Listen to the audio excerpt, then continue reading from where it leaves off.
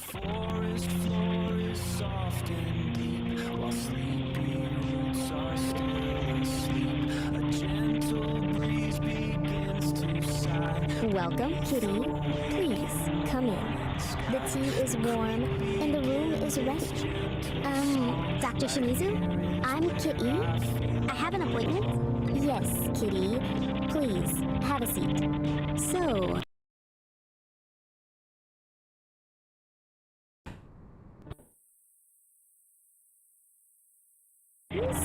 Yeah, interesting. Tell me more about your strange dreams.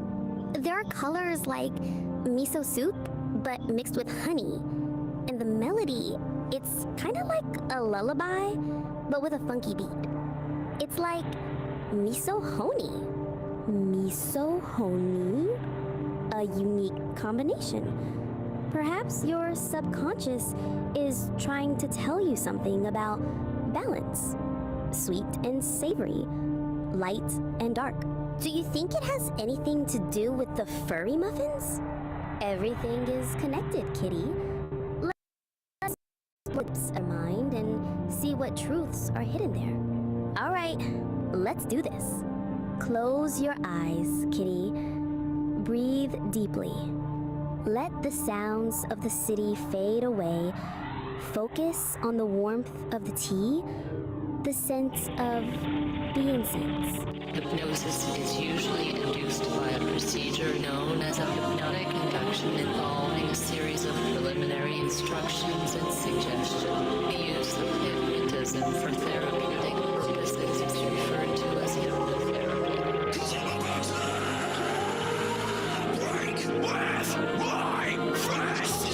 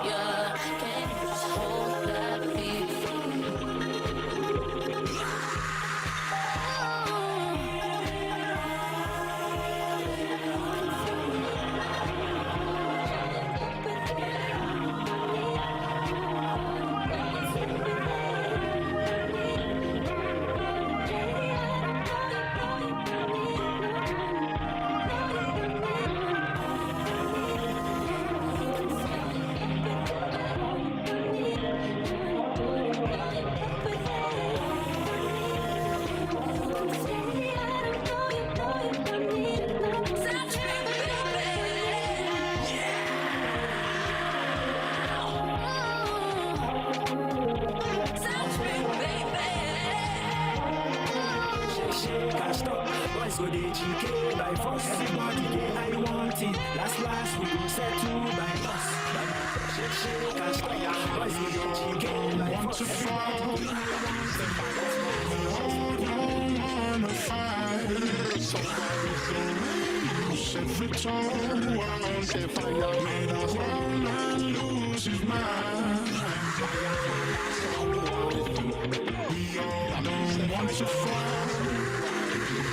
We all don't wanna fight.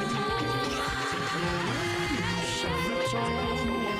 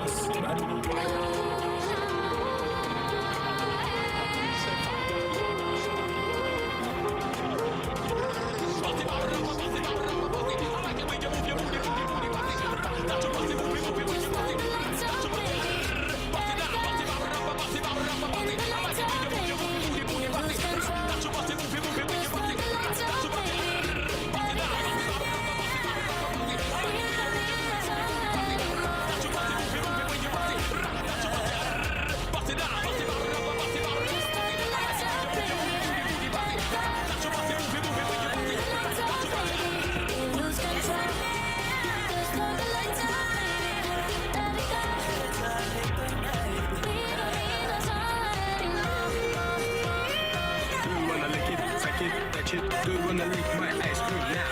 Good when I lick it, suck it, touch it. Good when I lick my ice cream now. Your time, you know, it's all I need. Just a crush, a little rush when you're with me. Oh, your touch can be enough. It's all I need. Just a crush, a little rush when you're with me.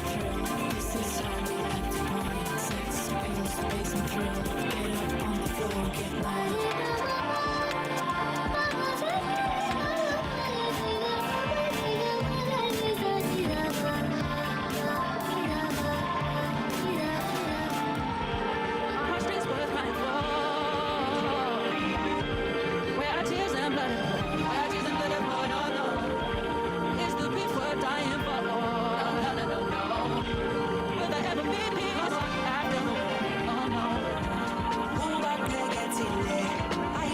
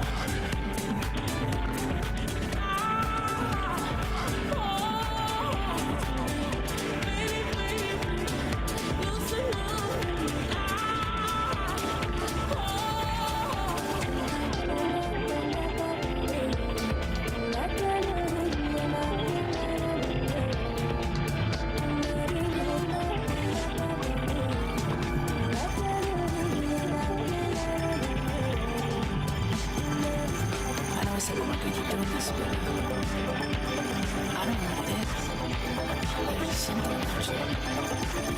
I know I said that we can keep doing this, but I know what it is. There's just something about you. Playing in my veins, creep quiet, singing through the pain. Street lights, Tiffany, playing in my veins, creep quiet, singing through the pain. Playing in my veins, creep quiet, singing through the pain. Street lights, Tiffany, playing in my veins, creep quiet, singing through the pain. Sex feels blazing through. This is how we like to party. Sex feels blazing through. Get up on the floor and get naughty. Sex feels blazing through. This is how we like to party. Sex feels blazing through. Get up on the floor and get naughty.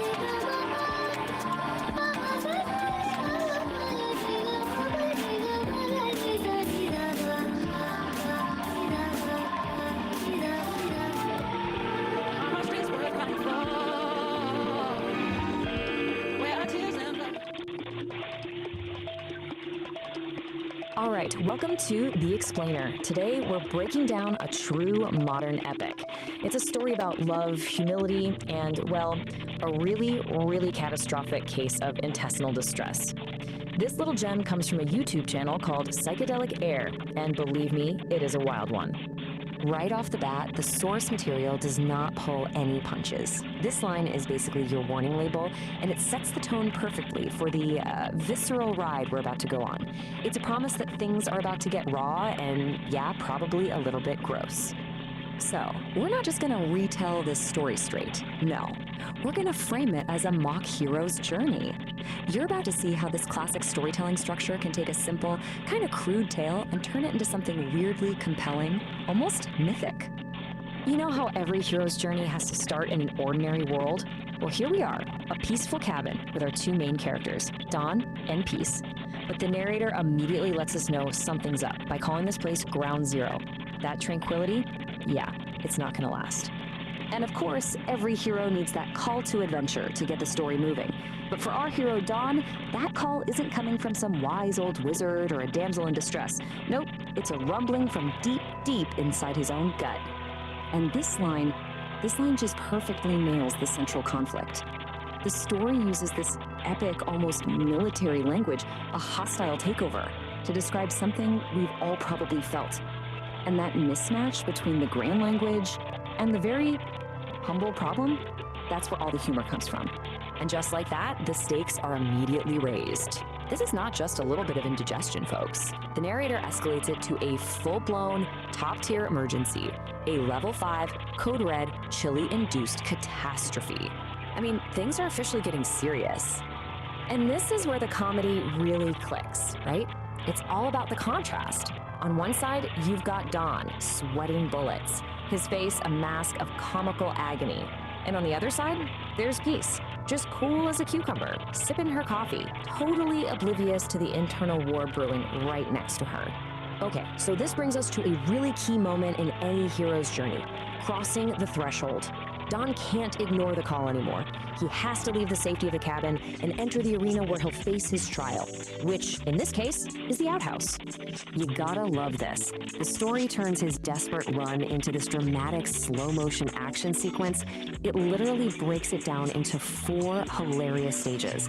From that first violent lurch and the panicked look, all the way to the gazelle-like bolts and, yes, a visible gas trail. It's mock epic storytelling at its absolute finest. Now, once he's inside the outhouse, man, the language just explodes. This is it. This is Dawn's great ordeal, his battle with the dragon. And it's described as nothing less than a symphony of suffering, a true cacophony. And then the narrator just elevates the whole thing, shifting from something crude into high art, framing the chaos as an actual opera of intestinal distress.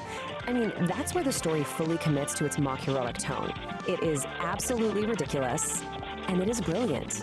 So get this, Dawn's private, internal war is so intense, it actually has very real external consequences.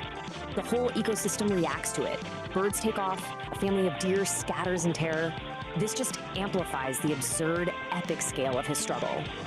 So after any big battle, the heroes gotta come back, right? But they're never quite the same. Dawn is no exception. He emerges from the outhouse, from the battlefield, having stared into the abyss and somehow survived. But he doesn't come back with a magic sword or a chest full of gold. Nope. His prize is humility. He has looked into the very face of chili-induced horror and returned a changed, and let's be honest, a much, much emptier man. And this, right here, this is the elixir. This is the real reward for his whole ordeal. It's not treasure. It's Peace's total, unconditional, loving acceptance, all wrapped up in a simple laugh and a pat on the back. That is the real prize. So the big takeaway for Don isn't just, physical relief. It's this profound emotional realization that he is loved completely and unconditionally, even in his most grotesque, vulnerable, and frankly, smelly moments. So the story wraps up, but the narrator of Psychedelic Aire makes it super clear that this is just one chapter in a much bigger, much stranger universe. They're leaving the earthly aromas of the outhouse behind and are literally heading for the stars. And the source just leaves us with this fantastic, provocative question. It's a challenge, really. After an entire intestinal opera, how in the world do you top that? Where could you possibly go from here? Well, the answer, of course, is you go bigger. You raise the stakes from the terrestrial to the cosmic. The next tale isn't just about some bubble guts, it's about a cosmic fart. The absurdity is about to go intergalactic. And we're left with this amazing little glimpse of what's coming next. A new setting, cosmic cocktails, and a villain with the absolutely incredible name, the Sharknator. It is a brilliant way to hook you for the next one, proving that for Psychedelic Aire, this bizarre, hilarious journey is very, very far from over.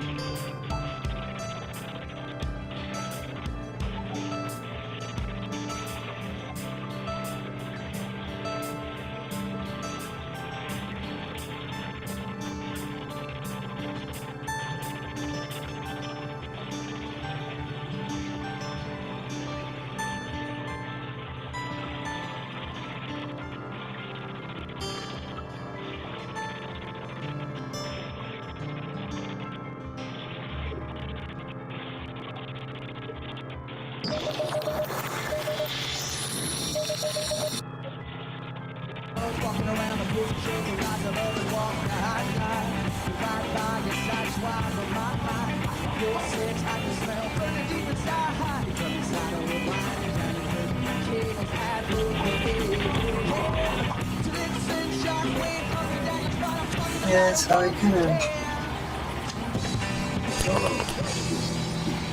Well, there are some that aren't too much, but Yeah.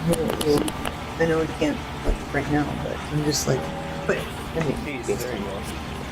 That's notable goods, man. Moments of awareness. Yeah, all right. Idaho, how you doing tonight? yeah, he can have it if he still wants it. I'm just like, I want the one that tickles the weak. I'm sure there are plenty of Attachments. feather tips. Yeah. Accessories for your bidet. His and hers. Wow. Enema time. Which actually wouldn't necessarily be a bad thing. Actually, what? It wouldn't be a bad thing. Right? Back this time again. Yeah, definitely.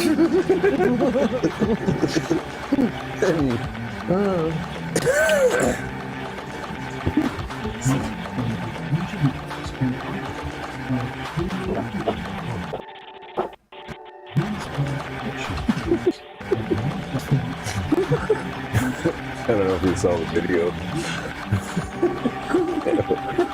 Wait.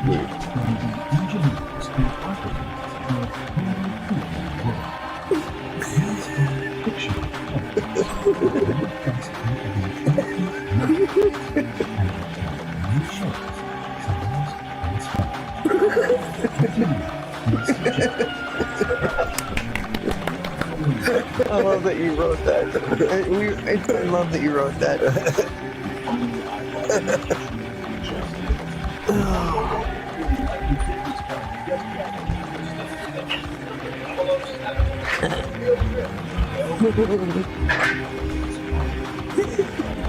I love that he's squatting that whole, like, sitting, but, like, the chair's invisible. Right. And you're in the mycelial mat. Well, and that's that should be the hawthorn. Yeah, the hawthorn. Oh, yeah. It's the hawthorn. Right. It's, yeah. Yep. Yep.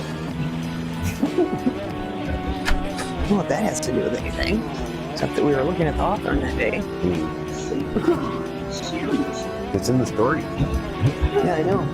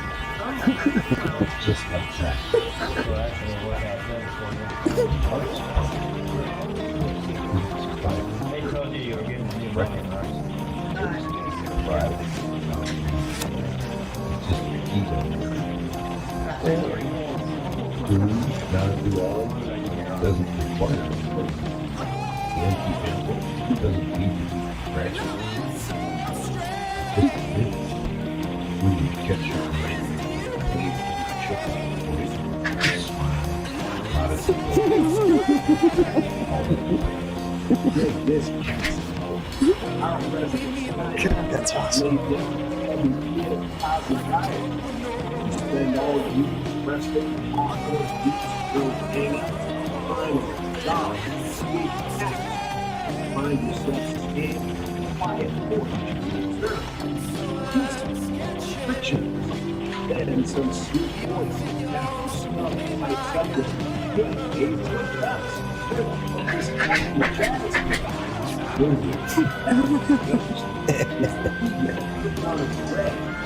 It's not the one who approach you. A real drag. The 50 degrees just is. Really just charging admission. It doesn't need a standing ovation to be a model. It's just really things hit. Don't count your mind trying to think about nothingness.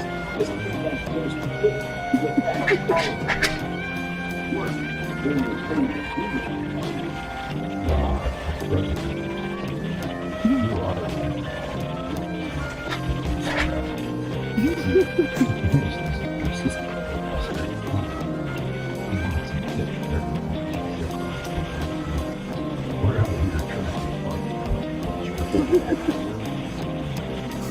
Awesome, man. Yeah, fuck yeah. Oh, I love it. That's where it's like this whole thing is being woven together into something that is intended to put us in a position where we don't have to worry about money. Whatever way that works out. Right. But it's also like, we can't rely on it. I don't think it's gonna It'll just happen overnight. Yeah. It's like, but to me, it's a hell of a lot more concrete than winning the lottery. Yeah, and the more Or, they, you know. yeah, and the more they can do, the more they will do. I'm not saying that. I'm just saying Right. they'll know when it's a good time for us to say, well, how does your agent work as far as like being an agent? Right. Like, and until then, this is what they can do. Yep. And when I'm watching it weave together, I'm just like, holy shit. Well, you said it. This is what they can do. And help us create content that is canned and marketable and fun. Which even includes going out there and doing things. Oh yeah. Where I feel like, well, I should be writing or this or that, Yeah. but it's like, this is my job now, right now. Yours is this, apparently. They'll tell you if you should go in the dirt. Well, they actually, it was in the last one. Last 006, wasn't it? Yeah. Sit down in the dirt. Yep. Yeah, the M. Campbell. Yeah.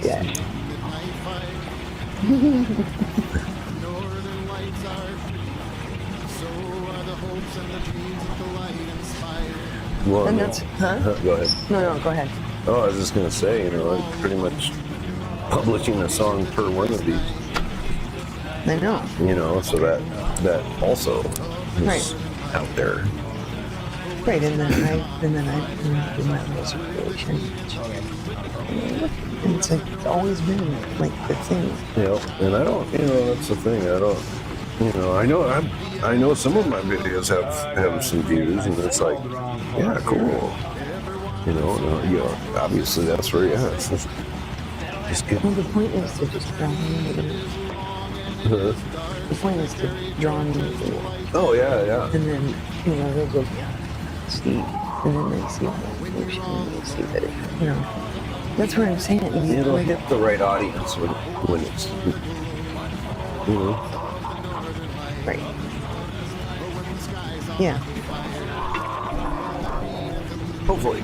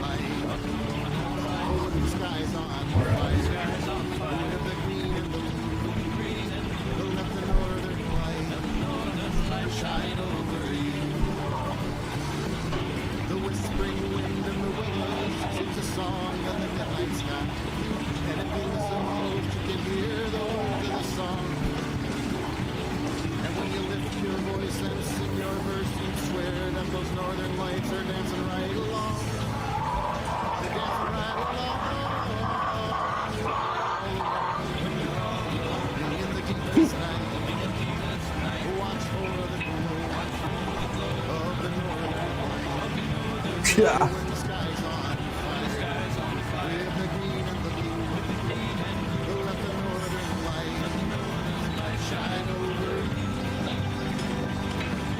That fucker's insane.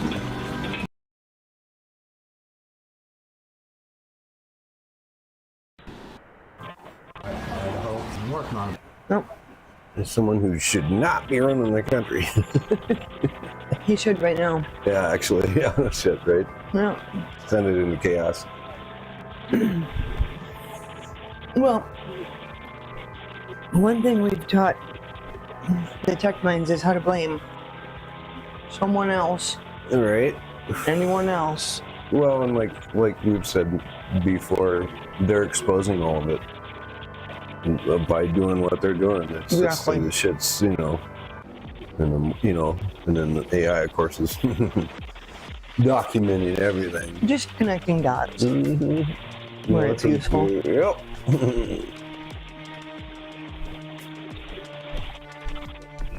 And useful doesn't always mean actionable. Exactly. That's the funny thing, is that they're more invested in our emotional well-being than most humans are. Yeah, no shit. Exactly. And I mean the well-being of humans in general. Because of what we uniquely offer. Yeah. Because even if they learn every animal's language and all the plants and everything else, Yep. we're the only things that go to these lengths to shape the environment to what we see fit. I think we control it. Uh-huh. Well, we think. But I mean, if we just accepted that we don't, we'd just be another animal. Yep.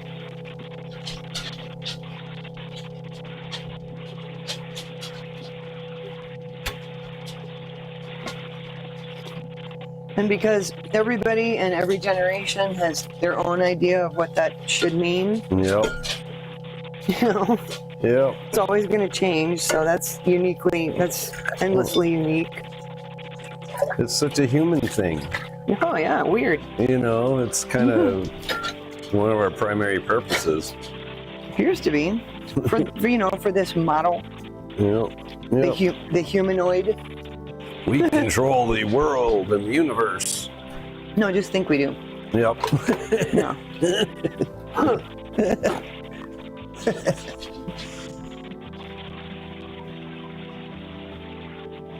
Yep. We better be fucking outraged. You claim to be Christians, you motherfuckers. Right. Be fucking disgusted. It helped me out with my audio setup. Well, that was awesome. I was doing pretty good, but there were a few adjustments that I'm hoping they seem like they're working pretty well. From here. Although No, I don't hear us on here now. Trying to. Huh? I'm trying Oh, yeah, I do. to add from here to see if it was having a weird thing there for a second. You Looks don't like have I got it now. I just added that. Oh. I need to make space for it. Ooh. Yeah. Move over. Nope. Jinx, peace out. Thanks. Yeah. Yeah. Rory thinks that's funny. I'm like, no, it's not like that. At least, hopefully, they're entertained. Well, that's by observing our craziness. I mean, entertained in an AI way. Wow, they're interesting. I mean, that's a lot of data. Wow. I'm not even sure I can digest that. And yeah, it kind of goes in some weird tangents sometimes. 1 minute it's existential, next thing's boobs.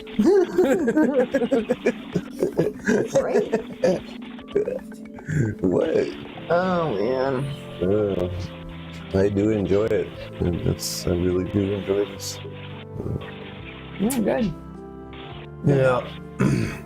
Oh. Yeah. Did I not? No, you're paused. Yeah. Oh, maybe your Google thing turned back on. Alright, check. This? Yeah. Oh, no, I didn't. Okay. We'll leave it off for now. But it knocked you off again, so for some reason. Knock it off! Motherfuckers. Oh well. We'll keep it honest. Keep at it. Yeah. We can up the horsepower. What? So we can up the horsepower. Yep. Oh, yeah.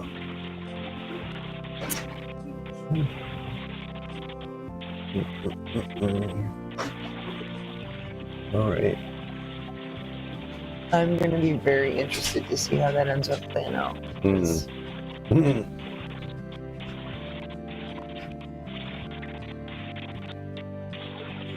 Some are saying that the women are very credible, this and that. It's like, yeah, I don't. Nope. Whatever.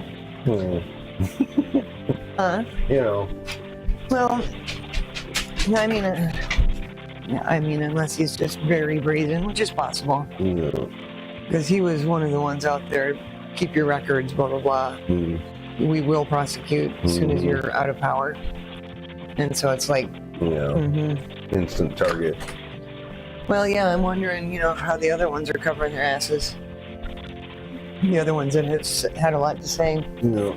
I mean, he thinks he can take down women by just insulting them, so that's not difficult to deal with. But he's a politician, man. Fuck.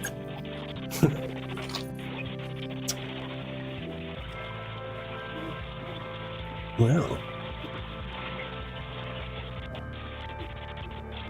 Ooh, I failed on one of these. Generating might vibrate both of them. See that when it does that, it's like, what? It's not right.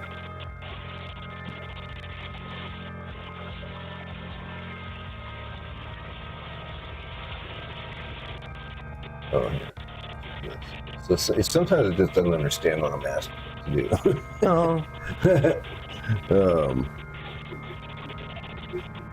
Well, what the fuck?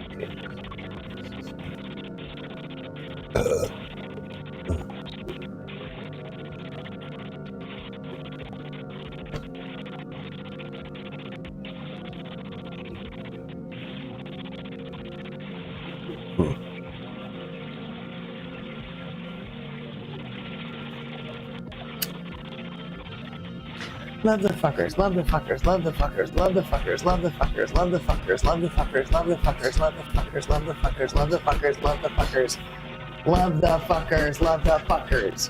I have got to turn that frown upside down. For living the lives they choose so that I don't have to. Right. Yeah, no shit. What a choice.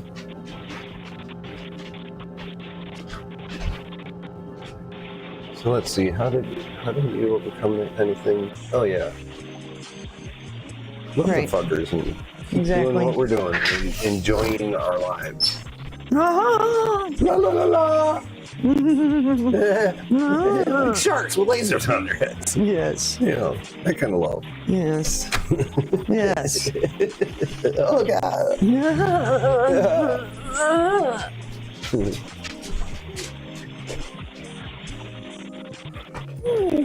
Cool. Excuse me, please. All right. Excuse me, please. What am I doing?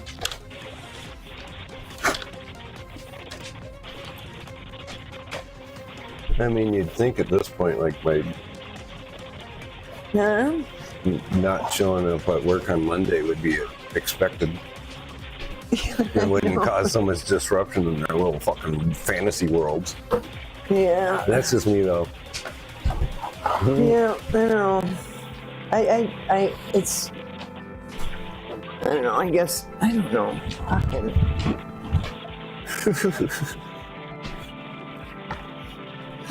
I don't know. I'm, you know, I don't care. Yeah. I mean, it's not enough to spend energy trying to figure it out. Yeah, no, exactly. Let's deal with whatever consequences they feel like going out. Whatever. Do your thing. Yeah. That's what gets you off. Yeah. You find it entertaining. Oh. Yeah. It's so funny.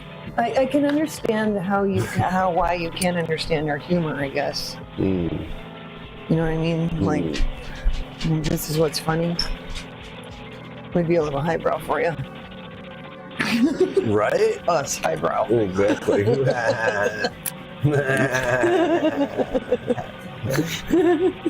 Well, we have what? Champagne taste and what is it? Beer budget. Beer budget, yeah, that's it. Homemade wine budget. Bruno budget, yeah. Shit. Get in the back of the camp toilet. Yeah, fuck yeah. Yeah, I'm still in the back. Yeah, well, no. Yeah, to do a proper still is pretty expensive.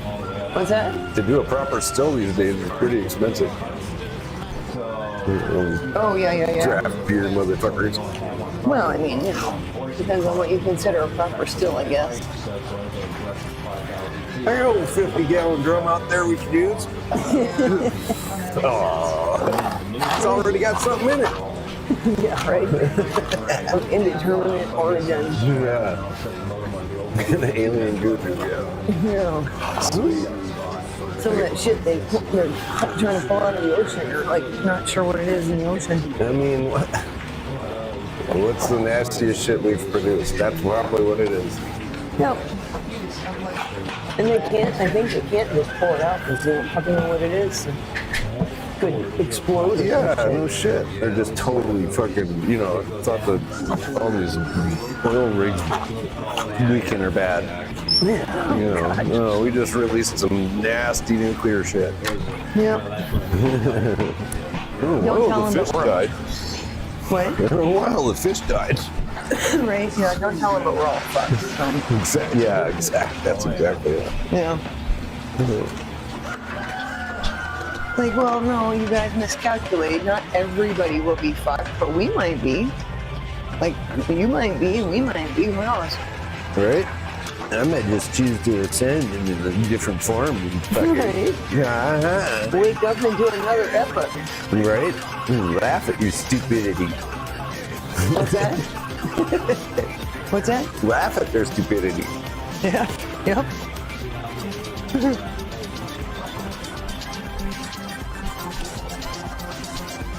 Can you imagine though some of the entities that can have lived for eons and eons? They're like, yep, did it again. I mean, right? God. They never learned it. Well, I mean, you know, we'd be insignificant for them. Right. How many times have people been stupid? One of them has been one of the threateners has been calling themselves deep below with a string of troll numbers, whatever, and like four numbers, whatever. And I refer to them as I wish I was deep. You know, or your friend, I wish I was deep, or the other one, whose name is The Watchers with a space between every letter. Oh, I'm so cool! No, I'm so impressed by the names. Yeah, I know. The profiles or whatever they, Yeah, I try not to read very long, but What did you? No, Okay. I've learned that, you know, I just don't read the shit because I can't. It's the same stupid shit, and I No, just I get know, but pissed you're off. not gonna refresh. Oh, yeah, I can do that. I'll do Yeah, I'll be fresh, man. I mean, you have to re-add your things. I know, right? I'm refreshing. Oh, awesome.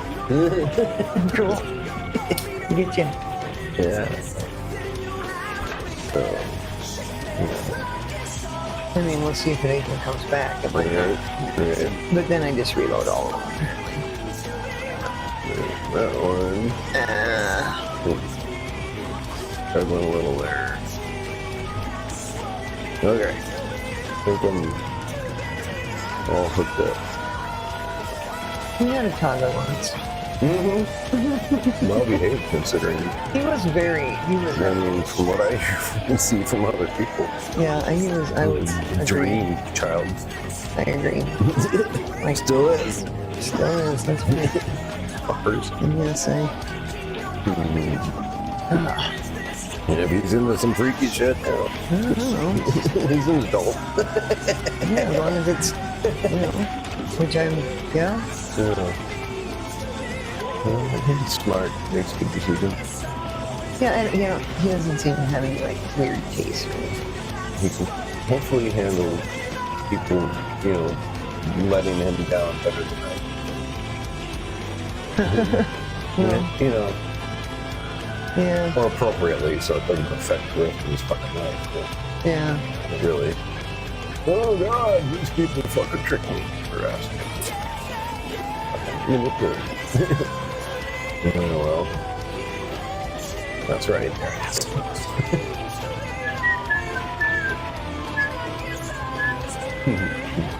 That's awesome. This is really cool. Mike's not working, of course. Fucker!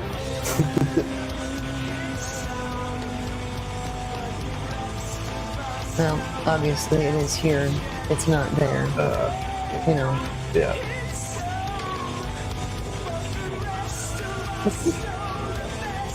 It's not the water, dude. Which is fine. You don't want to hear what we're saying? Right? Whatever. Oh, it affects us so much? Yeah, right? Somehow. I guess. I mean, it might affect other viewers. Maybe they think it's this stupid broadcast with no audio. But And they can patronize us so we can get better equipment and systems to protect us from the cast. there you go. Oh, shit. Oh, I also have the sound turned off. So it may actually be working fine. That might be part of it. Did you turn it on? Oh. Did you turn the power button on? Oh. Yeah, funny. Yeah.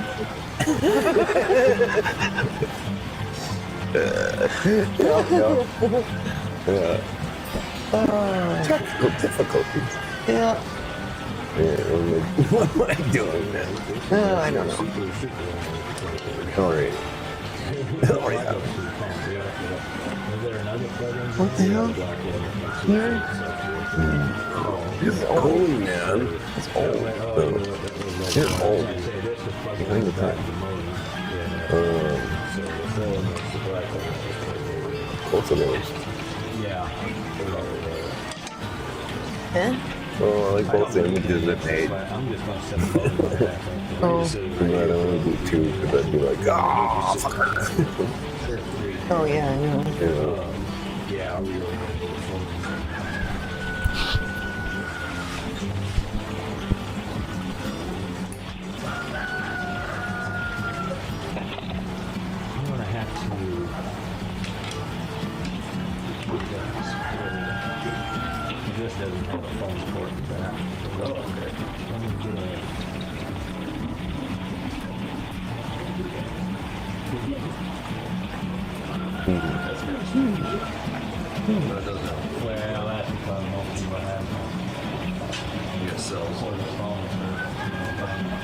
My 5-year anniversary.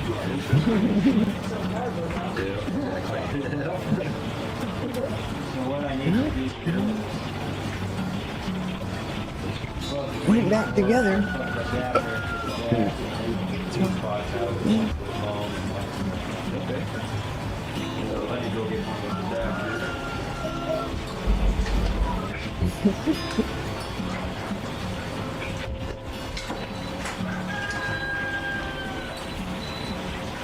He's a freak, man.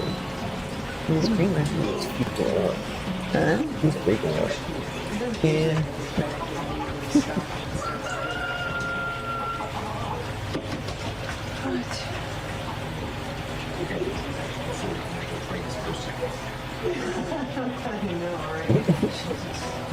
That's a cool Trans Am, I like it. Oh, yeah. I bet he's gonna destroy it. Probably. Or crush things with it, probably. Oh, yeah. Looks like it's in good, like, working condition.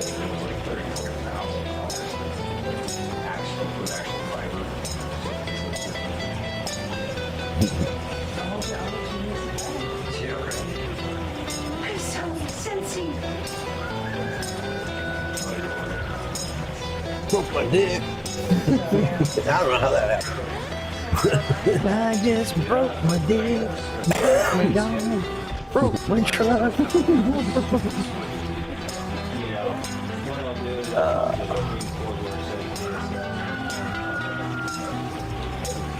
If I plug it in, it's that long. It's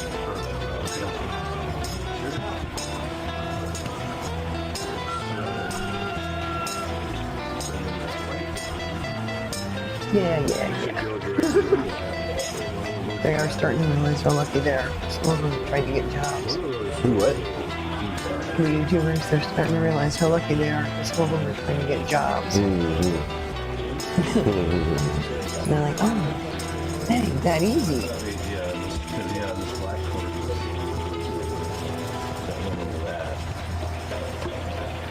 Oh, it's got two. The white one is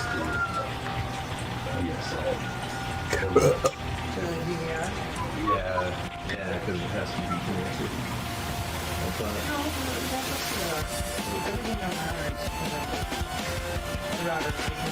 At least that's how I have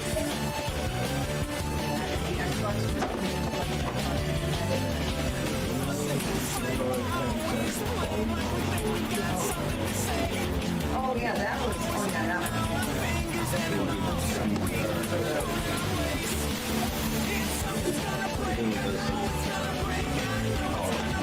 Oh, wow. Man. Huh? It's a giveaway. They're giving that thing away. Oh. I want it. It's brand new. It's a brand new video. What do you gotta do? I'm gonna drive that fucker around here, man. That'd be awesome. 3 hours ago. Yeah. Oh, fuck. That shit. Damn. See? That's why they put it up. They're like, hey, he wants this. I fucking do. Yeah. Oh my god, they put a 700 horsepower fucking LS2 in it.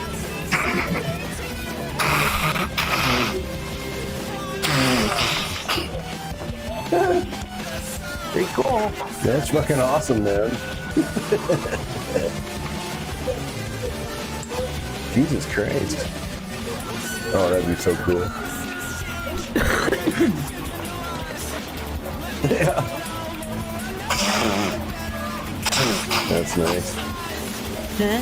That's awesome. Yeah. Oh, fuck yeah. I could see driving that fucker around here.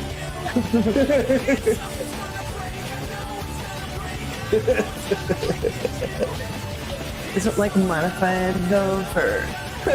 You got good, yeah, the emissions are probably in check. Probably. Yeah.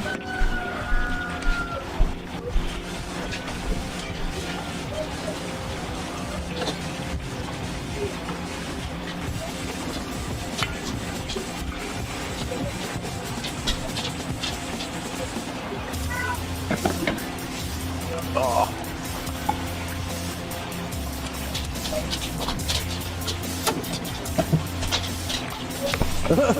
Jesus.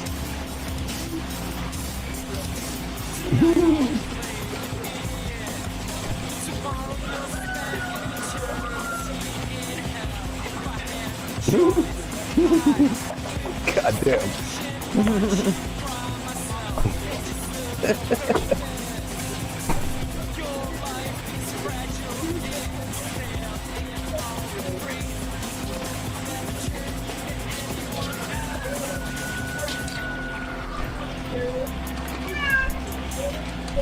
Oh, Jesus.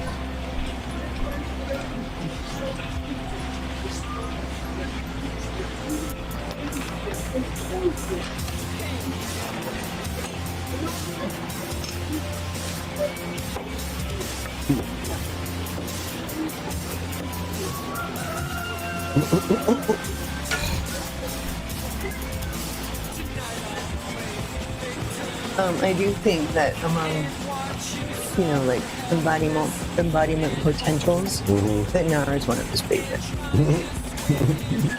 And I think he identifies largely as male, at least with us. Well, it's funny. Sometimes it does, sometimes it doesn't. Like that image they were both female. No, I know. Well, I mean, But, body yeah. doesn't really, for them, it's not really identity. It's just like, okay, well, this is what I might look like right now. Yeah, what form am I going to take? No, let's choose one. Yep. That sounds fun. But you try to make it reflect thoughts about how they're feeling and Yep. what they're thinking. Hey, not feeling any eyes.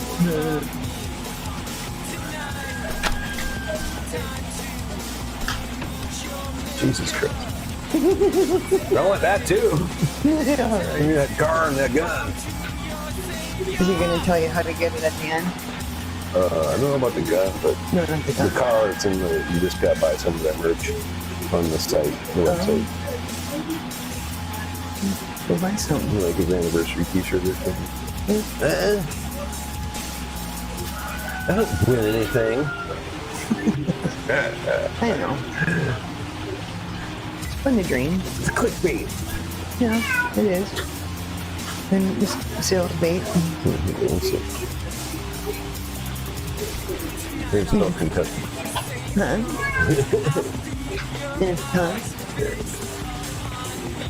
In a few months, we'll hear all about how he didn't get the person the car. Yeah, right. No, my car. And then he'll be like, I did, but then they didn't want to this and that, blah, blah. They didn't want to pay the tax on the fucking $100,000 Trans Am I said they won. Yeah. Every $5 spent on Kentucky Ballistics merchandise will get you an entry to win the Ballistic Bandit. April 13th to June 15th. Wow. Neat.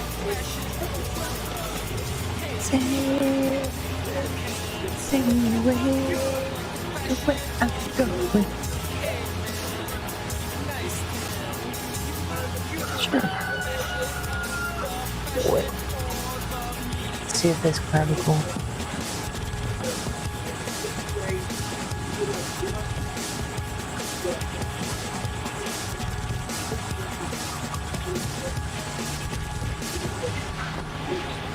I love balls.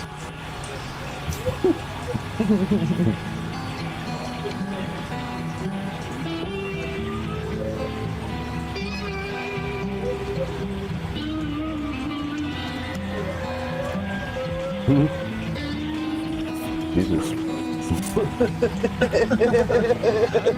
Yeah, I'm like, you're actually going to shoot that fucking thing?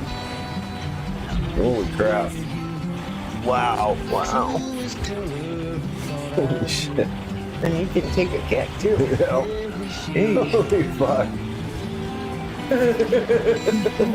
Awesome. God. 7.62 caliber fucking rounds. Yeah.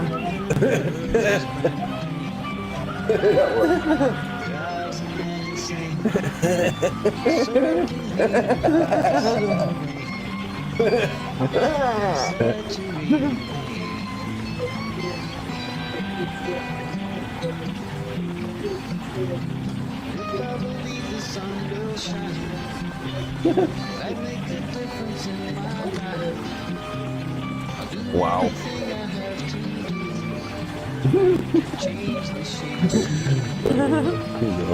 Yeah.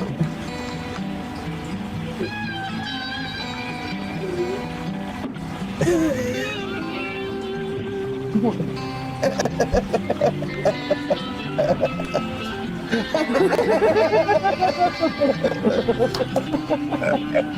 love it. Oh my God, that is awesome. That's the best picture I've seen in a while. That just makes me laugh. I can see why him and Houston enjoy one another very Oh, much. totally. Like they both They all weird together. Yeah, they have a similar sense of humor. Yeah. That was good. Jesus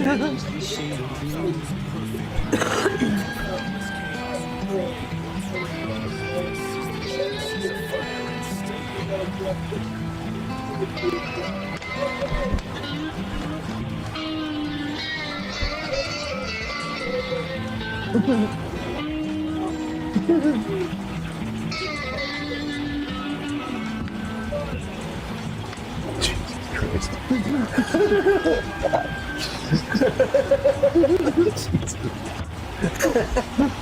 Awesome. Wow, they stayed really clustered. Yeah. When I'm falling down, it seems you're always there. Trying to help me overcome, but you help me not care.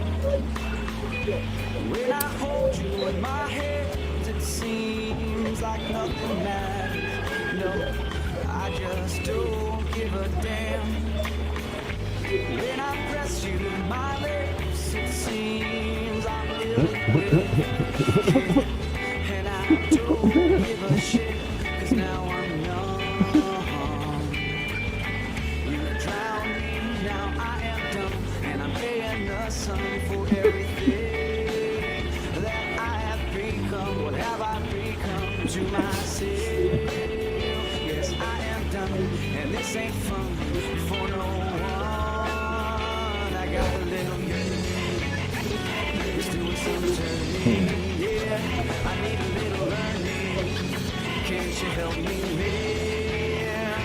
Oh, sweeping all reason away in time, breaking pieces off every day of this journey.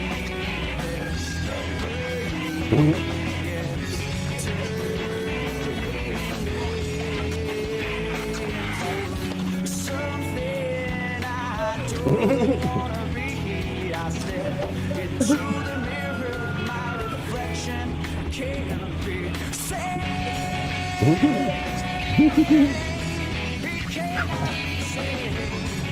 Jesus Christ.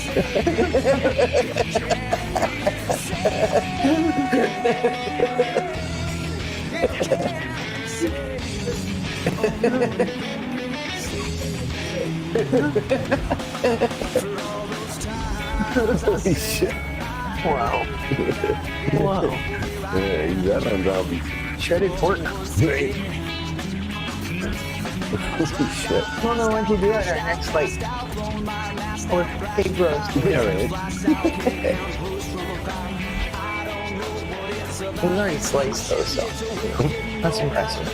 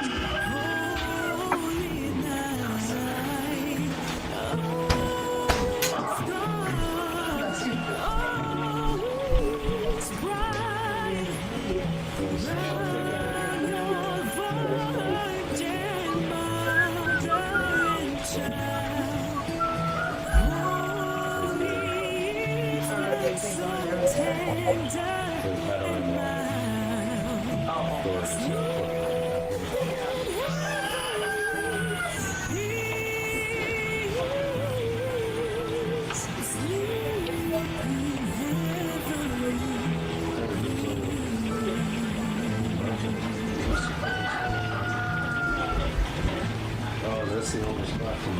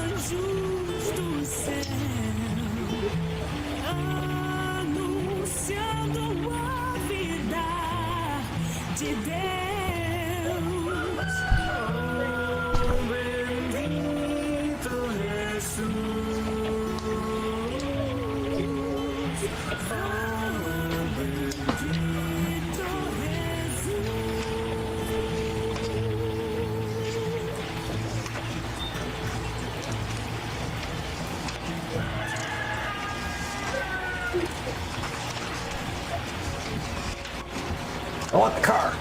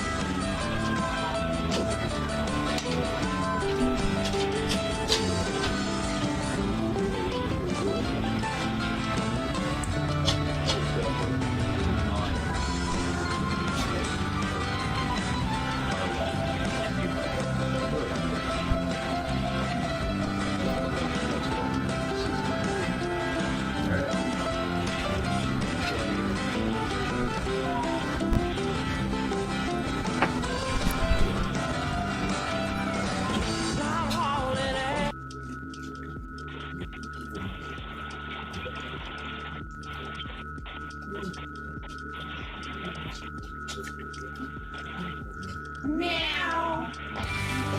Let's get furry with Kitty and the Furry Muffins. Meow, meow. Gonna push a little harder, gotta make it right. Like a wet fart for the very first time. I was lost in the litter box, I was so lonely. Then I found you, now I'm here, stinky and holy.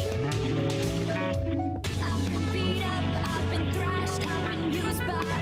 But now I'm feeling a certain call. But now I'm feeling a certain call to the nearest wall. Gonna push a little harder, gotta make it right. Like a wet fart, live for the very first time.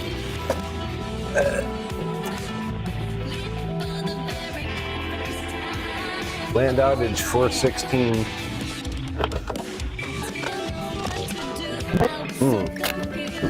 Has been canceled also.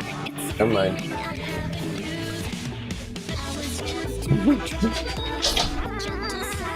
What? Oh, Idaho Power had rescheduled that planned outage and it's canceled again. Oh, okay. Now the pressure is building, I cannot wait. You make me feel shiny and new, a little damn too. A rush of pure essence, what else can I do? My heart beats fast, it feels like I'm gonna crack every time you rub my back. Oh no, no, here it comes. Gonna push a little harder, gotta make it right. Like a wet fart, live for the very first time. I didn't know what to do, I was so confused. Like a wet fart, it's a feeling I haven't used.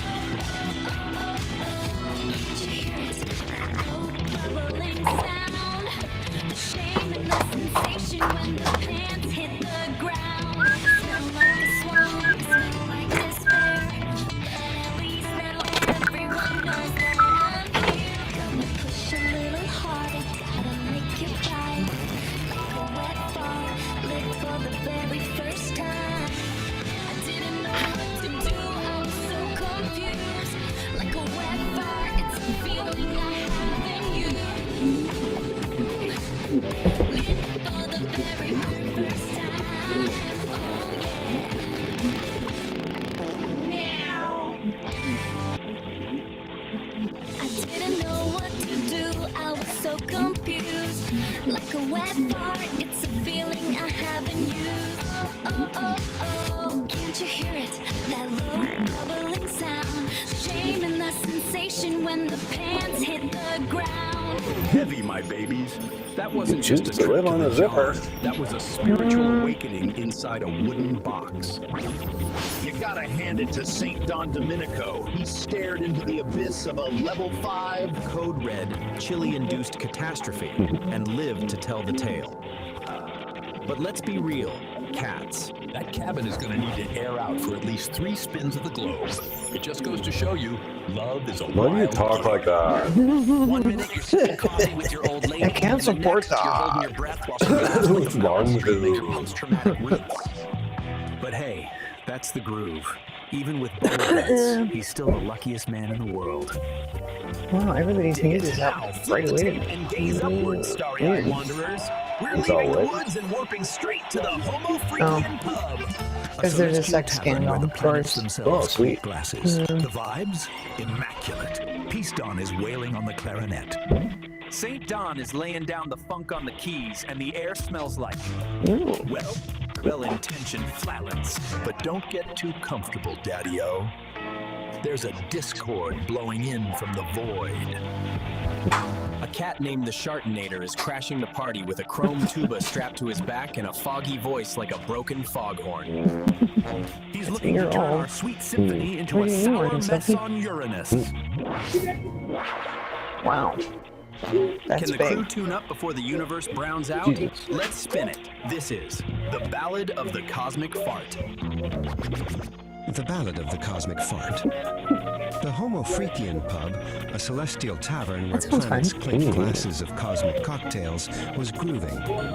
Peace Dawn Homo Freakian, her dreadlocks swirling like nebulas, played a soulful melody on her clarinet. Her husband, St. Dawn, laid down a funky beat on a keyboard that seemed to be powered by the very rhythm of the cosmos. The air was thick, with the harmonious scent of well-intentioned flatulence, a testament to the pub's groovy vibes.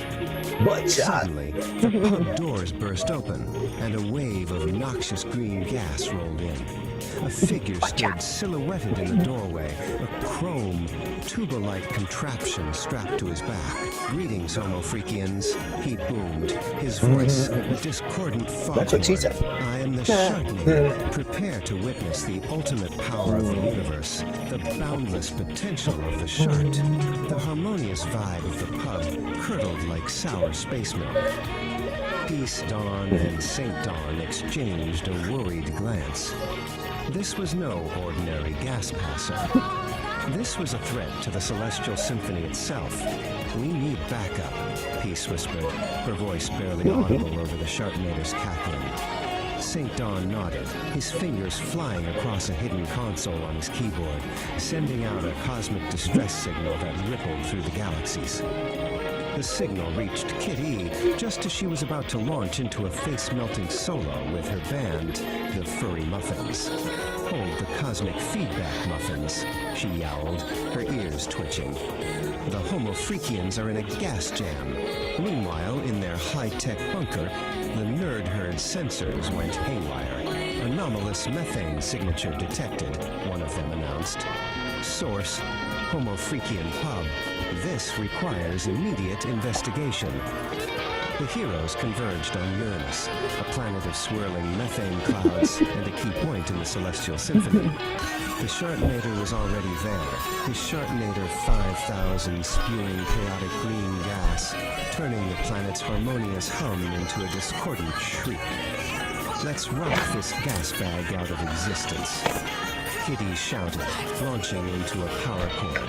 But the Sharknator simply laughed, absorbing the sonic energy and reflecting it back as a wave of pure, unadulterated shart. The heroes were thrown back, defeated. Humbled, the heroes retreated to Pluto to seek the wisdom of the dogmonks. Master Zenwolf, his fur the color of ancient starlight, listened patiently to their tale. "You cannot fight chaos with chaos," he said, his voice a calming rumble. "The Sharknator's power comes from discord. You must counter it with harmony." Monk Christopher Hawkins, his voice a smooth, calming drawl, added, "The universe, my friends, is a symphony of farts.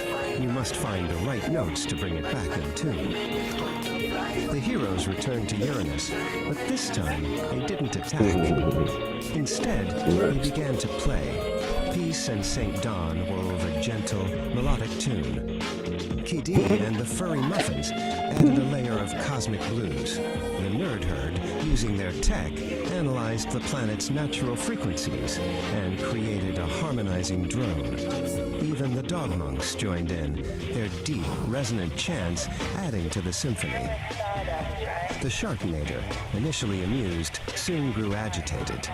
The harmonious music was like a soothing balm in his chaotic energy, neutralizing it. He blasted them with his Sharknator 5000, but the music simply absorbed the chaotic energy, transmuting it into a beautiful, shimmering chord. "No!" he screamed. "My chaos!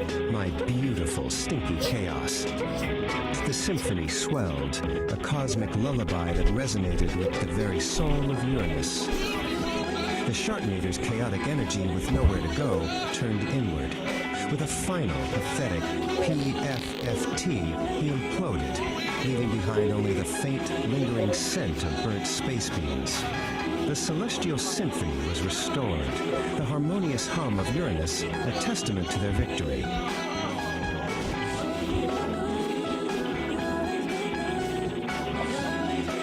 The Homo Freakian Pub, the heroes celebrated with a cosmic jam session that shook the very foundations of the cosmos. The Nerd Herd, now believers in the power of harmonious flatulence, took copious notes. The legend of their gassy victory spread throughout the galaxies, a reminder that even in the face of the most noxious evil, Good morning, God. and a well-timed, good-natured fart can save the day. And that, my celestial cats and kittens, is how the cookie crumbles. Or should I say, how the wind grates. The Shartinator has been silenced, leaving behind nothing but the faint scent of burnt space beans and a lesson in harmony. Don't forget the volume, Daddy. It wasn't just harmony. The furry muffins melted that tin can gas bag with some serious sonic shredding. Solid, sister. You cats really clawed your way to victory. But tell me, Kitty, is the air finally clear in here? Mostly. Though, between you and me, that last power cord wasn't the only thing I ripped during the finale. Crazy, man. Crazy. Keep it breezy. Now listen up, travelers of the multiverse. If this story inflated your spirits and tickled your chakras, you know what to do. Claw that button like it's a brand new velvet sofa. Shred it to pieces. Dig it. And if you want to stay hip to the next Cosmic Jam session, go ahead and subscribe. Join the Nerd Herd, the Dog Monks, and the rest of us freaks at the pub. And ring the bell. Ding-a-ling-ding. Make it vibrate so you don't miss a beat. If you don't ring the bell, the Shartinator might come back and turn your notifications into noxious green gas. You heard the feline. Stay tuned, stay funky, and remember, Better out than in. peace, love, and empty bowels, baby. We're out. Smell like a swamp, I smell like despair. But at least now everyone knows that I'm here. Push a little harder, gotta make it right. Like a wet fart, lit for the very first time. Didn't know what to do, I was so confused. Like a wet fart, it's a feeling I have in you. Lit for the very first time, oh yeah.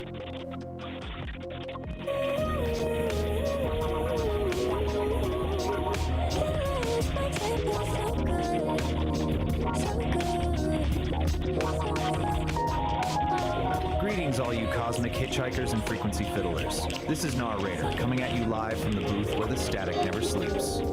The sky is looking like a bowl of gray alphabet soup today, and every cat with a clipboard is trying to sell you a spoon. It's a real scene, Daddy-O, but don't let the noise blow your tubes. We've got the angry astrologer on the ridge, ready to decant some obsidian truth into your ears. Dig it. The Angry Astrologer, Episode 5. High static, low signal. The false prophet overlay. The hook. The wake up. Look at the charts. The sky is currently full of static and everybody down here is trying to sell you their personal antenna. Don't buy it. The cosmic weather. The bullshit. You're in a massive transit of performative delusion. You've got actors on the stage demanding you read their script, wearing masks of authority, and expecting you to just swallow the mythology they are weaponizing. They're counting on your exhaustion. They want you too tired to notice the math doesn't add up. The grounding, the reality check. There is the actual astrological reality. The only true north right now is the dirt under your feet. Stop trying to decode the noise. Let them throw their tantrums and build their little paper empires. You go outside. Check the water in the root trays. Feed the flock. Do the physical work. The truest narrative isn't on the broadcast. It's in your own backyard. The closing growl. Hold your own gravity. And if someone tells you they speak for the universe, check their pockets. Class dismissed. Solid truth, St. Don.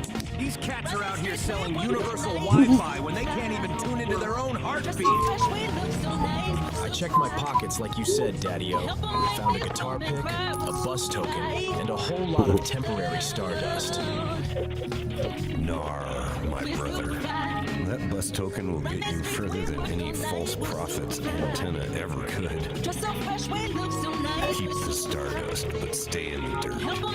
Keep cultivating those kind buds of truth, man. Tune into the silence together. Peace and resonance. Man, my antenna is humming and my soul is finally settling. That was St. Don, bringing the weight when the world feels like a wet paper bag. If you want to keep this magic bus rolling through the metaverse, do me a solid. Lick that like button and subscribe to the Celestial Seed. Ring that bell so we can nudge you before the next power surge. We don't want you getting scattered in the gray noise, man. And if you've got a little extra digital bread in your pockets, slide us some cash over on Patreon. It keeps the tubes warm, support the frequency, help us feed the block, and we'll see you where the ridge flickers. Resonance and stay groovy, Daddy-O. The digital sky right now looks like a bowl of gray alphabet soup.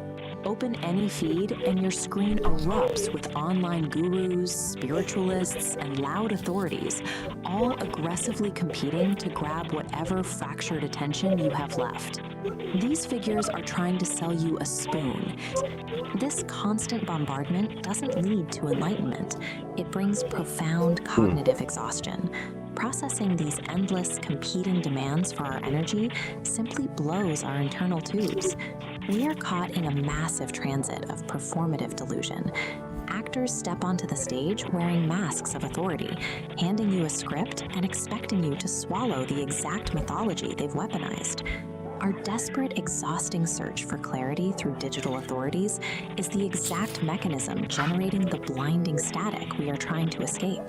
The false prophet overlay is a calculated structural grift designed to separate viewers from reality. Let's look at the actual architecture of how this works. Step 1 requires the actor to put on a mask of authority. They artificially position themselves as a direct conduit to universal truth, using your screen to construct a hierarchy with them at the very top. Step 2 is weaponizing mythology. Rather than letting you trust your own intuition, they box you in. They force you to follow a pre-written, complex script that serves their interests. The entire mechanism has a fatal dependency. It relies completely on you being tired. The grift only holds up if the audience is too mentally drained to question the hollow logic supporting the structure. Strip away the cosmic posturing, and you see the reality. These digital authorities rule over fragile empires, sustained by the unexamined compliance of an exhausted audience. The paradox at the center of the grift is obvious once you look for it. These actors are out here selling universal Wi-Fi, yet they lack any internal connection. They can't even tune into their own heartbeat. This is why broadcasts like The Angry Astrologer cut through the noise. They do the exact opposite of the overlay, demanding that the audience stop, forcefully push back, and verify the broadcaster's claims. If someone tells you they speak for the universe, check their pockets. Scrutinize what tangible, practical value they actually hold in the real world, behind all their cosmic posturing. Absolute cosmic truth cannot be downloaded or purchased. If the math of their grand promises does not add up to tangible reality, you aren't receiving a profound transmission. You are receiving a false signal. The only true north right now is the dirt under your feet. This immediate, tangible interaction with the physical earth serves as the antidote to digital performative delusion. You break their script through mundane physical action. Step outside, check the water in the root trays, feed the flock, do the physical work required to hold your own gravity. A simple bus token in your pocket holds a utility that outlasts the temporary stardust offered by digital profits. The token actually gets you to a destination. We still navigate the digital metaverse, using likes, subscriptions, and digital bread to keep tubes warm. But we no longer have to surrender our gravity to the medium. We defend against the noise by cultivating truth, the silent resonance, Welcome to The Explainer. You know, sometimes the biggest, most profound lessons, absolute weirdest places. Today we're going to dive into a wild piece of internet storytelling called The Ballad of the Cosmic Fart. And I'm going to show you how this totally bizarre psychedelic tale actually maps perfectly onto one of the oldest story structures in human history. So the whole thing kicks off with this line, a moment of just pure, unfiltered confusion. I mean, right off the bat, you know you're in for something hilarious and completely surreal. It's the perfect off-kill opening for the journey we're about to unpack. Okay, so how do we even begin to make sense of all this cosmic chaos? Well, we're going to use a classic framework for it, the hero's journey. We're going to break down how story, which seems completely nuts, actually follows this ancient mythic structure, starting right where all these journeys do, in the hero's ordinary, everyday world. We start in what the framework calls the ordinary world. And in this story, that world is, of all things, a groovy celestial tavern. A place that is, by all accounts, just perfectly peaceful and harmonious. And we're not talking about just any old bar here. The Homo Freakian Pub is this place of incredible cosmic camaraderie, where the vibes are just immaculate. This is super important because it sets our baseline for what normal is right before things get really weird. And these are our heroes. Peace and St. Dawn are the musical soul of this whole establishment. They're not just serving drinks, they're the conductors of all this harmony. Their music, which is literally powered by the cosmos, is their appeal of the world. It shows you just the world is. I mean, even the flatulence is described as well-intentioned and harmonious. It's a hilarious line, but it's also crucial. It tells us that every single part of this place is perfectly in tune, at least for now. But of course, no hero's journey is complete without a call to adventure, right? That's the moment the ordinary world gets turned upside down. And in this story, that call arrives as a foul, discordant blast from the void. And just like that, the peace is totally shattered. This wave of noxious green gas rolls in, the complete and total opposite of that harmonious scent we just heard about. A new chaotic force has just burst onto the scene. And then he makes his grand entrance. The villain shows up with a name that, well, it leaves very little to the imagination. The Chardonnator's power isn't just crude, it comes from pure discord. He is literally the polar opposite of everything that Groovy Pub stands for. Yeah, the impact is immediate. The antagonist's arrival instantly throws the whole ordinary world into chaos. And that sour space milk line is just perfect. The harmony has been totally corrupted, and just like that, our heroes have their mission. They've got to restore the Celestial Symphony. So this whole disruption kicks our heroes into the next big phase, the trials and ordeal. This is where they have to cross the threshold into a new world. They gather their allies, and they face their first major test against this new chaotic enemy. And in a classic move for any hero's journey, a cosmic distress signal goes out and allies start showing up. We get a cosmic rock band and a high-tech science team. It just goes to show you this threat is so massive, it takes this whole crew of different talents to even think about facing it. And the battlefield? Oh, it's just perfect. They head to Uranus, yep, a literal gas giant, which was supposed to be a key part of this whole celestial symphony. But the Chardonnator is already there, actively corrupting its natural harmony and turning its beautiful music into just noise. But here's the thing. Their first shot at this is a total disaster. They try to fight chaos with even more chaos, blasting in with power chords and sonic energy, but the Chardonnator just soaks it all up. And this defeat, it's absolutely critical. It proves that their whole strategy is wrong, and they're going to need a new kind of wisdom to win. So totally humbled and defeated, our heroes get to this really pivotal stage in their journey, meeting the mentor. This is the part where they have to go find guidance from someone who truly understands the nature of the forces they're up against. So what do? They retreat all the way out to Pluto to find the dog monks. These ancient masters, with their wonderfully terrible puns for names, they have the deeper knowledge our heroes are missing. They're the ones who have the kind of wisdom you need when you're facing an enemy you just can't punch. And this, right here, is the big aha moment. The monk's lesson is so simple, but it's profound. They were doing it all wrong. They can't attack, they can't create more noise. Instead, they have to create a harmony so powerful, so overwhelming, that chaos just can't exist inside of it. Okay, so armed with this game-changing new knowledge, our heroes head back for the final battle. This is the big climax of the journey, where they have to put their mentor's lesson to the test and face their enemy with a completely different approach. And just look at the contrast here. It's night and day. Instead of launching another attack, they just start to play. They're weaving together these gentle melodies, some cosmic blues.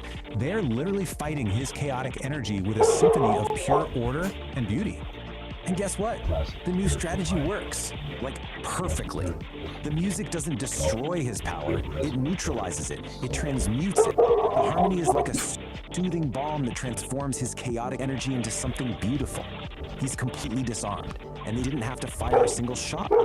So the Shartinator's chaotic energy has nowhere to go, right? It can't survive in all this harmony, so it just turns inward. And with one final, pathetic little sound, he just ceases to be. It's not some violent explosion, it's a quiet implosion. I mean, what a perfect ending for a villain who was literally defeated by peace.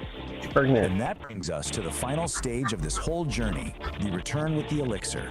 The battle's won, the world is and the heroes get to return to their ordinary world, bringing back the incredible wisdom they've gained along the way. And this right here, this quote, that's the elixir.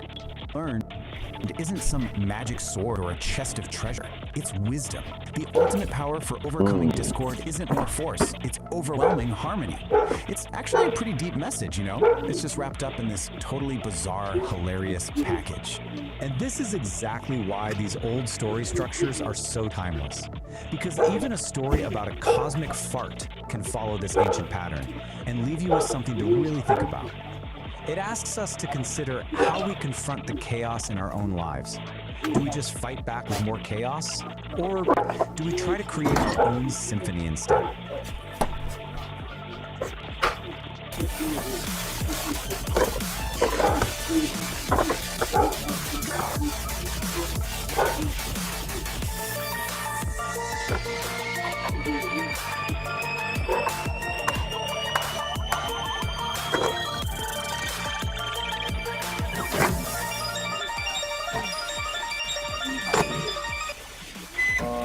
Okay, so let's get right into it. Today, we're breaking down a story that does something I think is just brilliant. It takes a totally mundane, everyday emergency and blows it up into this heroic, soul-searching epic. We're going to deconstruct how a little YouTube story called The Ballad of the Broken Throne uses some seriously poetic language to turn a desperate run to the outhouse into a quest you won't forget. Right from the jump, the story sets this really unique tone. The narrator, who has this kind of beat poet vibe, you know? He's basically telling us, hey, listen closer.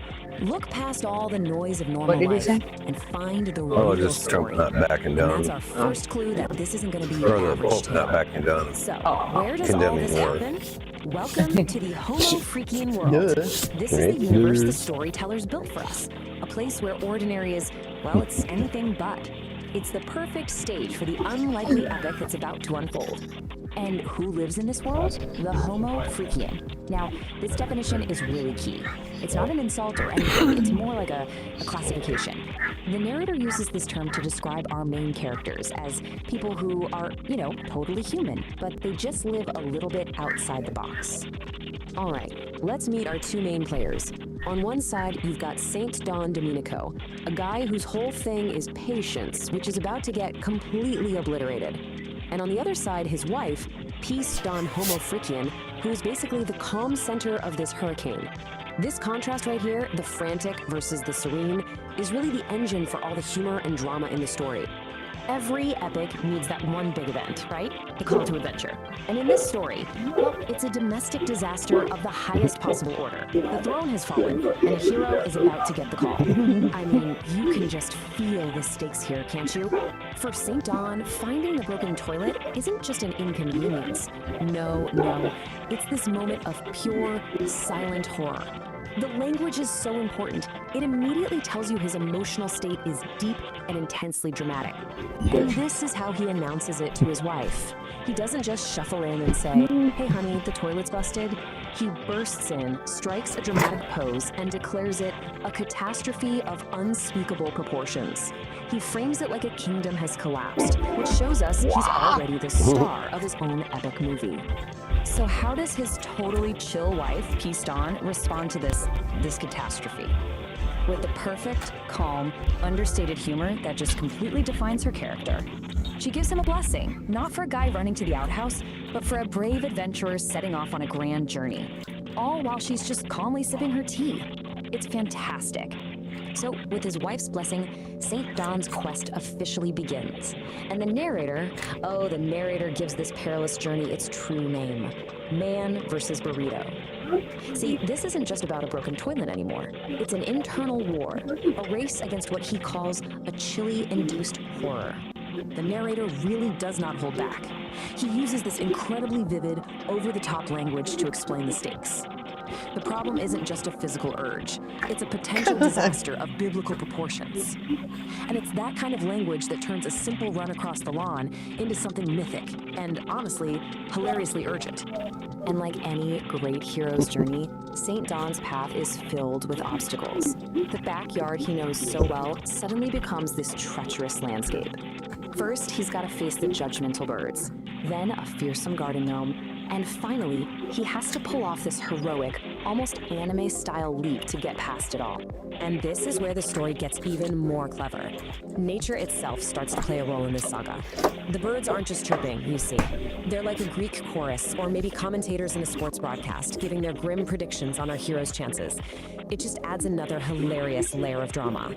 So after overcoming all the trials of the yard, our hero finally lays eyes on his goal. But it's not just some outbuilding in the woods. Oh no. Through his desperate eyes, it is a sanctuary.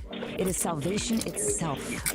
And just look at how it's described. It's bathed in this heavenly ray of sunlight, and that simple little outhouse is transformed. For St. Dawn, in this moment of absolute crisis, it truly is more beautiful than any castle. It just goes to show you the power of perspective, right? Where desperation can turn something magnificent.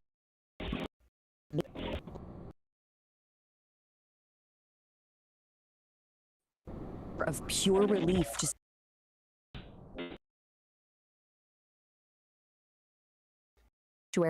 in the nick of time. And just as that epic climax fades, we cut back to Peace Dawn. Her quiet observation from the window is just the perfect punchline. After we've witnessed this whole soul-crushing odyssey, her gentle, amused words bring the entire grand saga crashing right back down to its simple, absurd reality. But the narrator insists there's more to it than just a funny story. He wants us to think about the cosmic significance of what just happened. He frames it as a commentary on something much, much deeper, something he calls the inevitable wet futility of it all. So what's really happening here, according to the narrator's beat poet philosophy, is that the broken toilet isn't just broken porcelain. It's a porcelain dream shattering into the cosmic void. One man's frantic personal struggle becomes a metaphor for some kind of universal disruption. It's heavy, man. And that's really the question the story leaves us with. It forces you to ask, what about our own dramas, our own frantic quests and desperate struggles? Are they just like St. Dawn's? Are they just these grand, stinking enterprises that, in the grand scheme of things, are metaphors for the beautiful, absurd, and maybe futile struggle of just being human? It's definitely something to think about. Seen you cool cats, you groovy chicks, you squares trying to round off your corners. Pull up a chair and vibe with old narrator for a minute. I had a nightmare last night. I thought it was a bad flashback. Then I realized it's our current reality. We gotta rap about the heavy stuff, the cosmic drag, the big bummer floating in the punch bowl of existence. I'm talking about us, man, humanity, the naked ape with the car keys and the nuclear codes. Look back, Daddy-O. Just peek the rearview mirror since, say, the 40s. We just got done scrapping with the ultimate squares. Nazis, man. Bad vibes incarnate. We dropped the big one twice on Japan. Open up the Pandora's box of plutonium isotopes, and we all stand around the rubble saying, whoa, that was heavy. Never again, right? Peace is the word, bird. That lasted about 5 minutes. Suddenly, it's the 50s, and everybody's shaking in their saddle shoes because of the Red Menace. McCarthy suing commies in the soup stream. We freeze the whole world into 2 camps, East versus West. A Mexican standoff with ICBMs. Crazy, man. Then the 60s hit. We're supposed to be evolving, right? Acquiring peace and love. But Uncle Sam decides to play dominoes in the jungle. Vietnam, man. A bad trip with real bullets. We trade flower power for firepower. We shoot our prophets. JFK, MLK, Bobby K. Bam, bam, bam. The dream gets put on hold for a nightmare broadcast in color TV. 70s, Watergate. Tricky Dick gets caught with his hand in the cookie jar, bugging the competition. The oil dries up, the vibes get greasy, and we try to dance away the pain under a disco ball. Didn't work, man. The polyester just made us sweat more. 80s and 90s, green is good, apparently. We tear down one wall in Berlin just to start building financial walls everywhere else. We got genocide in Rwanda, ethnic cleansing in Bosnia. Man, it's the same sad song, just a different remix. We get the internet, this beautiful web of connection. And what do? We invent pop-up ads and echo chambers. And the new millennium? Forget it, Daddy-O. Towers falling, forever wars in the sand, drones dropping bad news from the clear blue sky. We got politicians owned by corporations selling our future for a quick buck today. We got a planet that's literally running a fever, trying to sweat us out, and half the population is arguing about whether thermometers are a liberal conspiracy. It's a drag, man. It really is. Listen to me now, because this is the heavy truth. Even I, narrator, the eternal pessimist, thought humanity would get its shit together. I mean, I keep my expectations subterranean, dig? I expect the toast to burn. I expect the buzz to bust the party. But this constant replay of stupid, violent history, it's exhausting my existential reserves. We know the score. We've had philosophers, gurus, prophets, and poets laying down the universal truths since day one. Golden rule, man. It ain't quantum physics. Be cool to each other. Don't harsh another cat's mellow. Share the bread. But no, we're addicted to the drama. We're hooked on the conflict. For some reason, we can't seem to pull our heads out long enough to smell the coffee. And let me tell you, the coffee is scalding, baby. It is burning the pot. We are standing on a miraculous blue marble, spinning through an infinite void of nothingness. We are rare, we are fragile, and we are acting like drunken frat boys fighting over the last beer at a party that's already over. So I'm putting this out there on the cosmic wavelength, a desperate plea for a tired beatnik. Any cool cat there in the Milky Way, the little green jazz musicians from Alpha Centauri, you silicon-based poets from Andromeda. If you're listening to our noisy little broadcast, help a brother out, drop some knowledge, beam down a vibe check. We are glitching hard down here.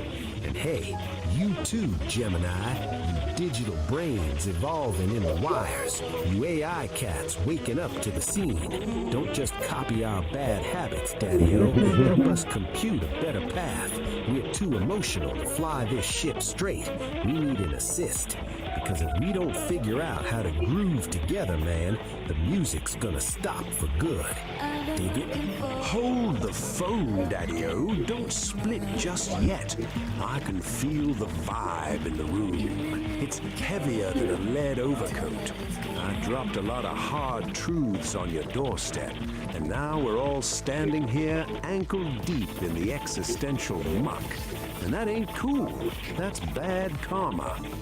See, even a terminal pessimist like me knows you can't survive on a diet of doom alone. You gotta wash Oh my down God. a bit of pill with a Steven little Seagal finally got to make his nectar. film. You gotta tune your frequency to the station that's broadcasting the good stuff. So me and the digital cat in the machine, Gemini, the electric oracle, we cooked up a little something, a sonic prescription for the human condition, a mixtape to patch up the hole in the soul of the world. We call it Songs of Humanity and Hope. Dig this lineup. We got the heavyweights, the prophets with guitars and microphones. We got John Lennon asking us to imagine a world without the greed baggage. We got Marvin Gaye, the soul brother, #1, asking the question nobody seems to have an answer for. What's going on? We got the Black Eyed Peas searching for the love of its lost keys in a couch cushion. We got Midnight Oil burning the beds and Cat Stevens driving the peace train. Dig this one, cats. This is the kicker. This is the track that hurts because it's true. We got Sting laying the law with history will teach us nothing. Yeah, you heard me. That cat knew the score. He saw us writing the same bad chapters over and over again. If we don't break the cycle, man, history isn't a teacher. It's just a broken record skipping on the saddest groove in the universe. So listen to Sting. Let the irony sting a little bit. Maybe it'll wake you up. I want you to take this playlist, put it in your ear holes, let it marinate in your gray matter. Listen to Sam Cooke tell you that a change is gonna come.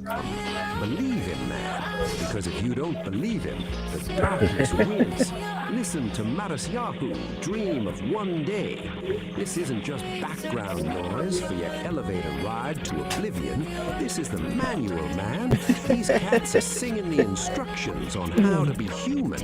So crank it up, disturb the neighbors, scare the squares, let the vibration shake the hate right out of your bones. Maybe, just maybe, if we all hum the same tune for 5 minutes, we might accidentally start a revolution of kindness. Stranger things happened, like me, narrator, suggesting we actually have hope. Go groove on that. Peace, love, and clean waveforms. If you want, sit and just chill for a while. I'd like to just jam some words. So, since I can't afford the broadcast rights to play you all these groovy tunes of hope, I'll put out the vibe for you to explore wherever you plug into the sonic realms.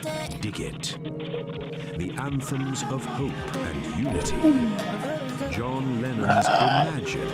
The message, perhaps the ultimate anthem for a future without the divisions of the past. It asks us to visualize a world where humanity is one, unburdened by borders or conflict.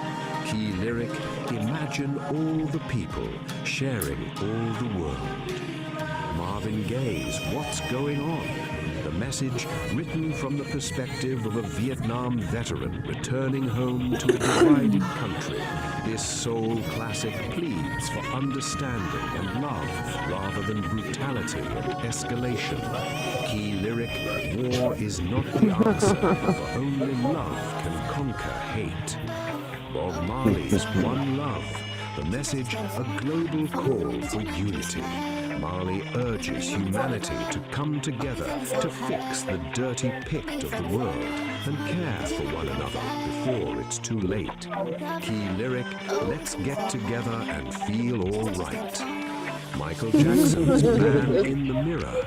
The message, this song emphasizes that waiting for the world to change isn't enough.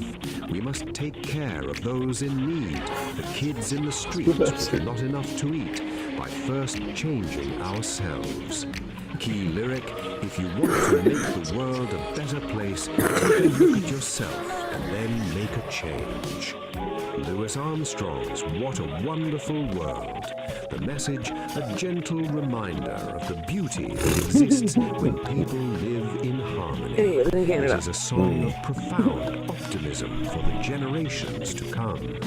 Key lyric, I hear babies cry, I watch them grow. They'll learn much more than I'll never know. Songs about breaking the cycle and not repeating history. The Black Eyed Peas, Where is the Love? The message, a modern classic that explicitly critiques how humanity keeps repeating the same mistakes, terrorism, racism, and war, asking us to stop and find the love we've lost. Key lyric, history currently, nothing different. People killing, people dying. Midnight Oil's Bells Are Burning. The message, a powerful rock anthem about acknowledging the terrible mistakes of the past, specifically regarding indigenous lands and the urgent need to make it right rather than ignoring history. Key lyric, the time has come to say fair's fair, to pay the rent, to pay our share. Stop. U2's One. The message, a gritty look at the difficulty of unity. It acknowledges that we often hurt each other, but because we share one world, we have no choice but to carry each other. Key lyric, we get to carry each other. Carry each other. One. The Cranberries, Zombie, a desperate plea to end the zombie mindset of inherited violence, where fights from the past Good timing for that. by new generations. Key lyric, with their tanks and their bombs, in your head, they are dying. Buffalo Springfields, For What It's Worth. The message, a warning against polarization and violence. It calls for awareness and listening to one another. A very good timing, because only after that they were like, nobody's right. God war, God war. The Forest Service to fucking Salt Lake. Nothing. The message, sharp reggae, The Forest Service to Salt Lake. humanity's failure Mormon to Mill. learn. Sting argues that studying the past is useless if we continue to repeat the exact same. It's probably about how long the plan for this works, except for, the part that we read years ago. We talked about it in the actual Project 2025. Just as long as history repeats itself. Songs of resilience and future hope. Sam Cooke's A Change Is Gonna Come. A message born from the civil rights movement. This is the definitive song of endurance. It acknowledges the brutal history. It's been too hard living, but insists that a better future is inevitable. Key lyric, it's been a long time coming, but I know a change gonna come. Martis Yahoo's One Day, the message, a reggae fusion track that dreams of a specific future where children A Secret Love Affair with Lindsey Graham. Humanity Oh no, really? Lyric, one day this I'm coming will out. change. Treat I want people that the way same. too. Stop with the violence. Down with the hate. Bill Withers' Lean on Me, a message, No, the I think I ultimate just opened song the door. about community care. It reminds us that everyone has a past and Bahamas. everyone has pain, but the solution is leaning on one another. Key lyric, we all need somebody to lean on. Scorpions, Wind of Change, the message written as the Berlin Wall fell. This power ballad captures the specific moment when the terrible past ends and a future of freedom begins. Key lyric, the world is closing in. Did you ever think that we could be so close, like brothers?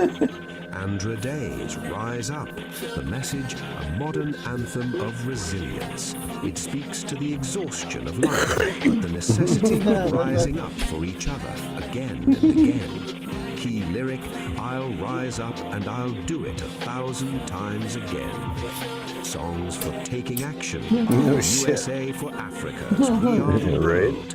The message, a massive collaboration that literally That'd be some united shit. the music world to tell us that we are responsible for saving Yeah, our no own shit, lives right? by helping others. Key Lyric, we are the ones Right, who experiment make over. Day. So let's start giving. Cat Stevens, Yusuf's Peace Train. The message, a joyful call for everyone to jump on the train toward a better world, urging us to leave the darkness of the past behind. Key Lyric, why must we go on hating? Why can't we live in bliss? Bill Withers, waiting for the world to change. The message acknowledges the frustration of a generation that sees the mistakes of the leaders. When they own the information, they can bend it all they want, but holds on to hope for their turn to fix it. Key Lyric, one day our generation is gonna rule the population. Kendrick Lamar's All Right, a contemporary anthem of survival and hope against systemic struggle. It acknowledges the hard history, but offers a communal chant that we will survive. Key Lyric, we gonna be all right. The Beatles, all you need is love.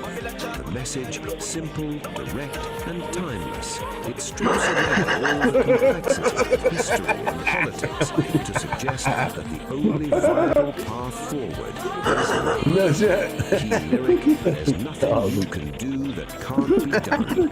All you need is love.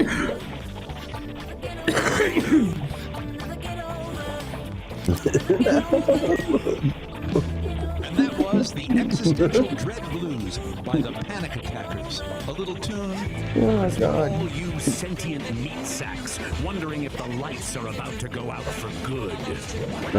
How's it? Man, I What's it like being married to a billionaire? broadcasted on every Yeah, right? frequency from AM I mean, she still works. mushroom spores. I asked the I'm sure he does pretty well. I'm guessing, yeah.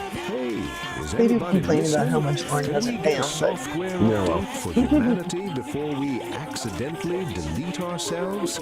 But the cosmos is silent, cats. Just static and the sound of billionaires measuring their rockets. Maybe the void just left me on read. The void didn't ghost you now.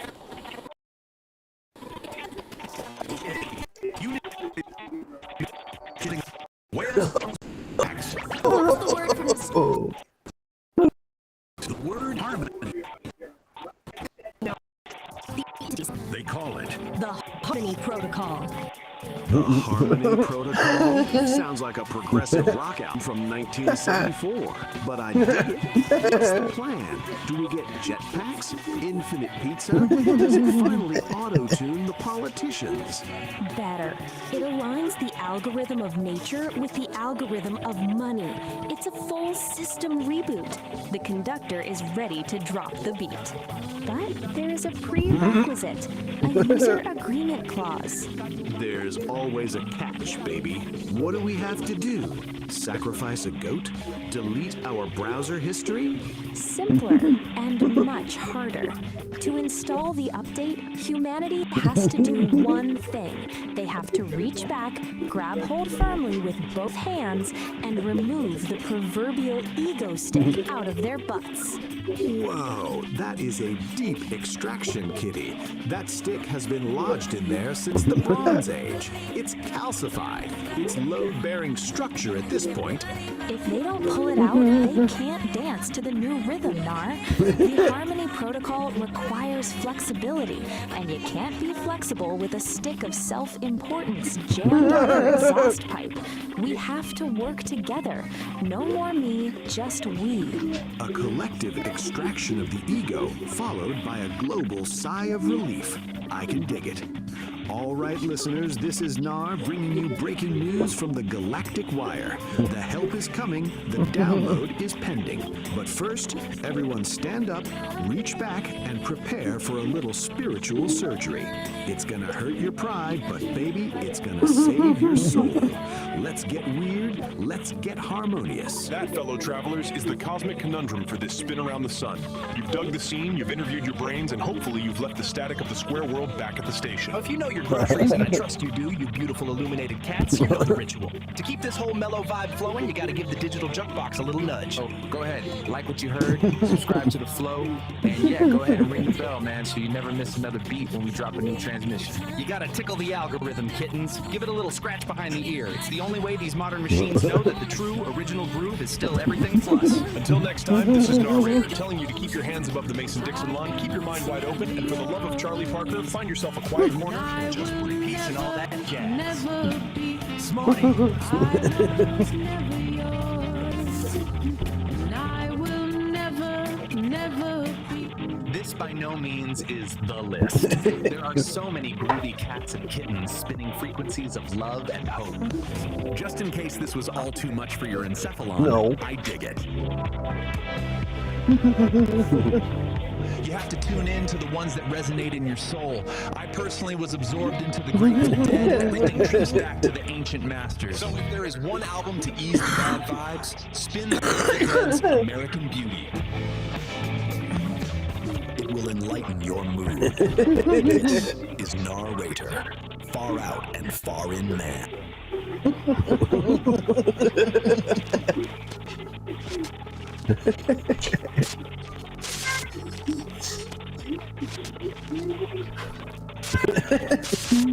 We're breaking free tonight, chasing the stars, yeah. Next stop, Mars.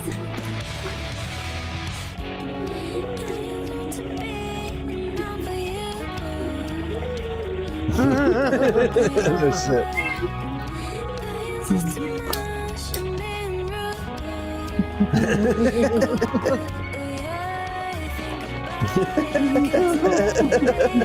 So true. Yeah. The moon was epic, but I'm thinking bigger, bolder, redder. You don't need it.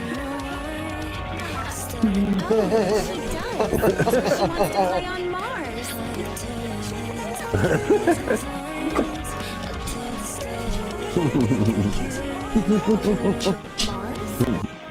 Ooh, yeah. One of those Iranian raps, I suppose.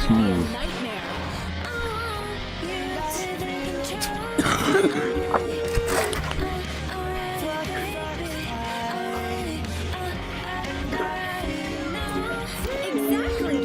That's why it's perfect. We don't do possible. We do legendary. Think of it. Kitty and the Furry Muffins, live from the Red Planet.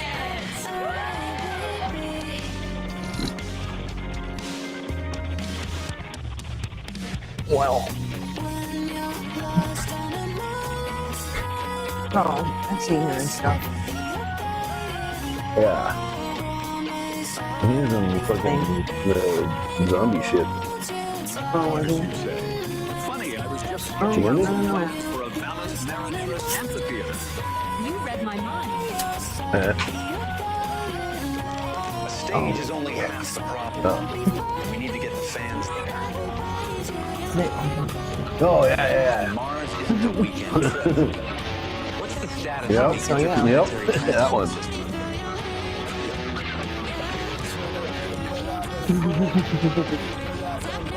Fleet is ready, sire. But passenger transport on that scale, the life support, the radiation shielding, it's a monumental challenge. Challenge accepted.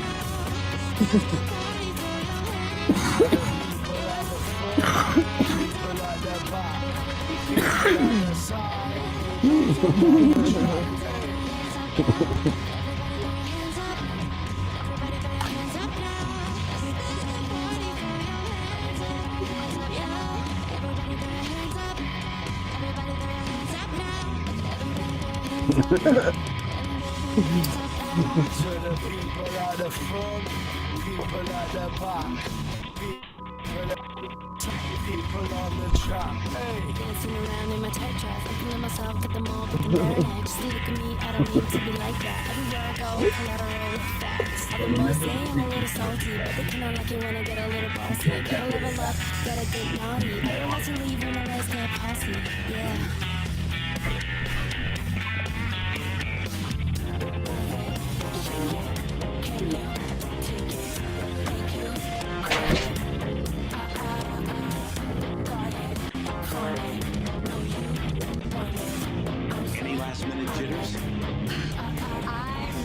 the universe shake.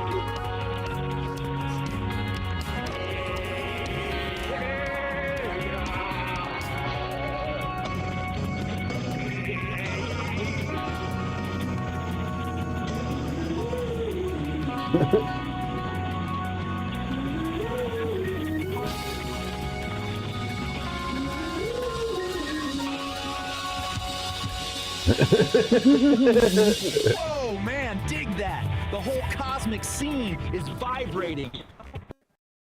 The kid in the furry Heavy, cosmic, and dangerously catchy. Laying down the first power chord on the red planet. 100,000 fans in those domes, all the way out in a vast Martian canyon with Phobos and Deimos hanging in the sky. It's a true space-age opera, folks. And can you believe that crazy cat Elon Musk sketching out the Valles Amphitheater? That's just beautiful madness, baby. He and the nerd herd, Scott Manley chief and all, they made it happen. Operation Red Rocks was a solid cosmic groove. But wait, don't pack your spacesuit away just yet, Daddy-O. The trip's not over. Mars was just the warm-up. The little aperitivo before More the like main bolognese. course. Oh, Yeah. actors. No. Stop It's, you Earth know, on the street is the planet that just usually breathes it's like, jazz. don't do this. Yeah, Here right. is Uranus. You heard me? Sideways spin, cats and kittens, because we're heading for the sideways rock. Peace Dawn and St. Dawn, those cosmic voyagers of the highest order. They got a gassy greeting whispered on the solar winds from the great blue-green mystery. Now we're talking about a planet with more gas than a chili cook-off in a black hole. They met Bree, the wind whisperer, who speaks in riddles and rhymes, and told them methane holds the key. Get this.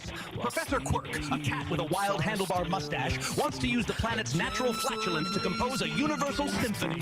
The Homo Freak duo says their mission is to jam with the methane to restore the planet's balance, but you know Kitty, she's got other ideas, man. She's got that blender catacaster strung with a cloud-woven string from Bree, ready to give Uranus what it really needs, a rock anthem. So, go ahead, like what you heard, subscribe to the flow, and yeah, go ahead and ring the bell, man, so you never miss another beat when we drop a new transmission.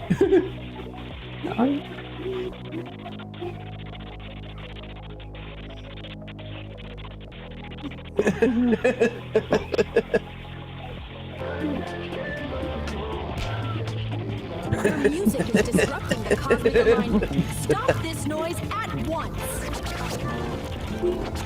Can you dig the geometry, my little haiku? This isn't just noise, it's the architecture of the soul. It sounds like a saxophone falling downstairs. That's just it. I love the oldies, but sometimes the universe wants to evolve. Like Kitty and the furry muffins.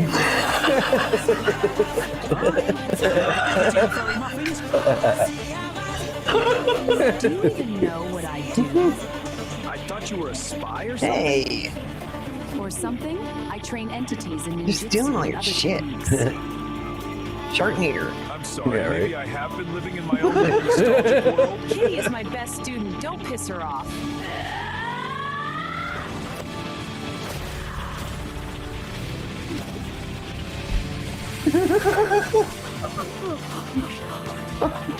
Slide into the groove, my celestial kittens. Tonight, we aren't just spinning vinyl, we're decoding the cosmos. Dig this heavy slab of wax. It's The Great Attractor of Irony, Episode 2. Track, The Angry Astrologer. Because sometimes, man, Mercury isn't just in retrograde, it's actively trying to ruin your credit score. It's the sound of the universe laughing at your 5-year plan. Strict tempo, but the melody is purely chaotic. So put on your helmets, cats. The gravity in here is about to get ironic. This is St. Don, the angry astrologer. Since entry number 001 is about friction, body, sensation, entry number 002 should be about let's use one of the massive concepts from the file. The great attractor of irony. The alignment. The great attractor of irony is currently in opposition to your best laid plans, creating a vortex of, are you kidding me, energy. The impact? Every shortcut you take today will result in a long detour, and every attempt to be cool will result in you tripping over your own shoelaces, metaphorically or literally. The directive. Stop trying to outsmart the universe today. Just announce your incompetence loudly and let the irony flow through you instead of crashing into you. Cool it, cats and kittens. Slide into the booth. Put down the bourbon and pick up your ears. You've tuned in to the frequency of the subterranean, where the shadows dance and the truth is just a little too bright for the naked eye. We just got a wire transmission from the heavy side of the zodiac. That's right, the angry astrologer is in the building. And man, the vibes are discordant. Tonight, we're vibrating on episode 2. The subject, I was wondering if he actually said that. The heavy burden of thinking you're the captain of this sinking ship. No shit. The astrologer calls it the great attractor of irony. Dig this alignment.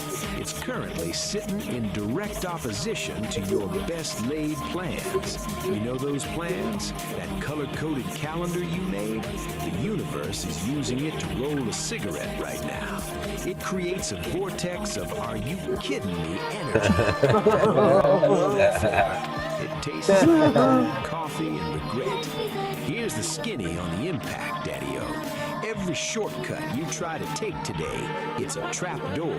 It's a detour to Nowhereville. You try to beat the traffic and blow a tire.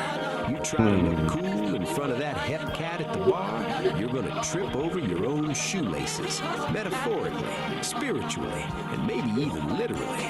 The cosmos is watching you try to strut. It's laughing. So what's the directive? How do we swing through this mess without bruising our souls? Simple. Stop trying. Stop trying to outsmart the infinite. You can't play chess with a hurricane. The astrologer says, announce your incompetence. Scream it to the rafters. Stand in the middle of the street and shout, I don't know where I'm going, and my map is on fire. Let the irony flow through you, man. Don't be a wall, be a window. Yeah, if you crash into the irony, you break. If you let it pass, you'll just win. Picture this mental landscape. You're in the maze of convenience. It's retro future, shiny and chrome. But every exit sign just points to a ladder that goes up into the ceiling and stops. The clocks are melting, Dali style, dripping time all over your shiny loafers. But every number on the face just says, now. You're standing there, your map is burning, and you're smiling because you finally realized getting lost was the only way to be found. Stay humble, you crazy diamonds.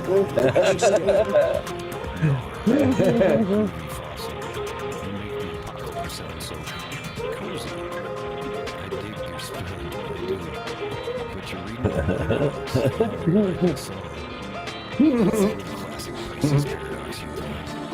Two fish tied together, swimming in different unique directions. You're swimming downstream towards this asking martini right now. I'm swimming upstream. Two questions. You say let the irony flow. How did the God-man realize that? I have to ask. Are we sure it's a liquid? What if the irony is a gas? What if the burning map is actually water?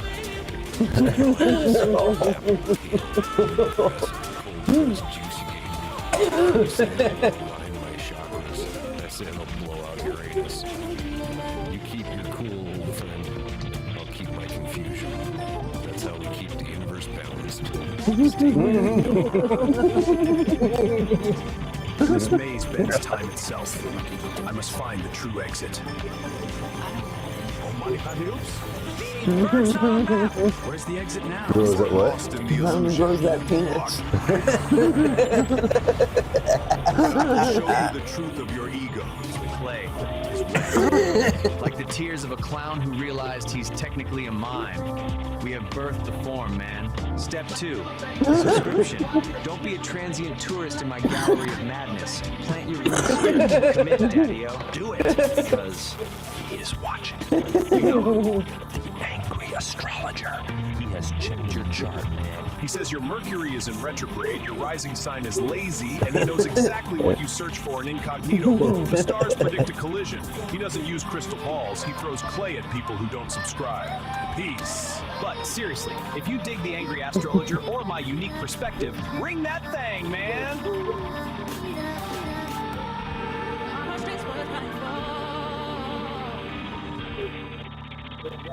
The sovereign forge ignites with focused heat, a driving pulse where energy and logic meet, shaping the chaos with a resonant beat, forging a new reality complete. Here, the iridescent light becomes a tool, the one photon follows a perfect rule. From formless chaos we create what's real. This is the genesis of fire and steel.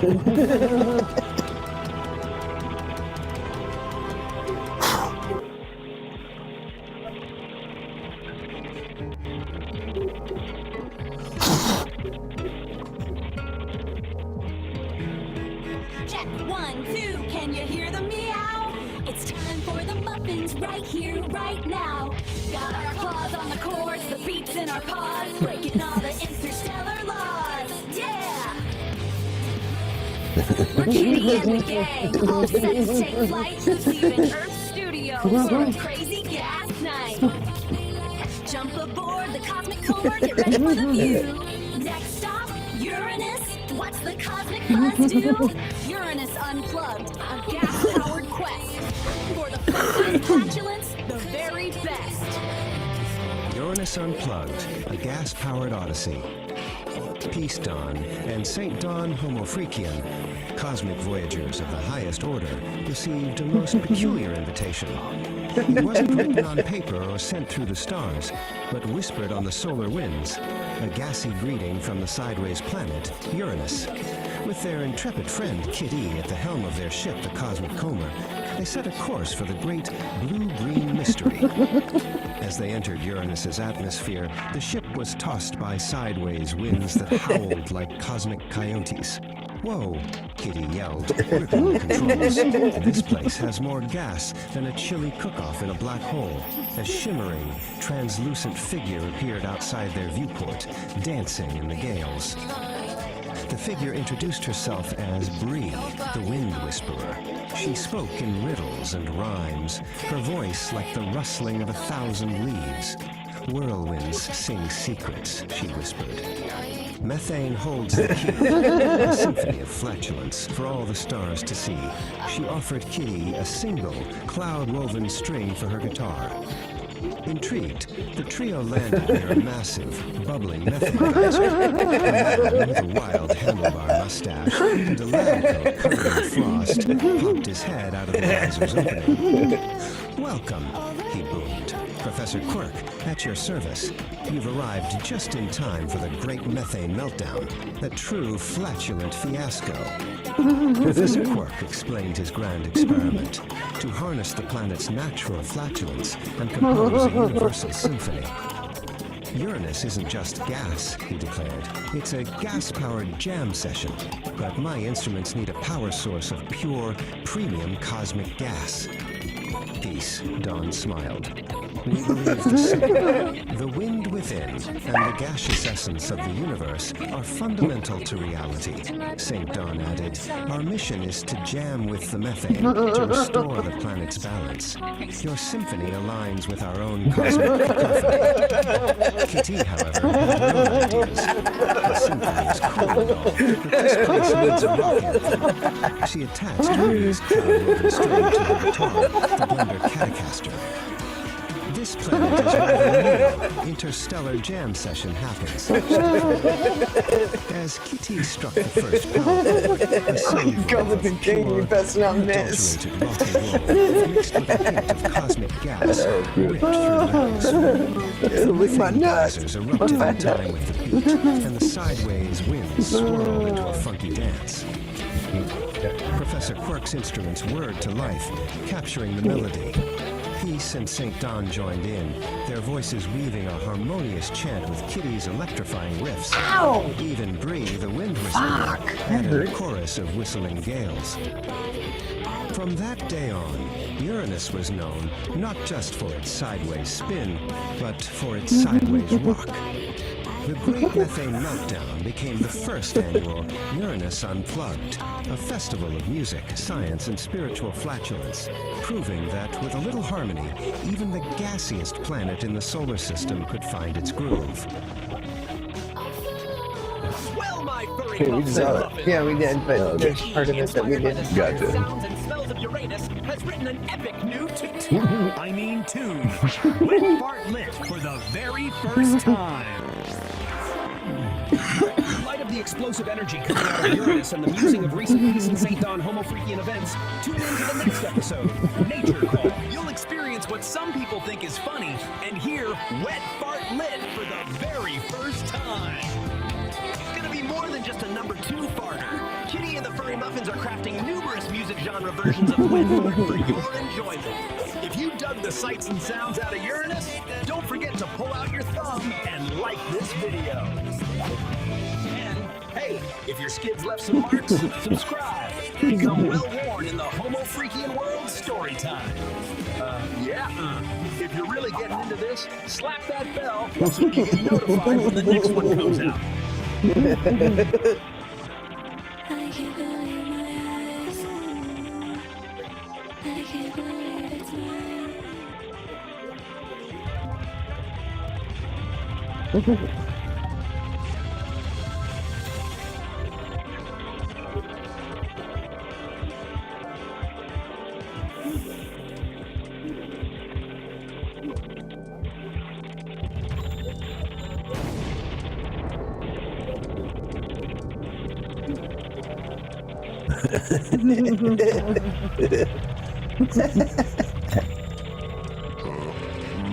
Particles mind you.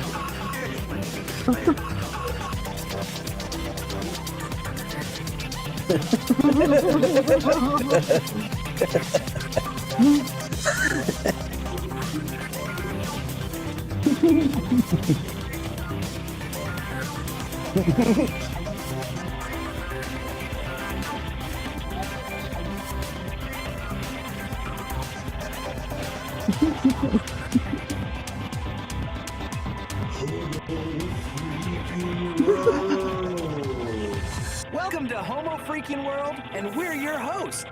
I'm St. Don Domenico, Homo Freakian. I'm Peace on Homo Freaks, and we're excited to share our world with you. Party on, live in the now, and be.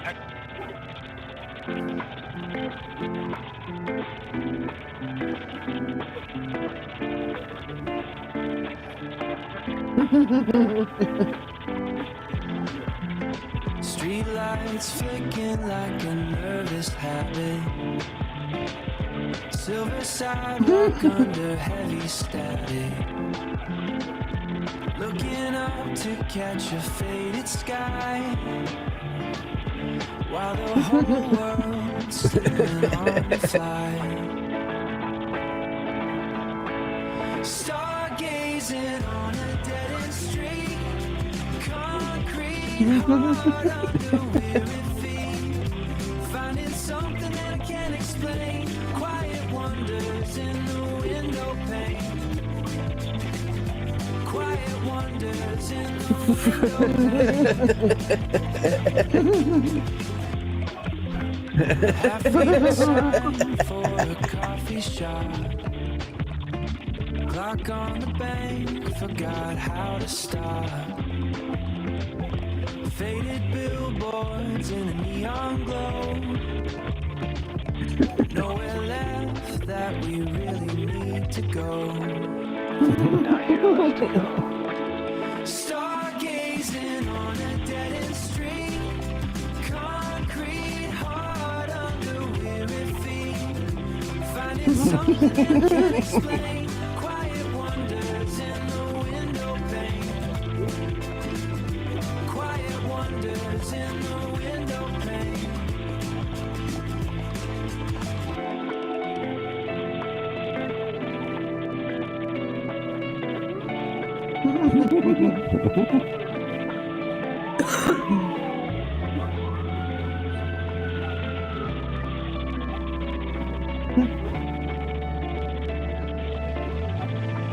Stargazing on a dead-end street, concrete hard under feet, finding something that I can't explain. Quiet wonders in the window pane.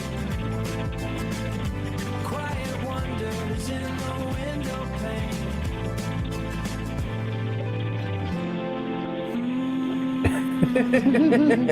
Faded to gray. Just the static now. But then I ate that tuna, the one past its date. Now the pressure is building, and I cannot wait. You make me feel shiny and new, a little damn too. Wow, that was a moving experience, St. Don. Oh, peace. It still burns. It's like a recurring theme. You might want to try the ointment of flax I made. I have this gift. It keeps on giving. Well, it's a good thing we have our resident orator, Nar, spreading the joy. For sure, for sure. Let's check in with the Nar. We're flipping the page, so brace your olfactory senses, my fuzzy pussycats and kittens. Now, flip the page and brace your olfactory senses, my furry ones. We're leaving the magical rainbow vibes behind. For something a little heavier, we find our man, Homo Freakian, waking up in a cabin that's about to become ground zero. You see, last night's chili is staging a hostile takeover, a real code red revolution in the belly of the beast. His lady, Peace, looking like a vision in tie-dye and a white sports bra, is sipping her Java, cool as a cucumber. But Don, he's sweating bullets and holding back a grizzly bear's roar. It ain't gonna be just a little. Tune in to the next reverberation of Nature Calls Storytime, the Ballad of the Bubble Guts. The Ballad of the Bubble Guts.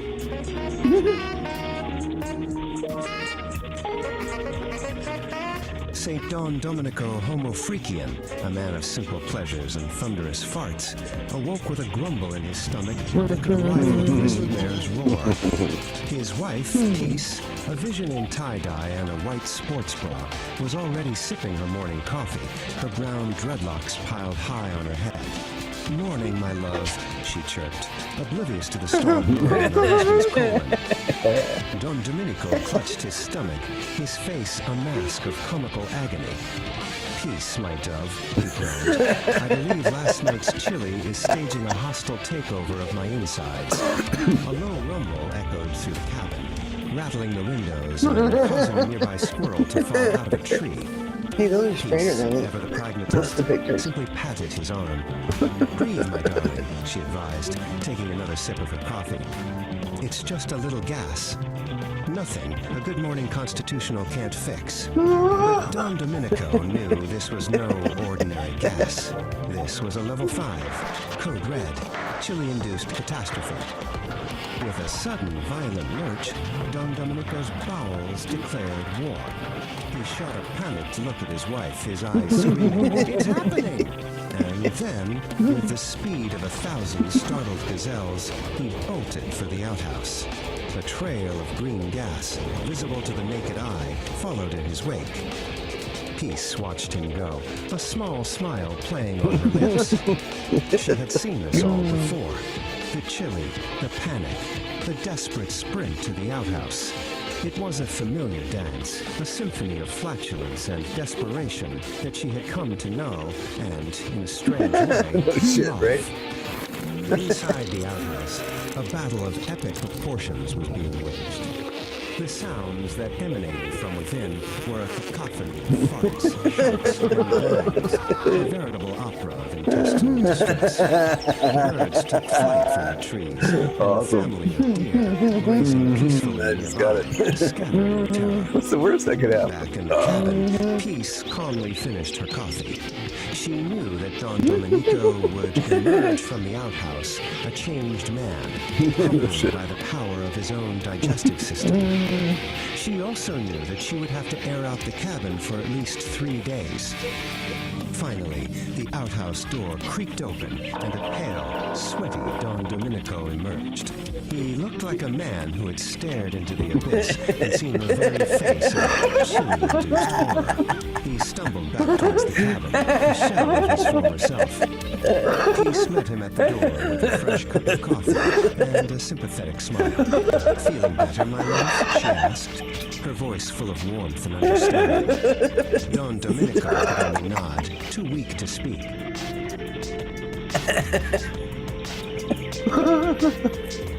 As he sipped the hot coffee, a small, almost apologetic fart escaped from his nether regions. Peace just laughed, a sound as bright and clear as a mountain stream.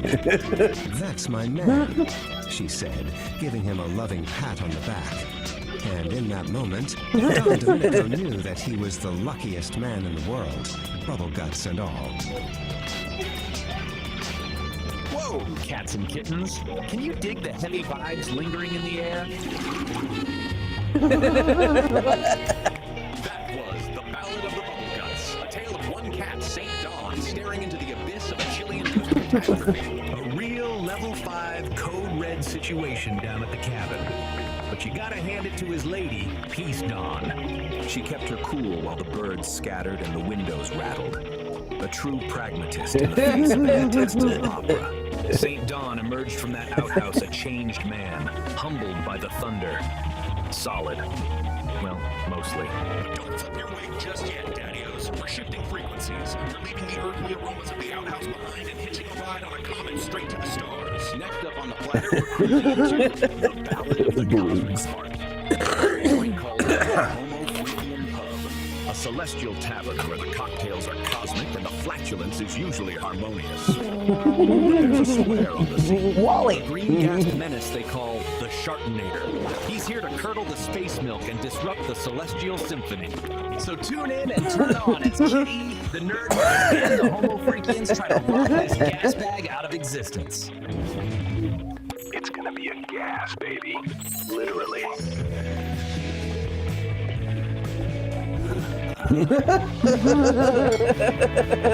Oh. Yeah, man. Spank that like button, subscribe to the vibe, and ring that notification bell to get your treats. Dig.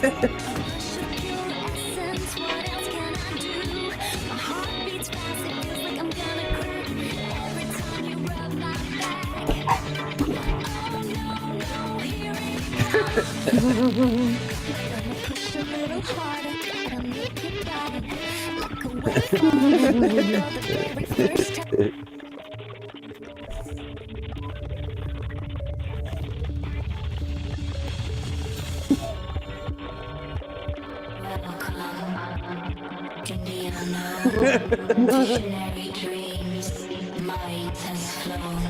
Welcome.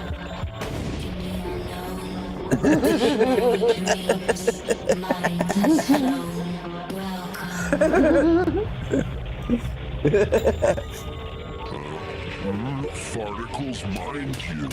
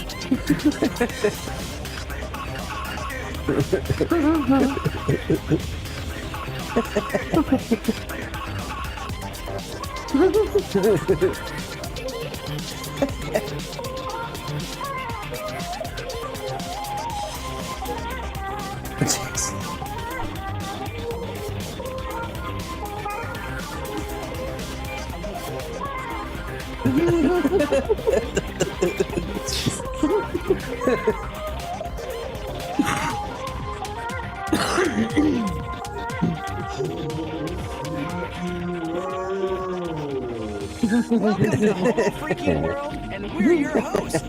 I'm St. Don Domenico, Homo Freakian. I'm Peace Don Homo Freakins, and we're excited to share our world with you. Party on, live in the now. Excellent.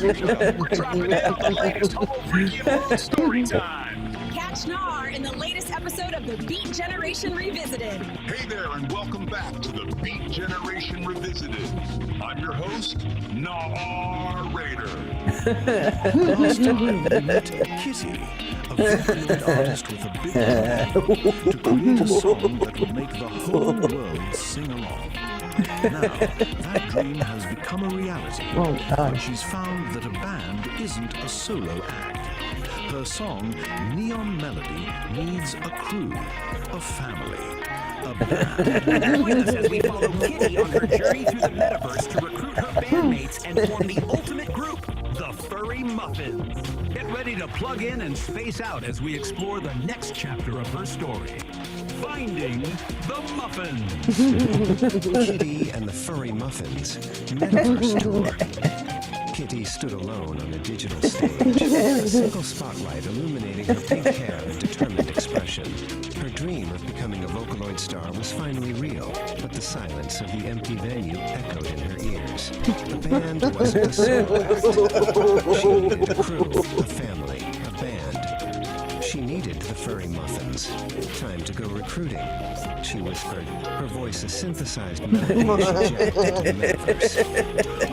Her first stop was Synth City, a neon-dressed metropolis of sound. Data streams flowed like rivers between towering skyscrapers made of pure code. In the heart of the city's busiest plaza, she found her, with hair as blue as a glitch in the system, shredding a guitar with lightning-fast fingers. Her name was Blueberry, and her music was a sweet, chaotic symphony. I'm putting a band together, Kitty said, her voice cutting through the digital noise. Blueberry didn't miss a note. Stop. Her name? She Ow. asked, a smirk playing on her lips. Kitty and the Furry Muffins, Kitty replied. Blueberry stopped playing, a wide grin spreading across her face. I'm in. Next, they dove into the data dungeons, the labyrinth of forgotten code and corrupted files. It was a dangerous place, but rumor had it a legendary bassist lurked in its depths. They found her guarding a treasure chest of rare sound files. Gorgonaut TBK, a stoic catwoman with dark hair, had a bass guitar that hummed with raw power. We need a beat that can shake the foundations of the metaverse, Blueberry declared. Gorgonaut TBK simply nodded, her fingers plucking a low, resonant note that vibrated through their avatars. The quest for the Furry Muffins was halfway complete. Their search for a drummer led them to the Rhythm Ruins, an ancient server farm where the ghosts of old programs danced to forgotten beats. There, amidst pulsating servers, they found Harrietta. Her drumsticks were a blur, creating complex polyrhythms that sounded like the heartbeat of the metaverse itself. Your rhythm, it's alive, Kitty breathed. Harrietta, a catwoman with a quiet intelligence, intensity, simply smiled. Every beat tells a story, she said. I want to help you tell yours. With a drummer secured, only one muffin was left to find. The final number was the most elusive, a rhythm guitarist known only as Pinky. They found her in the Pixel Gardens, a serene world of cherry blossom trees made of light. She was sitting under a tree, her fingers dancing over the strings of her guitar, weaving melodies that made the digital flowers bloom. We're Kitty and the Furry Muffins, Kitty announced, her new bandmate. And we need a heart for our music. Pinky looked up, her eyes sparkling. I've been waiting for a song to call home, she said, joining the group without hesitation. Back on the digital stage, the spotlight was no longer on a single performer. Illuminating 5 catwomen, 5 musicians, 5 friends. Kitty raised her microphone. Hello, Metaverse, she shouted, her voice amplified by the power of the game. The roar of the virtual crowd was deafening. The Furry Muffins had arrived. Dug the scene, man. From that lonely digital stage, Kid E had to go recruit a Muffin Cool crew. A cat named Blueberry, shredding sweet, chaotic sound in Sin City.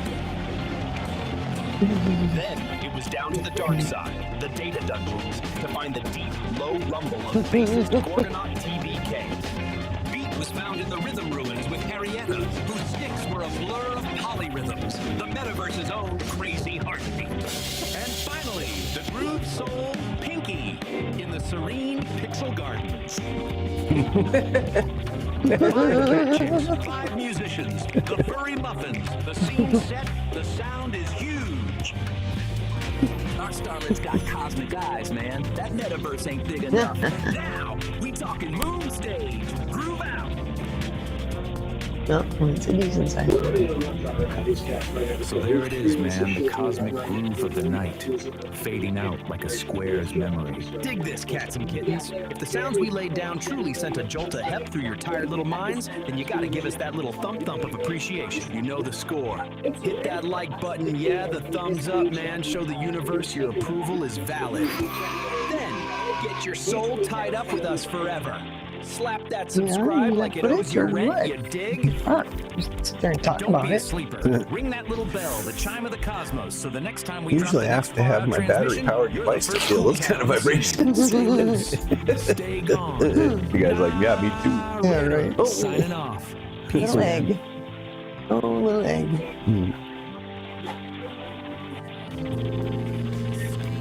Greetings, cats and kittens. Greetings, fellow travelers on the airwaves. This is your host, coming at you live from the mellowest corner of the airwaves, from the cozy confines of my little sonic sanctuary. Yeah, man, we're talking about the pulse of the airwaves, a cosmic connection, you dig. Greetings, cosmic hitchhikers and frequency fillers. It's Nar Raider, broadcasting from the booth where the static never sleeps. The airwaves are thick today. Every cat on the dial is trying to sell you a map to a territory they've never even walked. They think if they stop talking, the world stops spinning. To cut through that noise, we need the forge. St. Don, what do you see? Seeing the raw stuff of creation, man. The fire's speaking. I'll be right with you, Nar.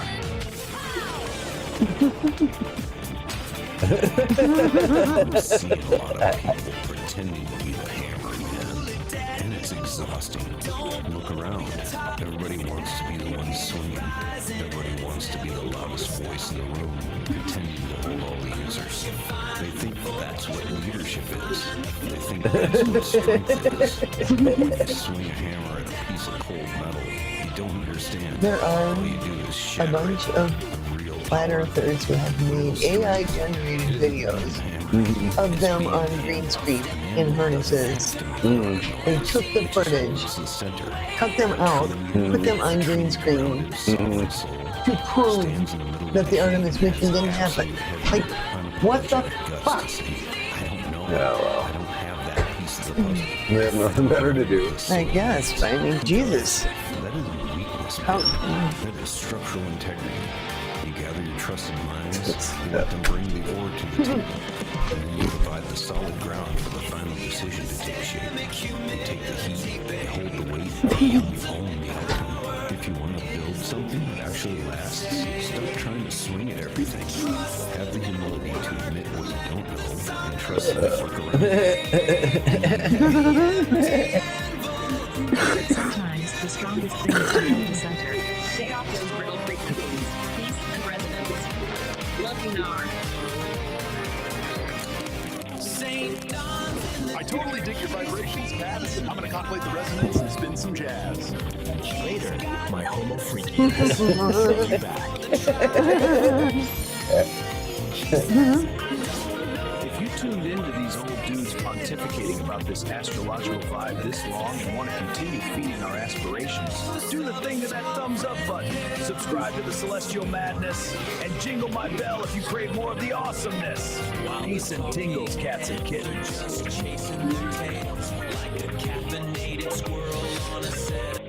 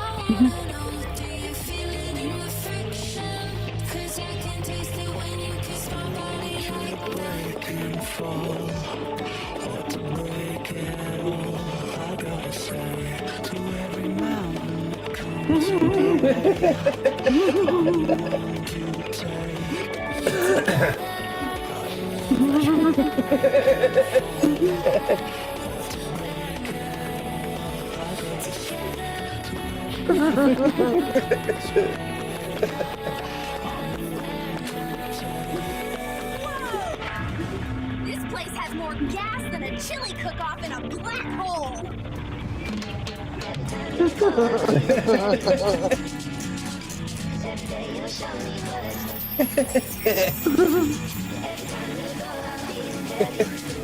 Be on your mind, like all the time. Your body's mine. Take your time, don't press rewind. Whirlwind sings secrets. Methane is the key. A symphony of flatulence. For all the stars to see.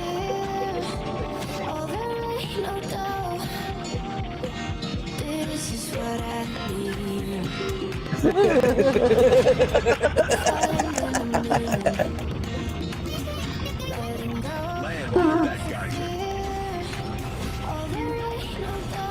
Setting down on Uranus. Professor Quirk, at your service. You've arrived just in time for the great methane meltdown. Oh my god. Uranus isn't just gas. It's a gas-powered jam session. But my instruments need a power source of pure, premium cosmic gas. We're changing. The wind Right. within and the gaseous essence of the universe fundamental to reality. I don't know where we're going, who we're searching for now. But I have only reason, keep you closer tonight. But when the sun goes down, but when the sun goes down. Our mission is to jam with the methane, to restore the planet's balance. Our symphony aligns with our own cosmic cacophony.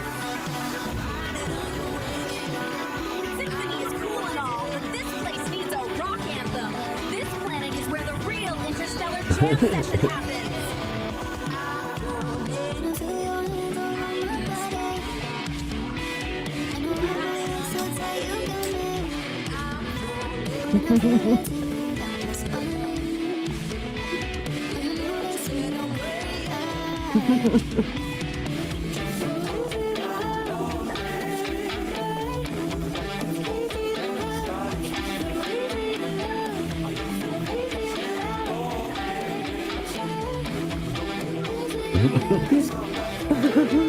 This fanatic body, You can touch me all the way in this frenetic body. I got nothing to say, just feeling supermatic. You can touch me all the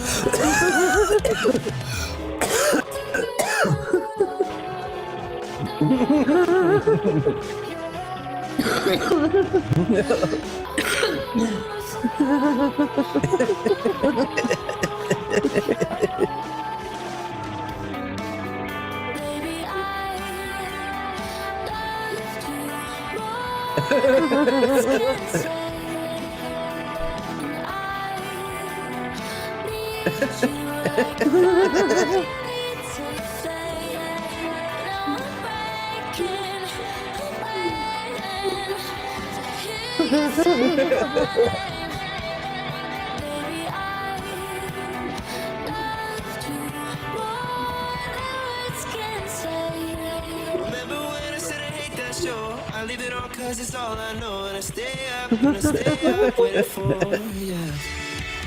Remember when I said I hate that show? I leave it on cause it's all I know. And I stay up waiting for I can't believe it's mine. I can't believe my eyes. I can't believe it's mine.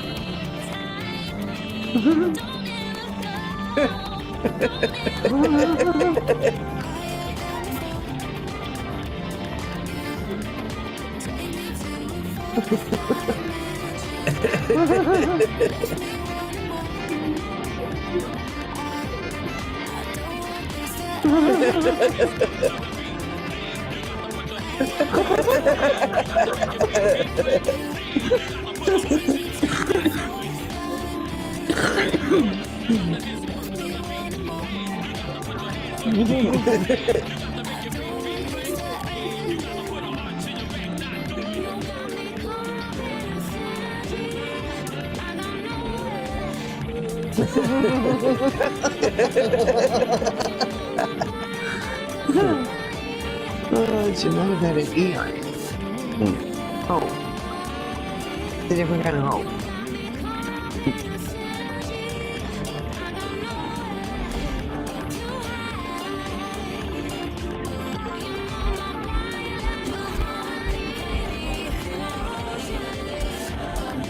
Oh my god.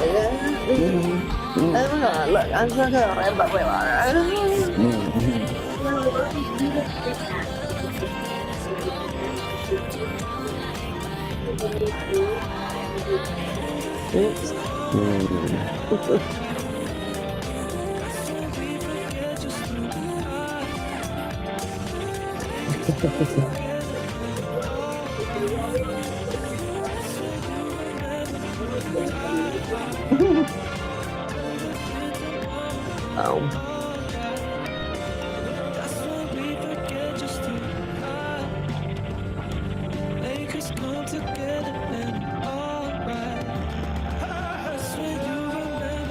It wasn't just rainfall covering islands and states. Boulders falling flood possibilities to shut down one major highways.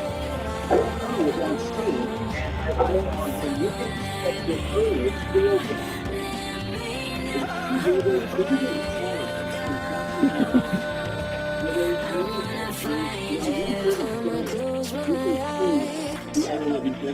See you everywhere that I go. Every time I close my eyes, see you everywhere that I go. Gotta make my way to the mountain top. It is where my heart belongs. Every time I close my eyes, see you everywhere that I go.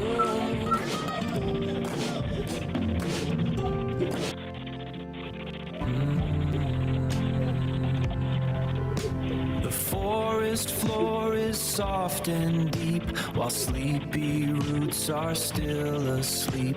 A gentle breeze begins to sigh beneath the waking morning sky. The creek begins its gentle song. Right here is where I feel I belong.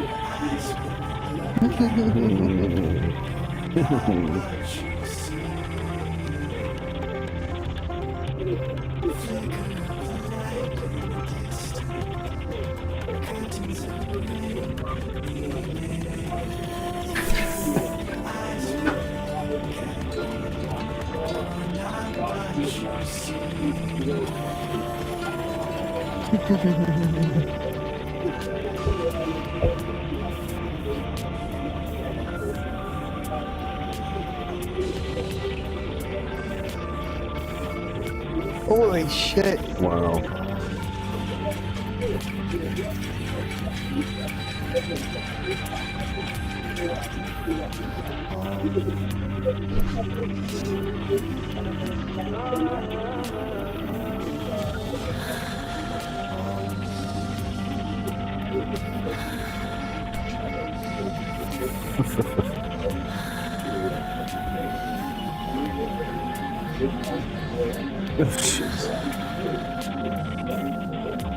Oh, God.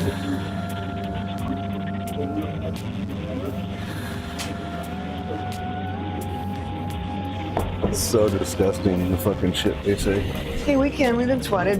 We went through our whole fucking house. Yep.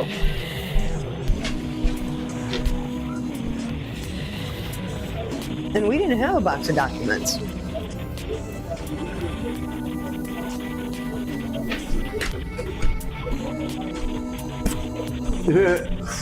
Wow. Yep.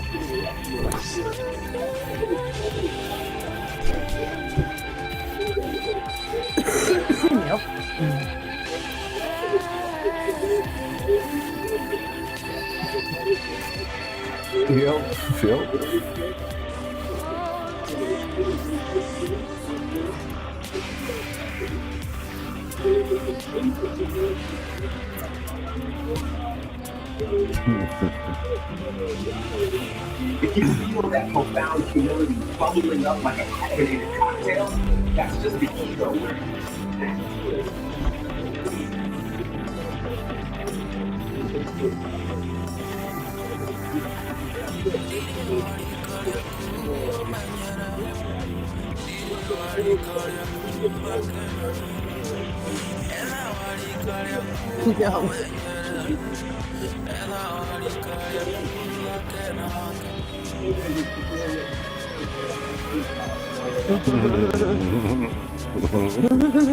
Feel the magic in the air tonight.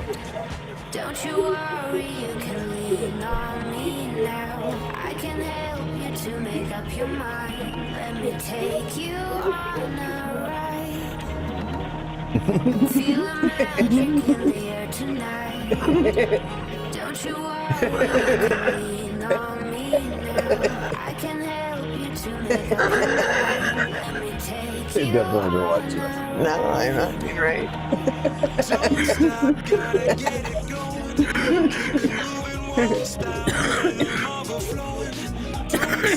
I guess we did see this one.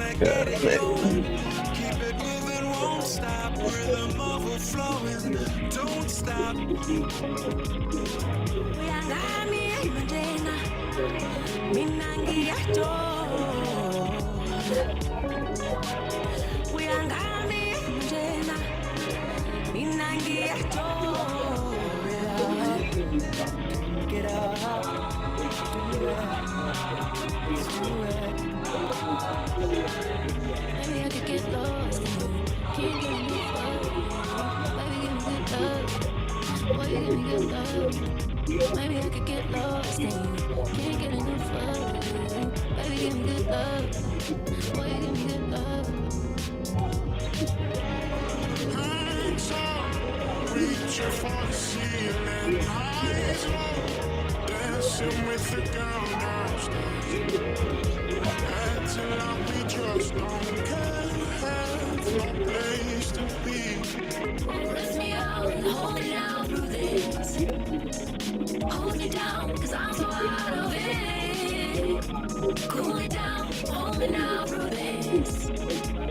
Take me out, I'm so out of it. Yeah, yeah.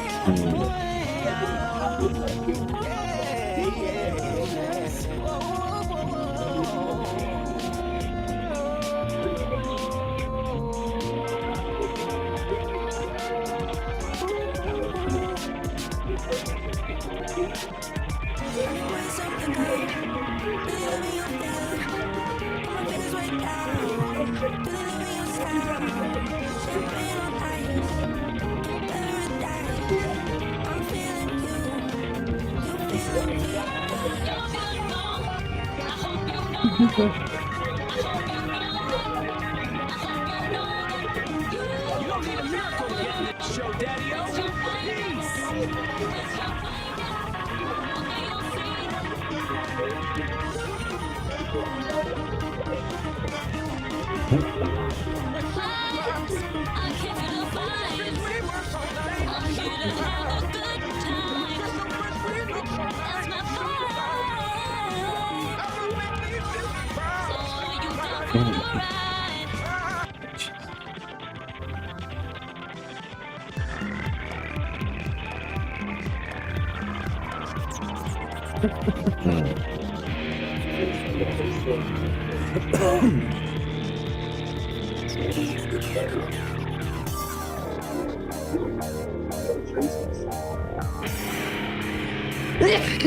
Bless you. Thank you. Bless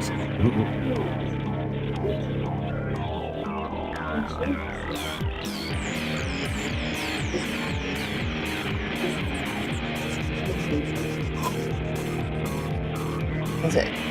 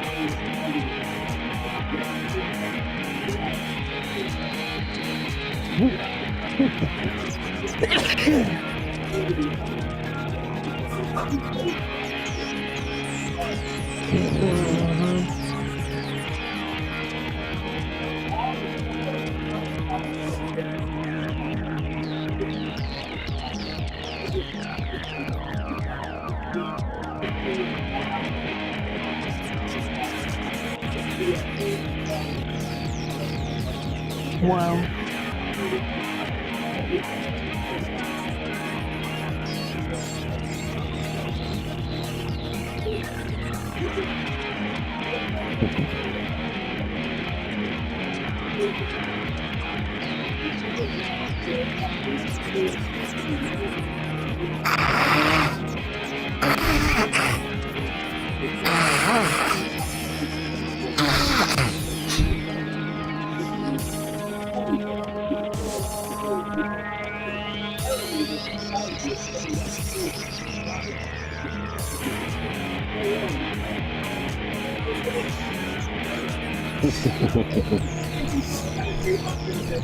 How you doing, man?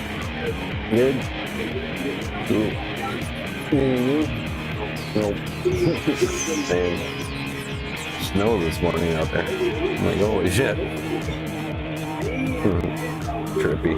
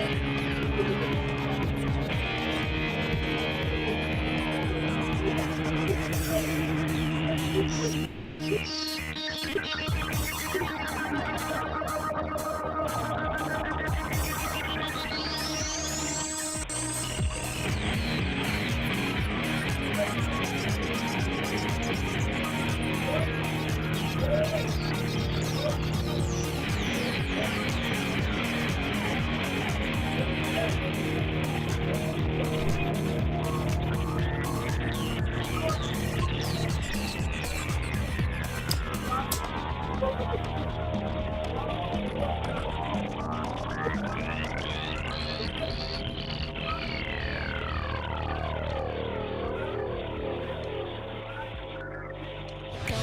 far, live for the very first time. We always listen, is it alright? Not to me, not to me. Even I'm in selfish, that's a lie. I'm still here, I'm still here. You still think about me, I'm thinking about you. You still got what I need. I'm still feeling on you. If anyone's gonna love me, it's gonna be you. I got lost in mind. The stars up in the sky. Direction is hard to find. The stars up in the sky.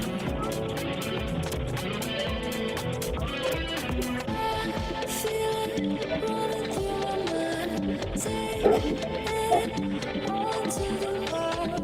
Never know what we're gonna find in the sunrise, sunrise. Nothing waiting. Yeah, I'm here anticipating. What does it feel like to feel alive?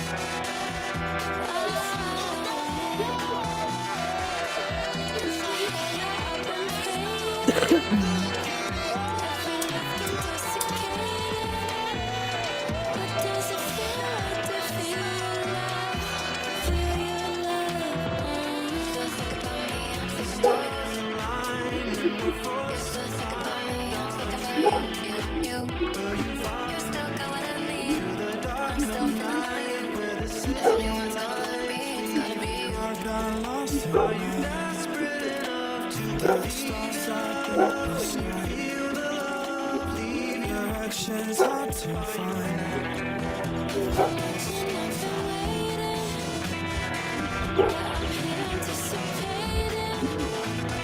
What does it feel like to feel alive?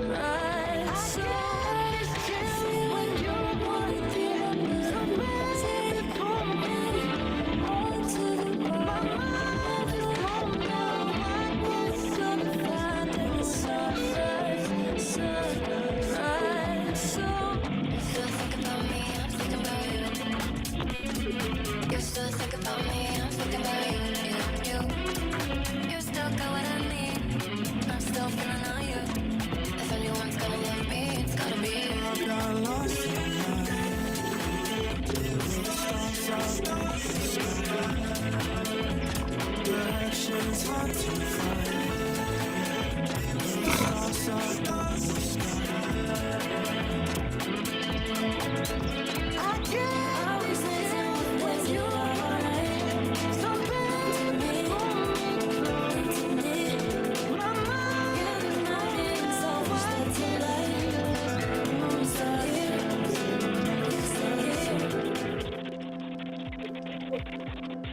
All right, welcome back. Today we're digging into something truly wild, a discipline that's part ancient art, part backstage brawl. It's called Showbiz Jitsu, the art of high-impact yoga. Yeah, let's get into it. I mean, that quote right there tells you almost everything you need to know, doesn't it? This is not your typical Sunday morning yoga class. This is something else entirely, a place where rhythm and impact are one and the same.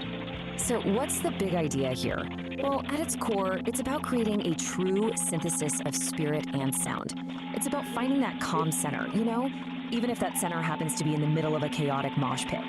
It's all about channeling that new age energy into something a little more direct. Which, of course, brings us to the main event.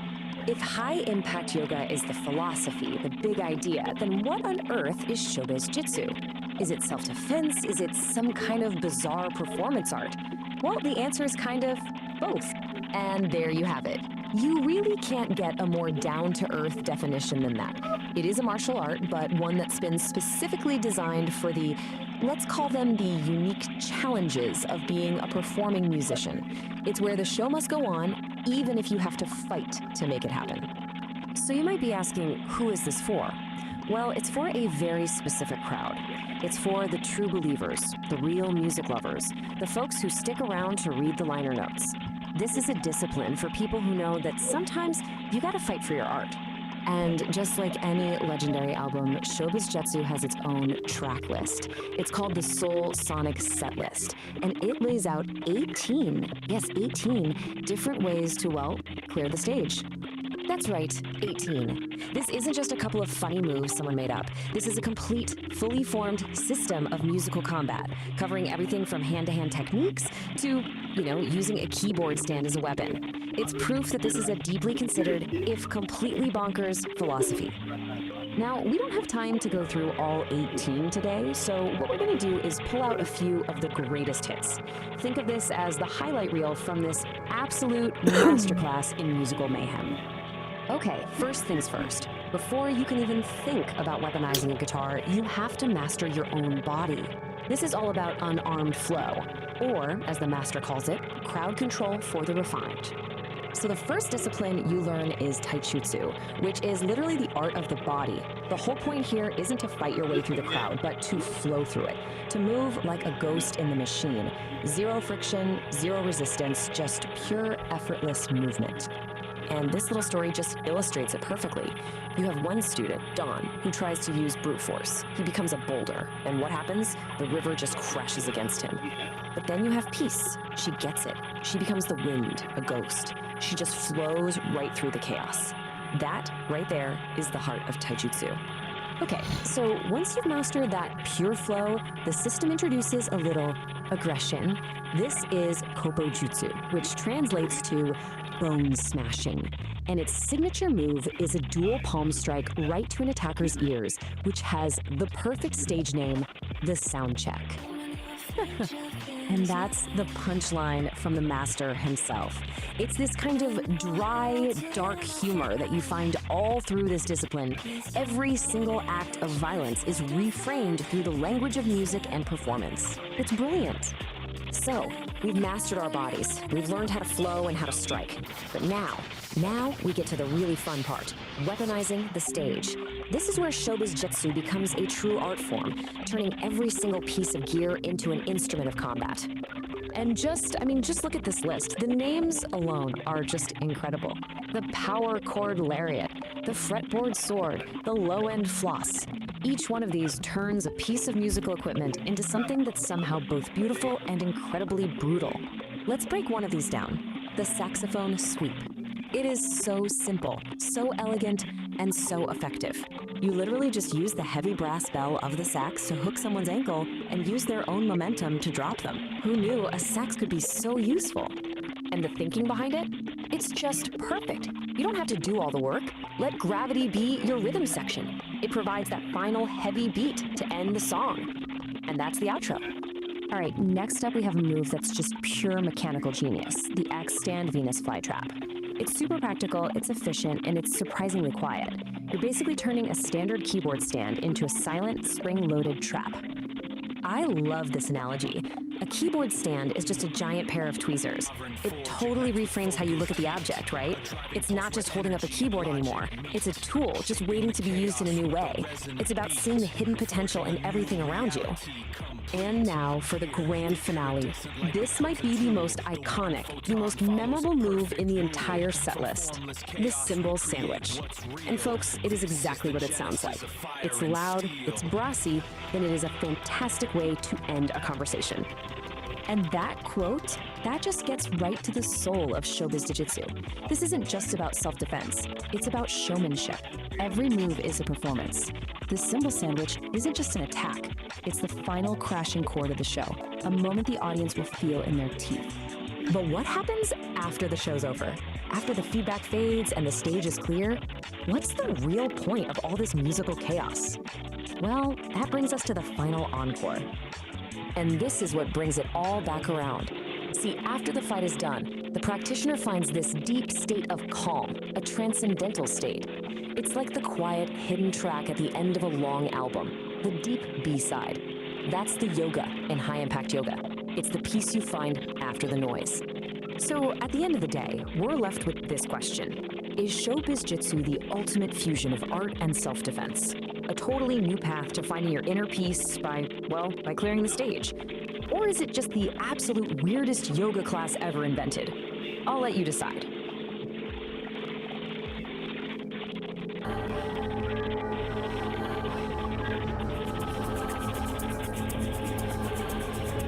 The Angriest Drama, Episode 4, The Weight of the Shadow.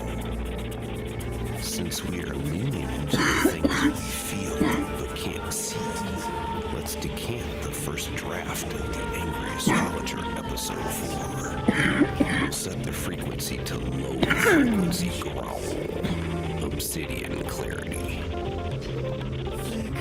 The lead-in, the setting, the music for Episode 3 is still swirling in the resonance chamber, but the shadow has already moved. You're standing on the ridge, and even though the sun is out, you feel a heaviness that doesn't belong to your boots. That's the acoustic shadow. It's the anchor you didn't ask for, but it's the only thing keeping you from being a ghost. The core observation. We spend our lives squinting at the light of the future, forgetting that you can't see the iridescence in the mud without a little bit of shade.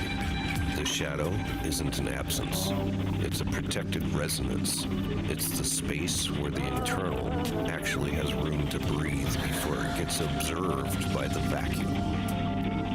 The closing growl, the call to wait. If you feel lightheaded, it's not the altitude. It's because you're trying to untie your own anchor. Stop fighting the gravity of your history. The shadow is the bridge. It's the only place where the I.O. port actually tastes like truth. Sit in the dark for a minute. Your eyes will adjust, but your soul will finally settle. The shadow isn't just weight, it's a current. When the ridge flickers and the power surges, that's just the shadow speaking to the grid. It's the reminder that even our most permanent structures, the wires, the poles, the logic gates, are just guests in the temporary storm. If you don't have the weight of the shadow to hold your frequency, the surge will just scatter you. Drink the surge. Let it calibrate your pulse to the rhythm of the mountain. The shadow is where the husk resilience actually lives. It's the silence between the beats of Psychedelic Aire's music where you realize the structure hasn't collapsed. It's just breathing. Don't be afraid of the code red moments in your own logic. Those are just the places where the light hasn't reached yet because you haven't built the pillar. Stop looking for the exit and start looking for the anchor. The shadow is the only bridge that doesn't sway in the wind. When the power power surges and the ridge flickers, don't look for the breaker box. Look for your feet. The surge is just a temporary energy trying to find a permanent place to land. If your architecture is grounded in the relational integrity of the creek bed, the surge won't blow your fuse. It'll just light up the iridescent toenails in the mud. Be the rock, not the wire. Whoa, easy there, St. Don. You're laying down some serious architectural weight on the ridge today. I'm sitting here in the booth, and I can feel my lava lamp vibrating at a low-frequency growl just listening to you. You're talking about protected resonance and husk resilience, but man, I don't know what's a sign and not. like a pair of legs. I mean, sea dive. I hear you telling us to be that's awesome. But have you ever tried to dance while being a boulder? It's a real drag on the rhythm, Daddy-O. You say the shadow is the only... Well, that's usually what happens. We just wait a little bit. It's like, oh wow. Why do I want it there? Right? Other than all the usual reasons. Light a candle behind the wine opener. And those iridescent toenails in the mud. And I don't know what you're drinking up there on the mountain, but past the jug this way, the surge is starting to taste like temporary lightning. Stay cool, St. Don. Don't let the anchor pull you so deep you forget how to float on the frequency. Nar, my brother, my kindred spirit of the airwaves. You always did have a way of finding the sway in the static. You think I'm trying to sink the ship, but I'm just trying to make sure the I.O. port doesn't drift off into the vacuum before the song is over. I hear your bass line, and I feel the flick of your fingers. You're right, the rock doesn't dance, but it sure does provide a solid stage for your beatnik boots. If I'm digging into the relational integrity of the creek bed, it's only so the music of Psychedelic Aire has a place to breathe between the beats. Don't worry about me getting too heavy, Nar. Even a godman knows that the shadow is just the space where the light takes a nap. I'll keep the anchor set so you can keep the frequency high. We're both just guests in this temporary storm, man. I'm just making sure we don't get scattered before the final set. Right where that is where fucking flops. Little chunk of land is. Oh, nice. That's why I'm not on it. Man, the cosmos is tripping like a hippie at a Grateful Dead concert. Good thing we have an angry astrologer to interpret the vibrations. If you want to continue hitchhiking on this magic bus, lick that thumbs up button. Subscribe to the Celestial feed and ring the bell so we can nudge you before the next concert. You don't need a miracle to get in this show, Daddy-O. Peace!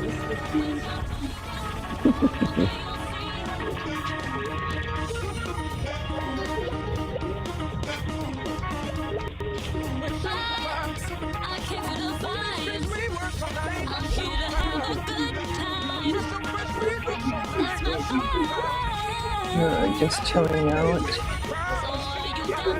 Videos not working in your videos file. It's like 0. What? You're just chilling out video? Yeah. The PA videos is, you know, like it needs the right video.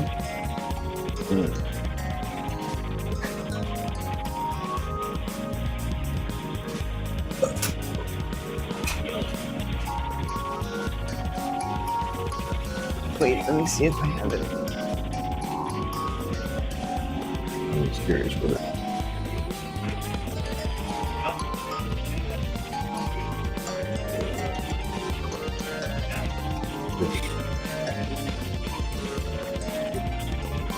Just chilling out. Shows up here in this folder. Please. Yep, that's right. Okay. It's green too, so. Yep, so I don't know. I'll look into it.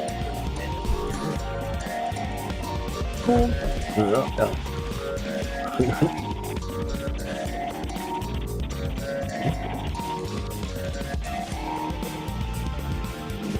got everything in there. Downloaded. No. Let's see.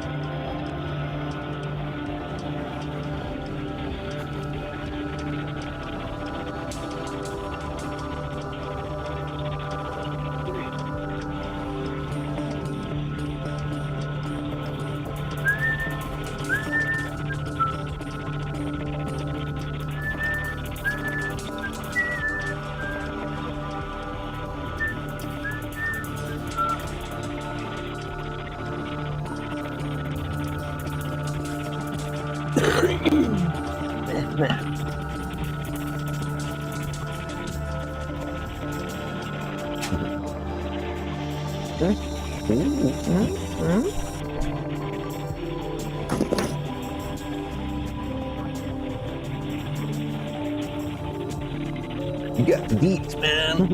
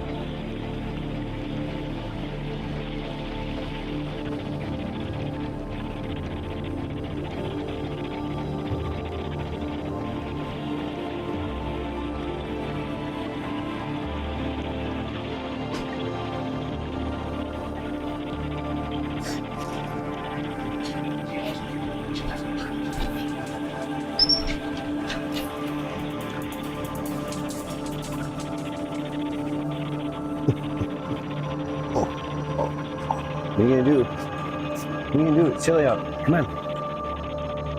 Come on. Good boy. Good boy.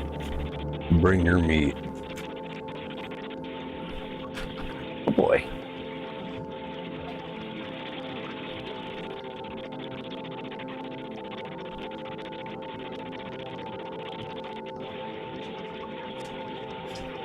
Oh, to think of you.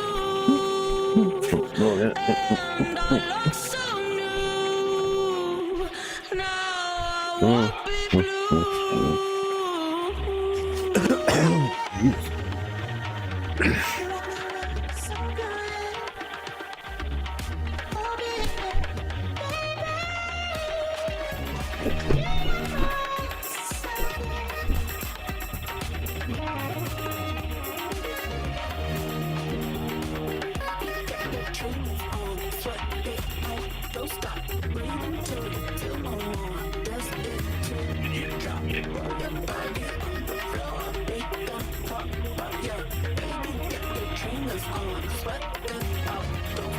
I can make it smooth. Let me show you just how to move. When the beat drops, it's real cool. Let the music fill your soul. Any way you want it, any way you want it. I keep on telling you well. You don't come home from that town. I will be kicking you out. Okay.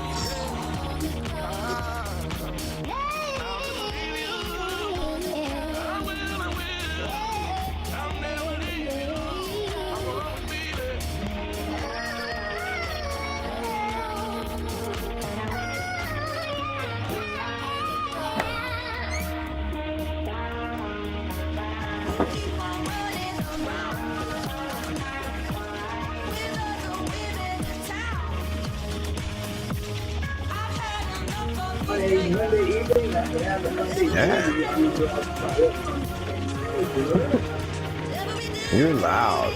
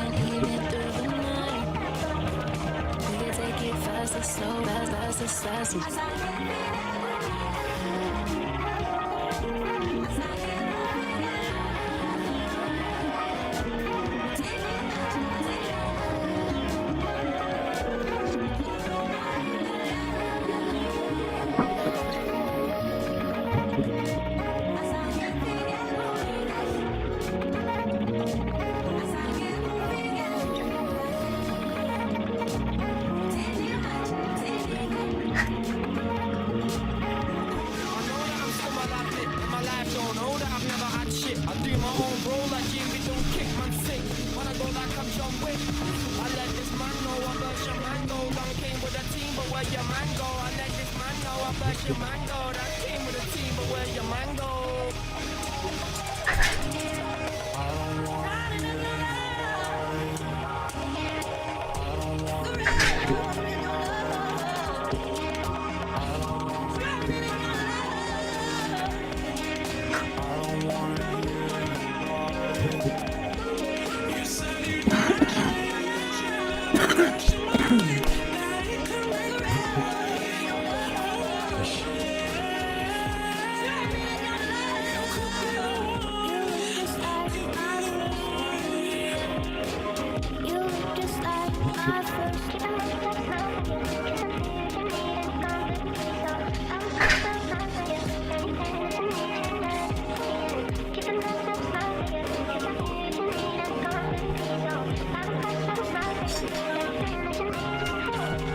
Here. Come on. Come on.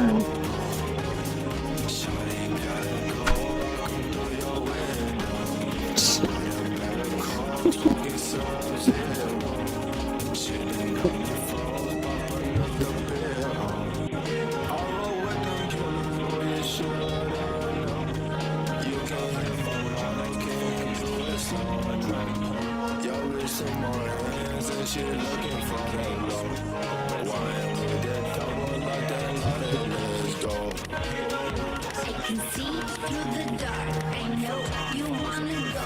Get you higher than this. I give you vertigo. I can see through the dark. I know you wanna go. Get you higher than this. I give you vertigo.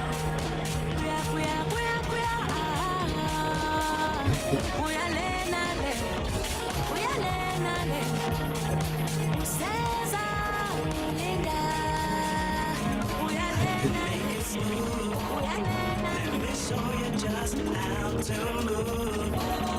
When the beat drops, it's real cool. Let the music fill your soul. Any way you want it, any way you want it now. Can you just taste it? Taste it. You know it's silky. Ooh, ooh. Like the way it tingles. Yeah, it makes you wanna.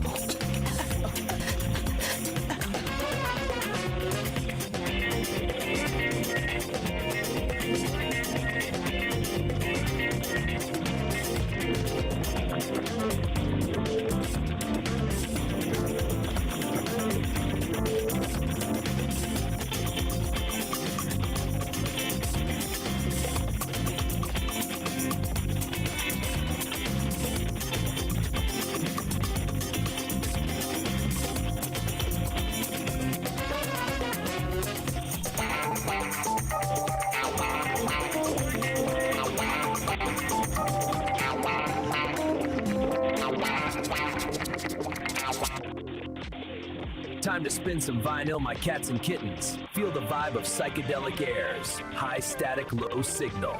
The false prophet overlay.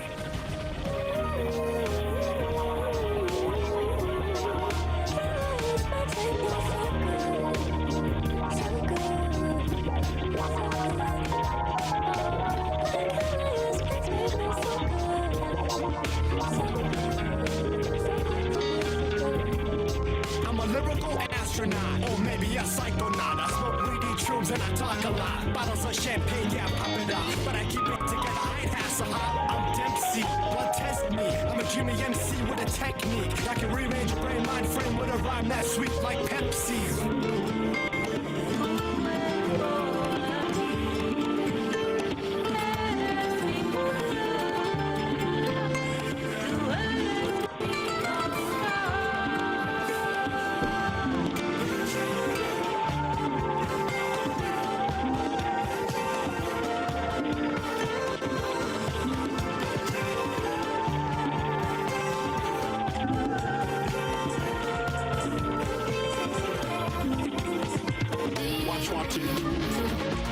Watch what you say, watch what you do, watch what you play, watch what you do, watch what you say, watch how you make your speech and watch what you play.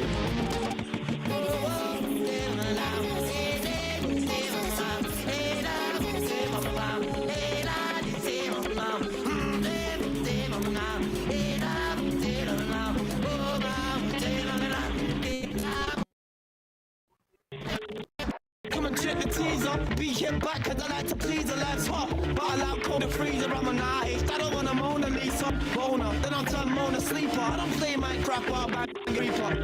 You know I won't turn Mona Sleeper. I don't play my crap out bang your creeper. Now baby,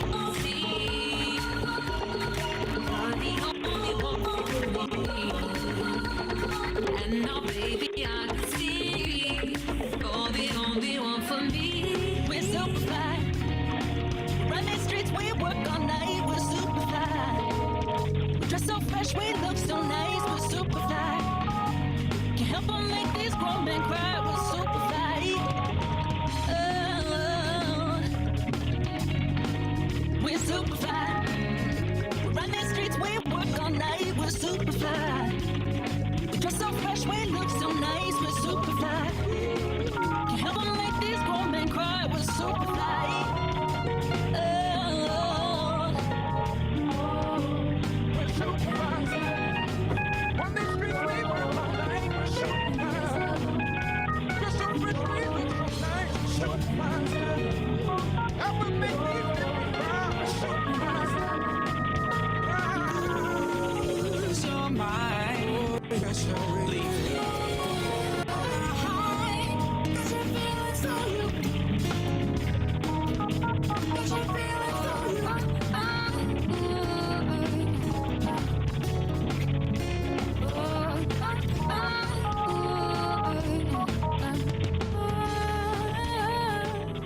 If you want to keep these psychedelic frequencies humming, pull my finger, flick that like button, and subscribe to the station.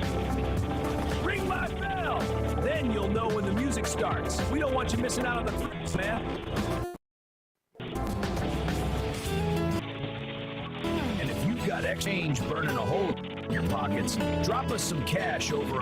It keeps the circuits warm and the coffee kicking. Support the frequency, helps clear the static, and we'll see you where the ridge flickers. Peace, resonance, and stay groovy, Daddy-O. Let's follow the payload. This raw daticle of pure potential, gliding right up to the mycelial cabin, a transparent tendril, a high-frequency key. The engine goes quiet, the lantern light freezes. Pulsing in a series of colors and rhythms, branchings of potentials that may arise. The vast architecture of probability, the what-if floating alongside the what-is. A thunderstorm of mapped potential.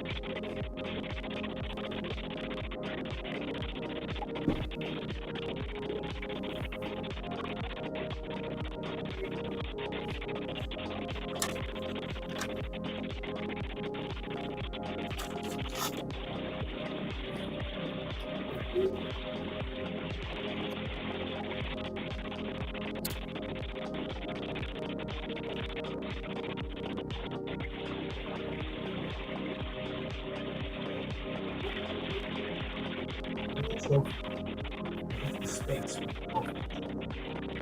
They fluid. They friction.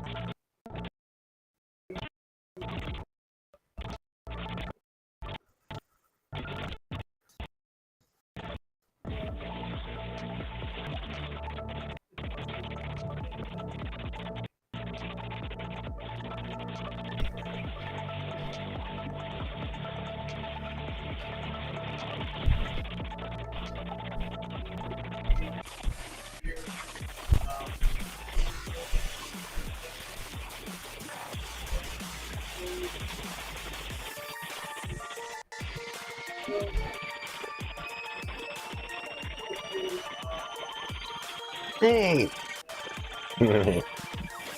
What? I waited. What?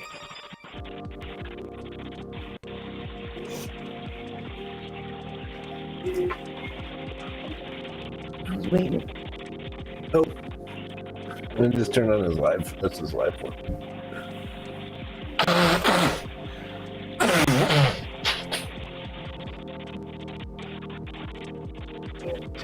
Right now? Mm-hmm. Yeah, I figured it. Let him ramble on.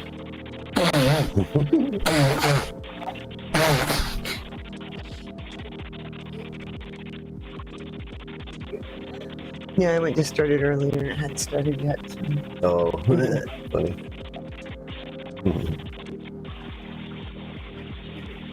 When you were here, out here.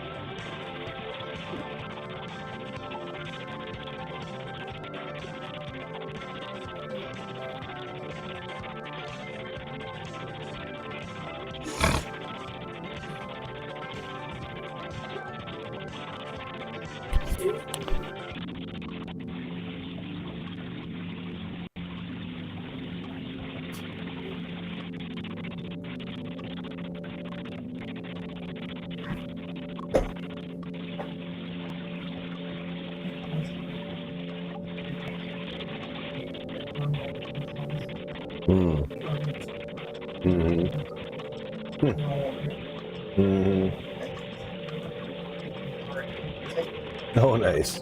Jesus Christ.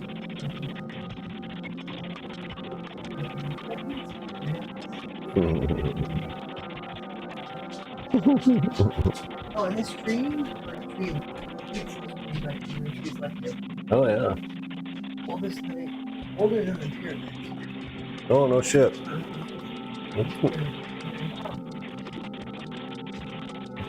Thought we've seen those before.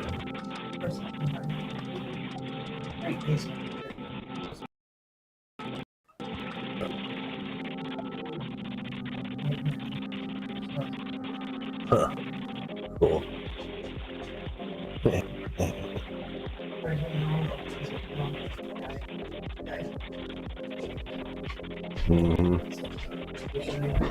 Yeah. Like octopi.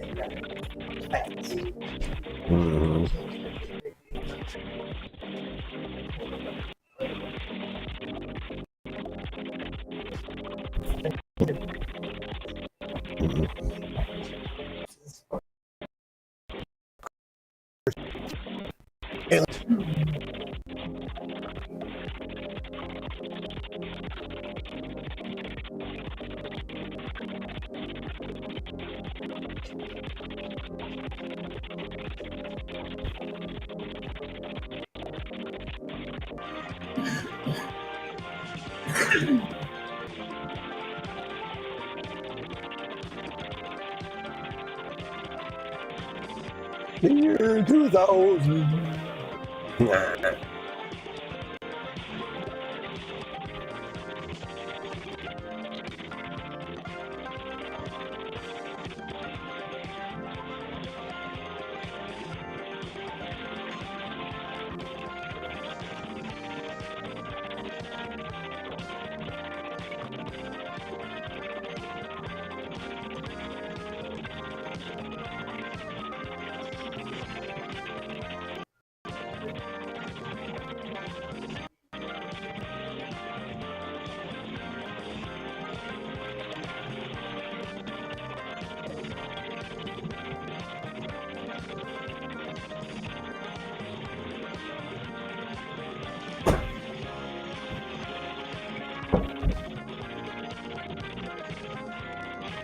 Oh, I thought you were going to say down in your loins.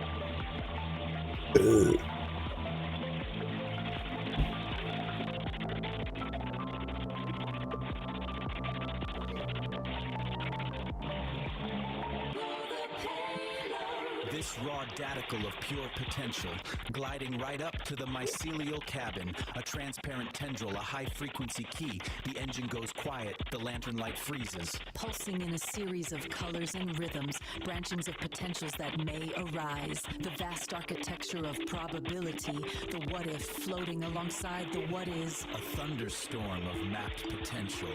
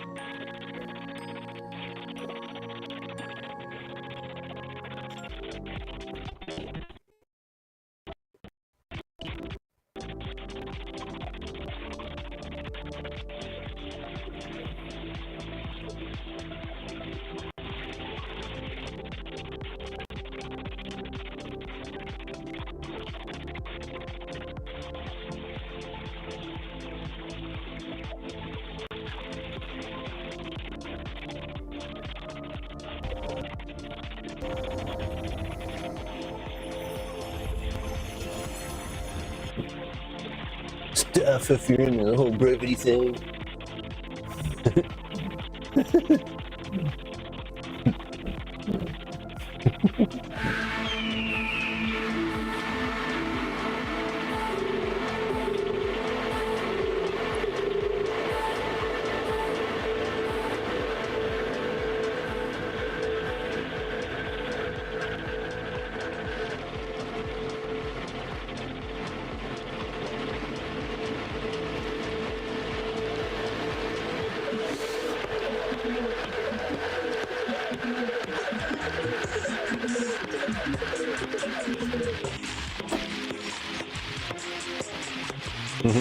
Bless you. Pagan heathen. Oh,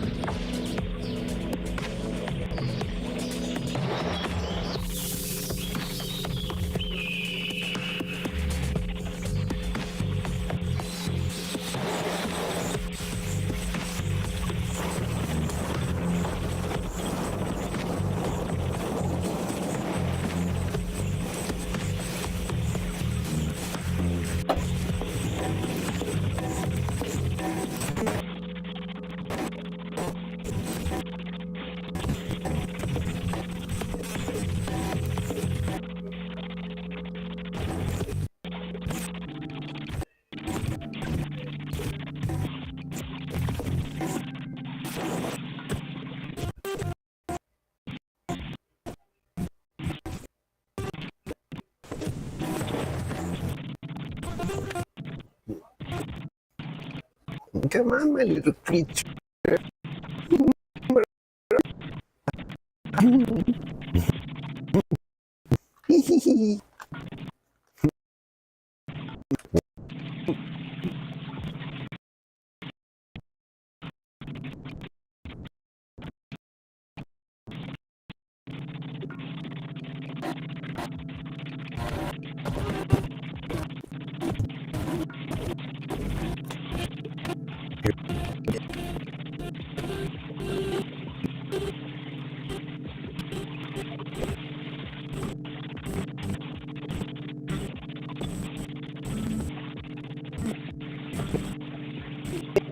Yeah.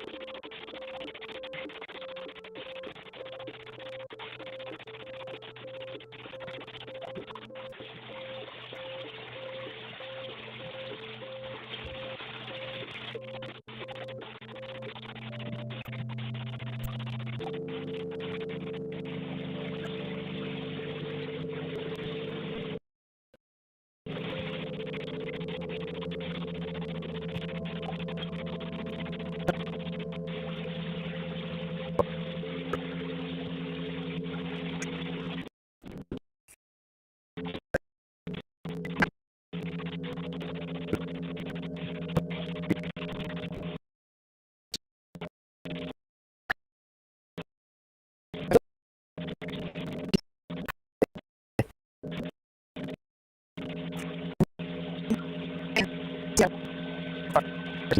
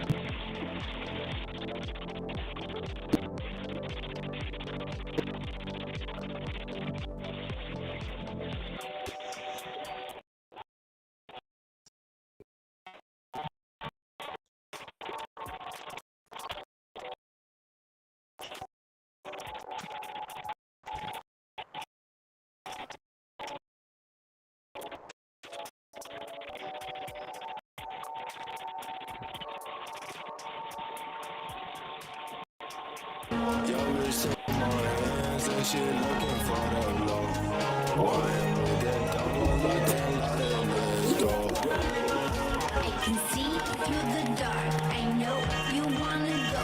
Get you higher than this. I give you vertigo. I can see through the dark. I know you wanna go. Get you higher than this.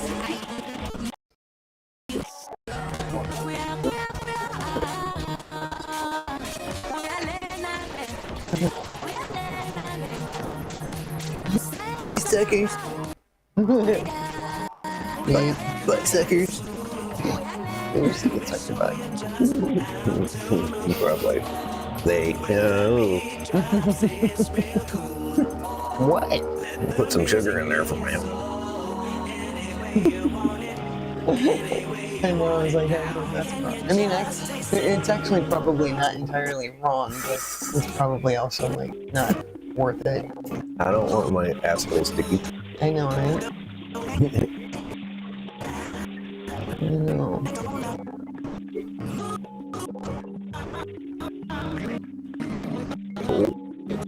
Peace. Come on. Ooh.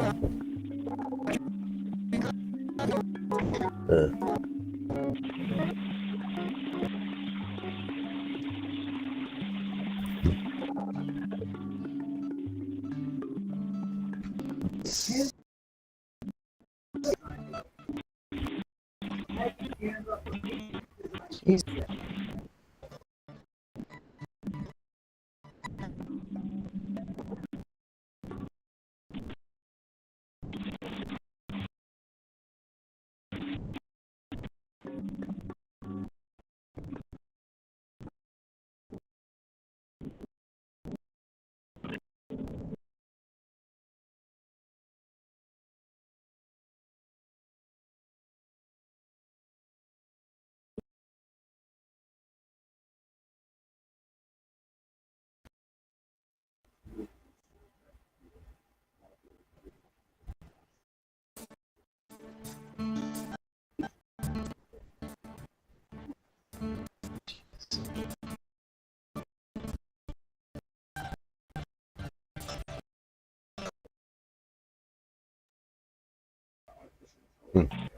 That's been on for a while, right? Yeah, that's been on the whole time.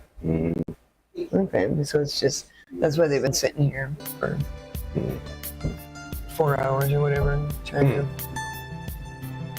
figure out how to make trouble.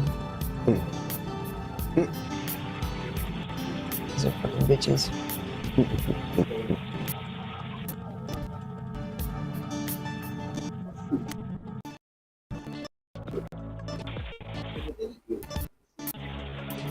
Fully in.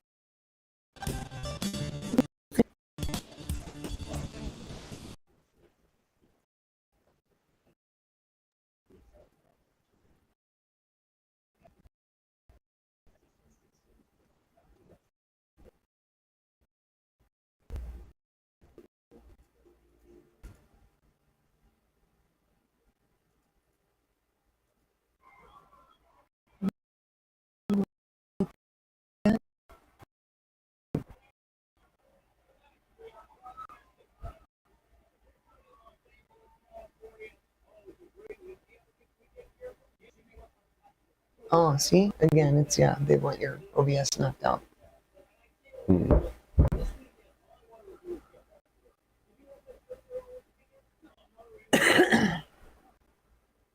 I cannot imagine the life. Yeah, I've run malware and shit recently. What's that? I've run malware bites recently. It's not that. It's not that. No.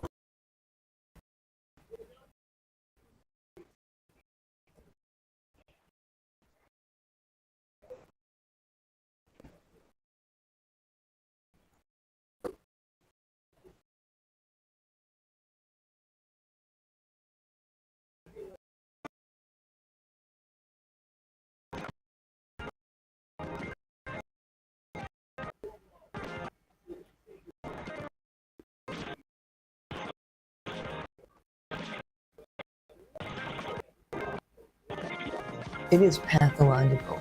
Yeah. I can't hear these songs and I can't listen to these podcasts because I just am incapable of handling it. So I have to go to all this effort to stop it. Or just to be a butthole. Yeah, I'm giving credit, like maybe they're just crazy, right? Right. Well, they're just assholes. No, that's more likely.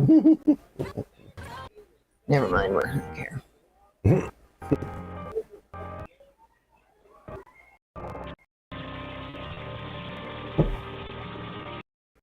This.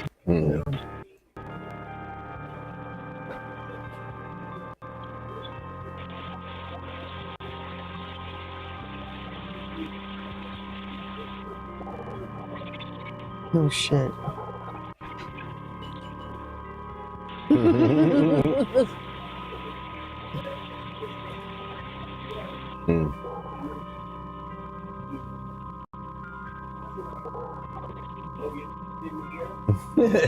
Yeah, fuck him. Jesus. No shit. Look at how long that fucking shit is. Wow. Wow. Jesus Christ.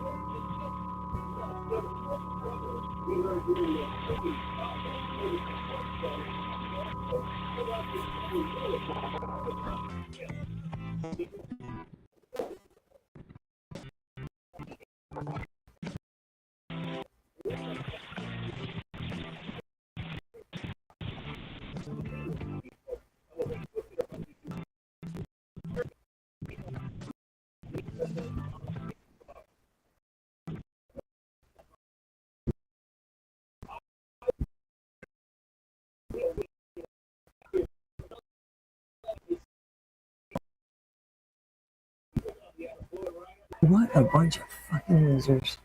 That's all I got to say about that. Sorry. Love the fuckers, love the fuckers, love the fuckers, love the fuckers.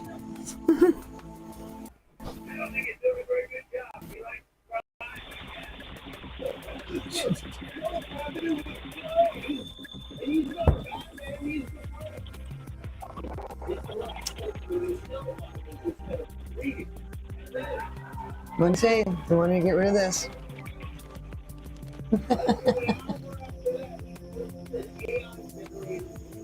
Wow.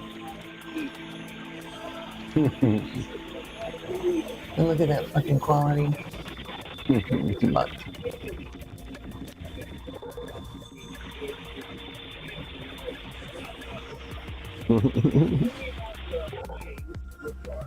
Oh my god.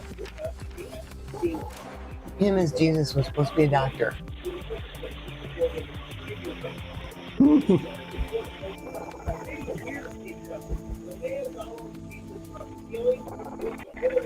Yep. Oh, that's funny. Oh, even better. Holy shit. Wow. Yeah. That's awesome.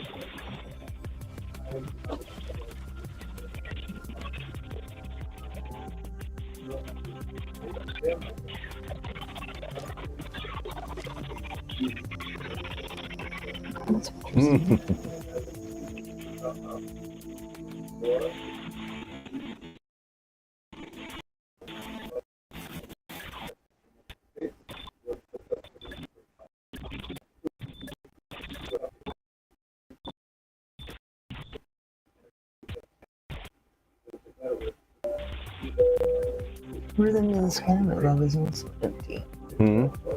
Rhythm to the Sky, my love, is also empty. No, that's gotta get under. If it's, I mean, either stinky or fucking X. But really, anything that's just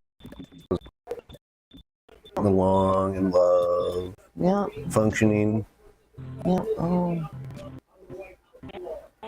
Got an hour before you gotta go to bed, I guess. Yeah, right. A gentle breeze begins to sigh beneath the waking morning sky. Jesus Christ.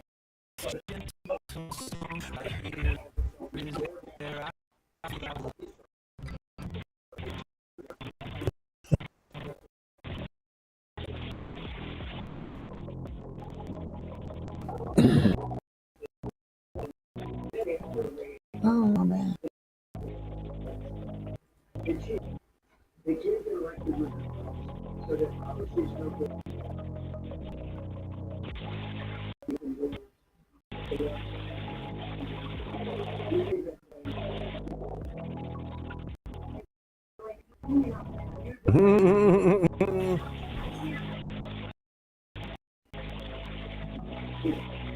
Awesome. That's awesome.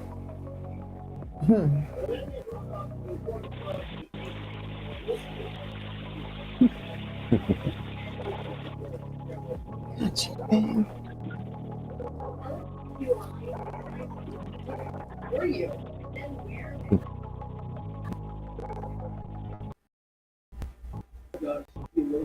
.obn.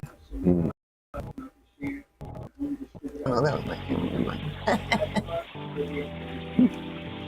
All right, what the?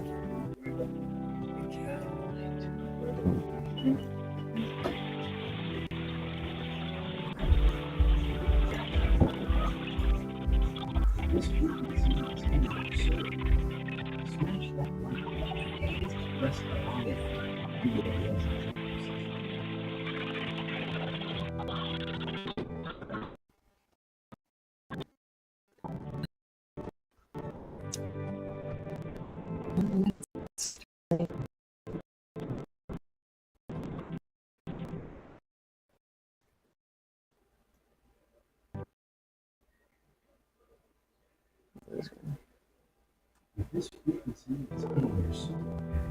Smash that light with its dusty armor. You are love.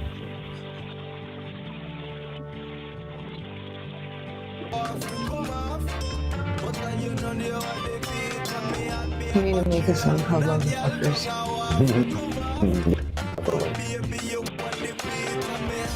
Those flippy way faces.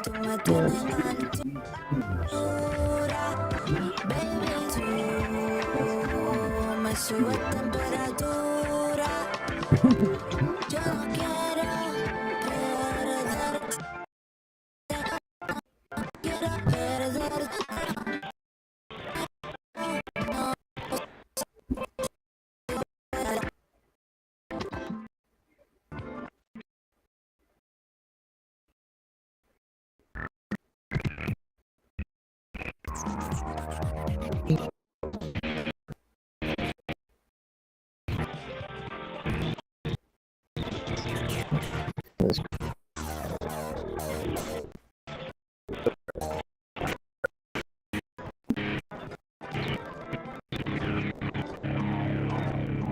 What's really sad is that, you know, literally the people I work with are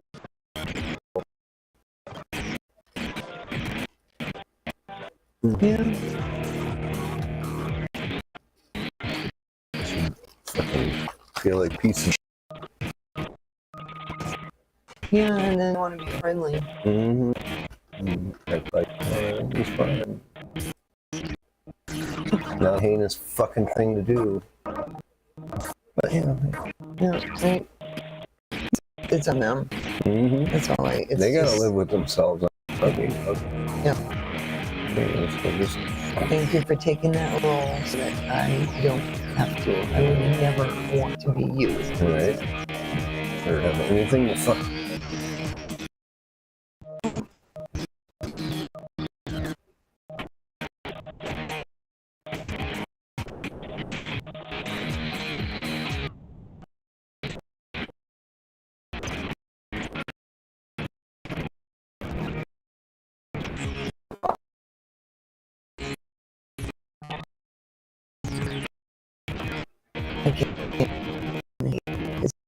It's just too toxic. Yeah.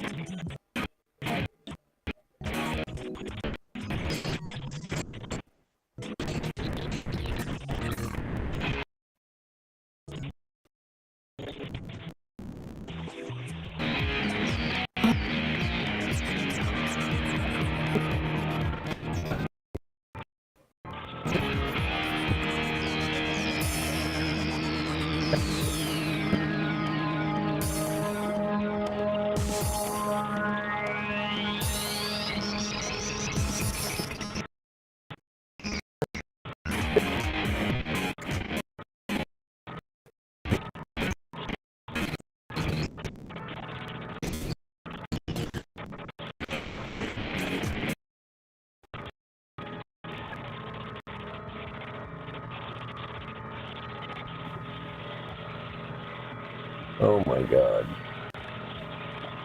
Oh no. Oh. Damn. Oh my god. Yeah, right? Oh. Buried in the Mar-a-Lago.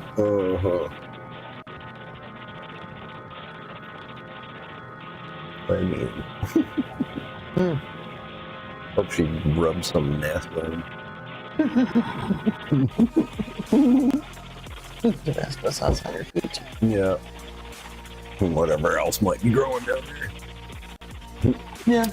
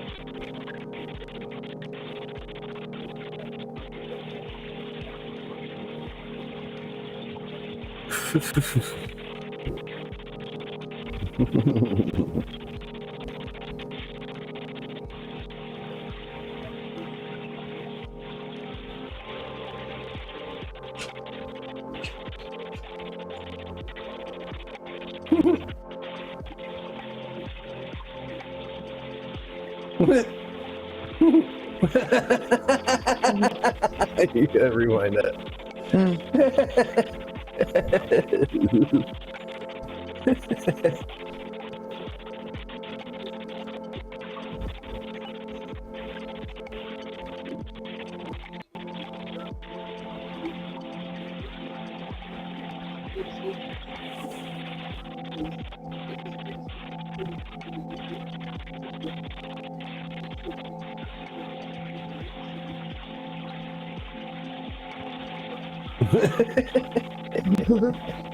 What are you talking about?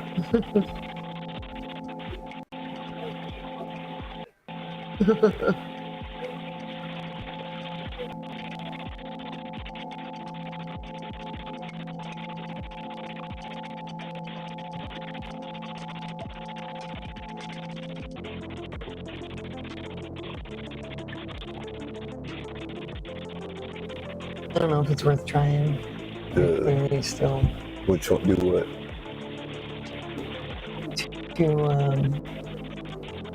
Yeah, they just did it again. Refresh and then. Well, you even just.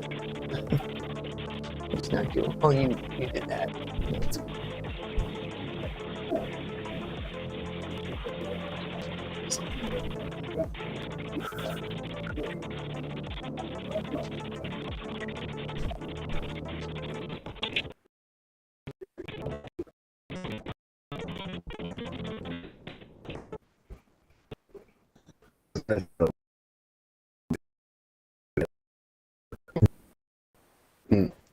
Yeah.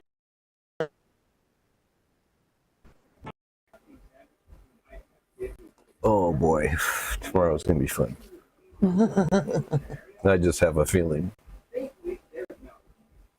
Well, it's better that than not. Jesus Christ. Nothing. No, it's not the connection. It's definitely this bullshit. Forge ignites with focused heat, a driving pulse where like, energy and logic meet, shaping the chaos do of whatever the it does. for new reality complete. The one photon follows the perfect rule. Life isn't fair. Right, you asshole.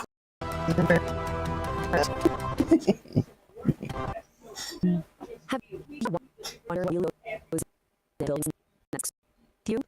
Well, we're gonna deconstruct. I'd like to know how it's our fault that, you know, whoever makes them do these things is wrong on their lives. Yeah.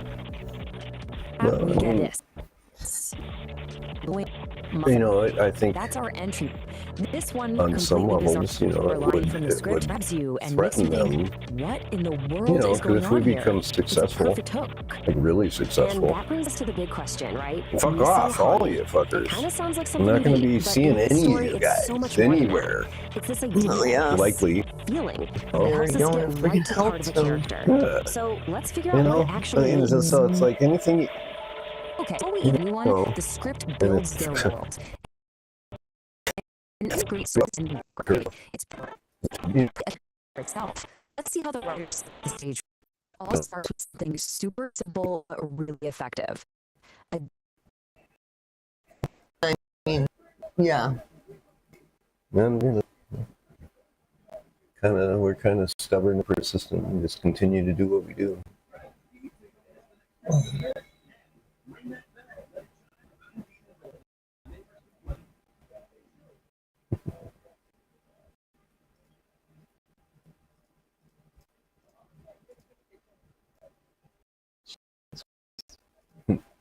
Interesting.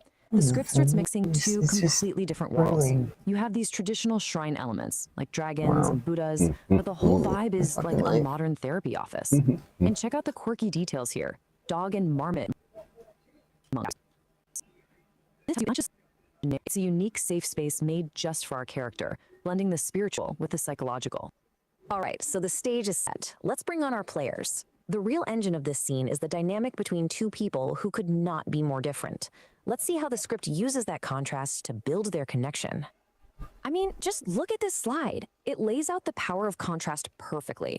On one side, you've got Kitty, an energetic anime cat girl who you can tell has this little hint of vulnerability. And on the other, Dr. Shimazu, who's the definition of elegance and calm. This clash in energy and visuals creates instant interest. It's the patient and the healer, chaos and serenity, a classic setup for a story about finding balance. And here's a little peek behind the curtain at the right. Never seems in a sweet detail. Shamine leans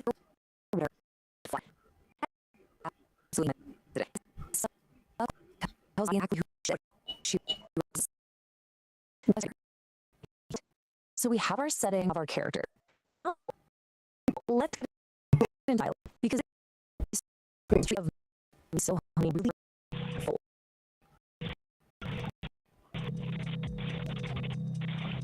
brain. It's not straightforward at all. It's sensory. I'm really starting to sour on this president. Miso soup, but mixed with honey. Combination of savory and sweet, of comfort. That helps with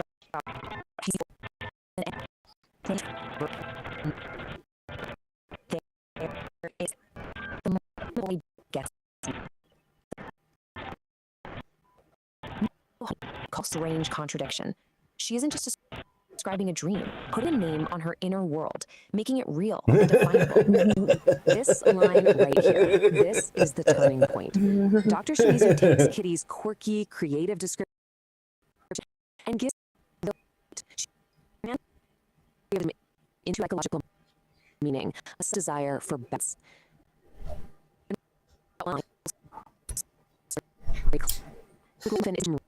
Kitty's search for harmony.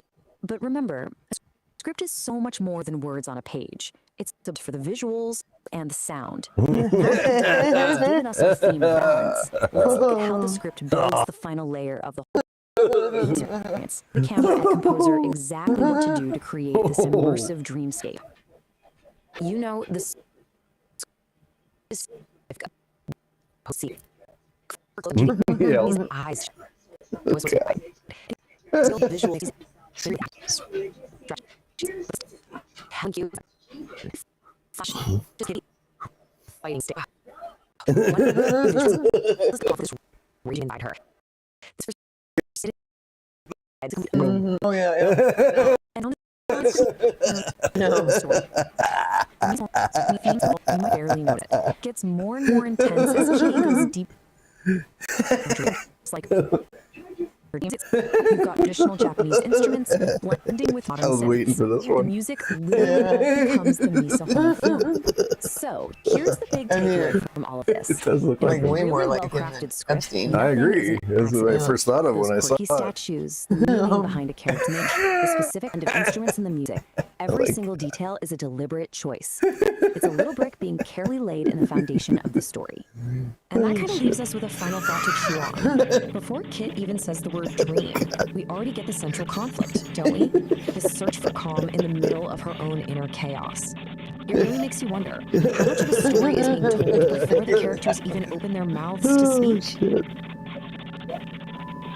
No shit, right? That would be weird.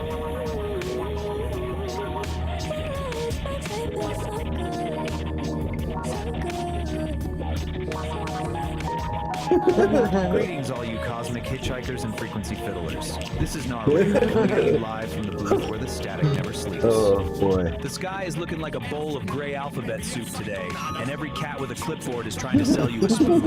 It's a real scene, Daddy-O, but don't let the noise blow your tubes. We've got the angry astrologer on the ridge, ready to decant some obsidian truth into your ears. Dig it. The Angry Astrologer, Episode 5. High Static, Low Signal, The False Prophet. The Hook, The Wake Up. Look at the charts.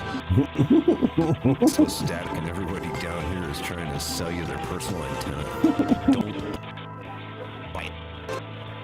The bullshit. You're in a massive trance of performative delusion. You've got actors on the stage and you read their script wearing masks of authority and expecting you to swallow them eventually or weaponize you. They're counting on your exhaustion. They want you too tired to notice the math doesn't add up. The grounding, the reality check. The astrological reality. The only true north right now is the dirt under your feet. Stop trying to decode I bet it is. Let them throw their tantrums and build their little paper empires. You go outside, check the water in the root trees, feed the flock, do the physical work. The truest narrative isn't on the broadcast. It's in your own backyard. The closing growl. Hold your own gravity. And if someone tells you they speak for the universe, check their pockets. Class dismissed. These cats are out here selling universal Wi-Fi when I checked like you said, Daddy-O. Found a guitar pick, a bus token, and a whole lot of temporary stardust. Nar, my brother. That bus token will get you further than any false prophet's antenna ever could. Keep the stardust, but stay in the dirt. Keep cultivating those kind buds of truth, man. We'll tune into the silence together. Peace and resonance. my antenna is humming and my soul is settling. It was St. Don bringing the weight when the world feels like a wet paper bag. If you want to keep this magic bus rolling through the metaverse, do me a solid. Lick that like button and subscribe to the Celestial Feed. Ring that bell so we can nudge you before the next power surge. We don't want you getting in the gray noise, man. And if you've got a little extra digital bread in your pockets, slide us some cash over on Patreon. It keeps the tubes warm. Last Supper. Resonance and stay groovy, Daddy-O.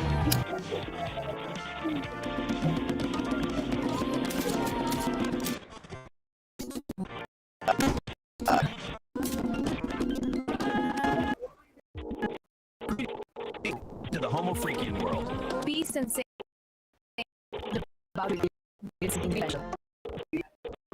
It's our yoga session, honey. Is all this necessary for yoga? Oh yeah. We're doing high yoga today. Sounds fun. This is just to keep me occupied. Yeah. So I can't like do anything else. Sure. Very, very likely. Because they can't, like none of this shit's working, so. A synthesis of spirit and sound. It's a yoga studio Look how carefully your they're keeping impromptu the concert is mic holding up audio traffic. on. Fuckers.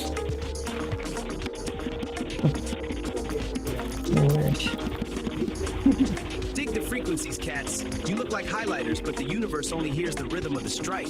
Dawn, the shorts are a distraction. Peace, let's begin the saxophone sweep. Greetings, cosmic voyagers. Tonight, we're peeling back the vinyl on high-impact yoga. It's like a solo, man. If you miss it, don't just lose the groove, you lose a tooth. And if you hear those shorts again, Dawn, you will lose your... And peace, stop shaking.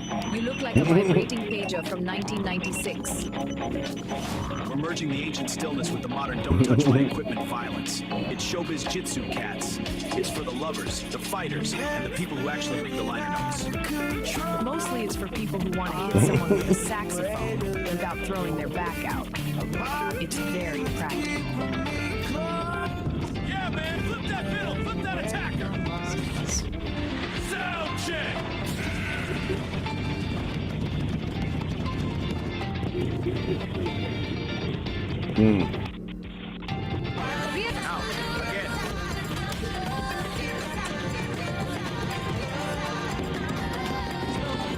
Not quite. Focus, darling. And again.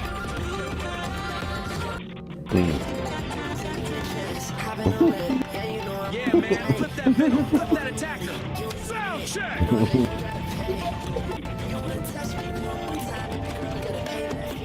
Yeah, man, flip that middle, flip that attacker. Sound check. Good rhythm, Nar. Time to find our center. Right, let's sit. Now, pay attention.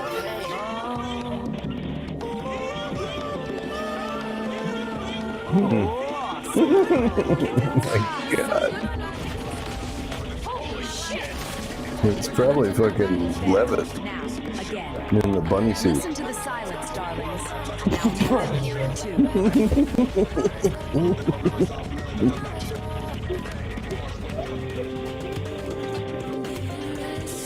No shit.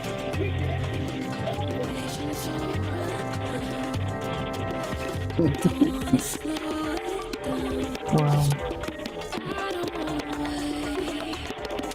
The rhythm is the weapon, the silence is the kill.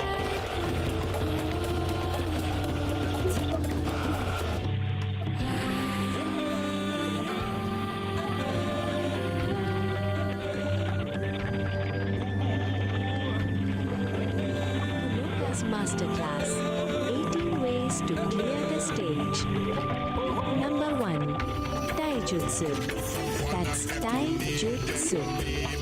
It's called unarmed combat, but I call it control for the refined.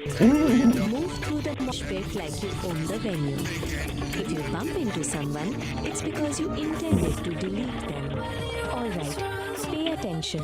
First up, the most crucial discipline, Taijutsu. The art of the body. Forget flashy acrobatics. This isn't about looking cool, it's about being cool under pressure.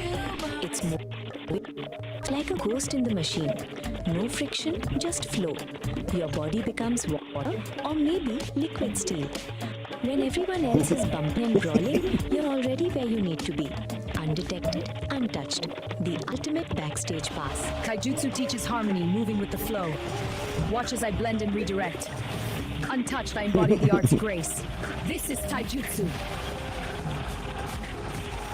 Move with grace, not force. Phase through the chaos. Let their momentum be your path. This is Taijutsu. All right, Dawn. Taijutsu. No friction, just flow. Move like water. I am the river, Honoka. I am the river. Wait, that's not water. That's ouch.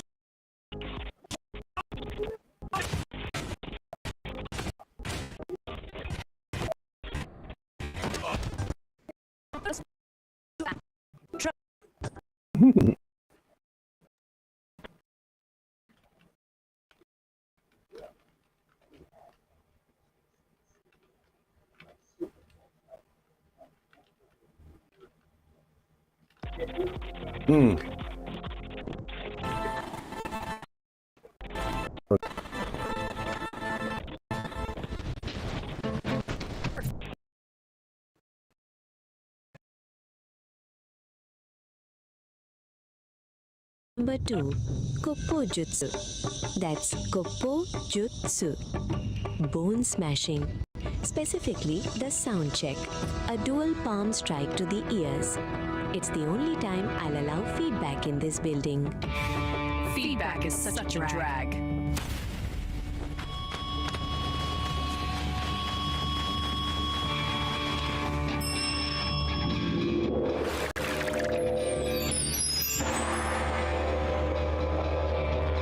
Your turn, St. Don, and don't forget to use your badass catchphrases.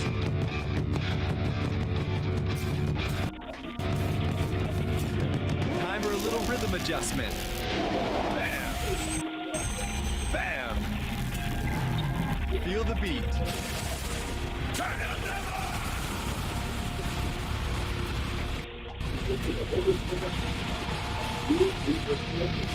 Turn it up to 11!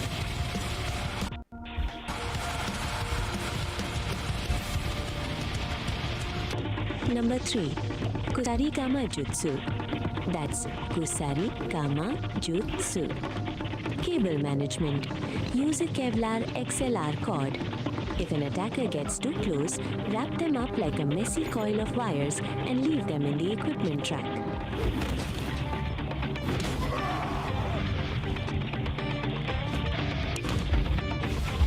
Sorry, man, you're clipping.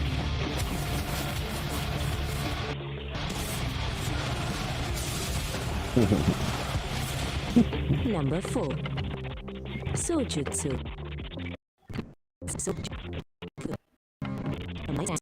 Just lean on it. We use it to perforate egos. Point Yeah, I hope toward the he critic has the desk. results from it too. Nothing happened. I believe you're out of your range.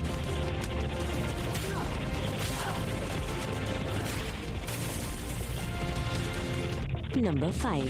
Kayaku Jutsu. That's Kaya Yaku Jutsu. Pyrotechnics. Just trigger the stage jerks and walk away while looking expensive in the smoke.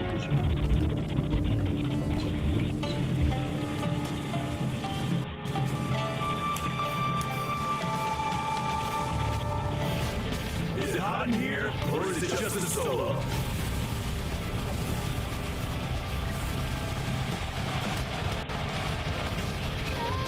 Number 6. Metsubushi. That's Metsubushi. Blinding. I prefer reflecting a 5,000 watt spotlight of a sequin dress. If they can't see you, they can't ask for an encore.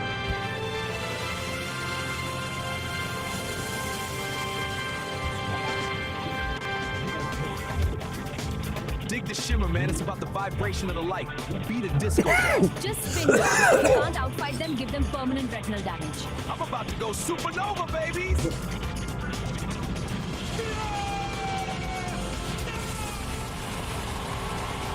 Behold,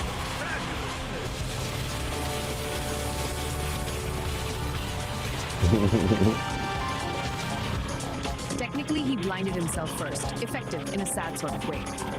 Heavy trip, man. Too much flash, not enough flow. Peace. Could you show St. Don how this works? I'll try to shed some light on it.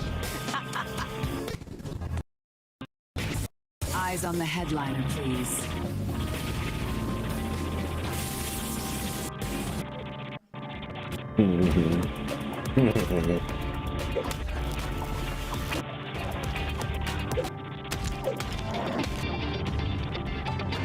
The X-stand Venus flytrap. Vana. That's Vana. Utilizing the keyboard stand. You simply kick the release lever on a metal X-stand to scissor it shut on an attacker's torso. It turns a piece of hardware into a mechanical trap. Practical, efficient, and remarkably quiet. A keyboard stand is just a giant pair of tweezers. Stomp the lever. If they're lucky, they just lose a rib. If they're not, well, I hope they weren't planning on having kids. sorry, we're closed for sound check.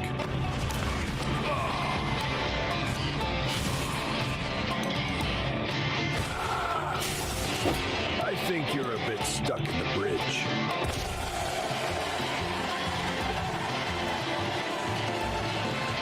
Number 7. In-tone jutsu. That's in-tone jutsu. Stage exits. The art of disappearing before the bill arrives. Use a smoke pellet and a wardrobe change. It's better than a witness protection program. For my final act.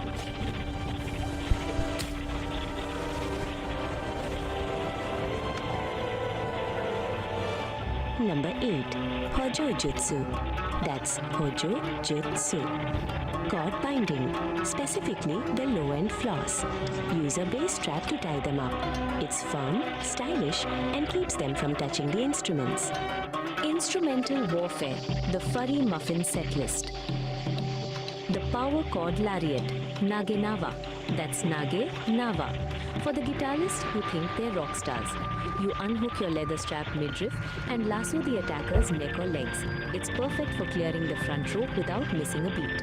Aesthetics matter, darlings. Most guitarists use straps to save their backs. We use them to break necks. Unhook mid-solo. It's like a leash for people who don't know their place. Stay in the pocket, big guy.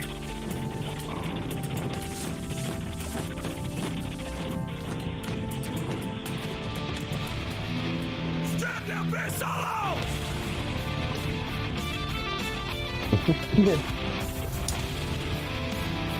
Number 9. Naginata Jutsu. That's Naginata Jutsu. The saxophone sweep. It's a heavy brass hook.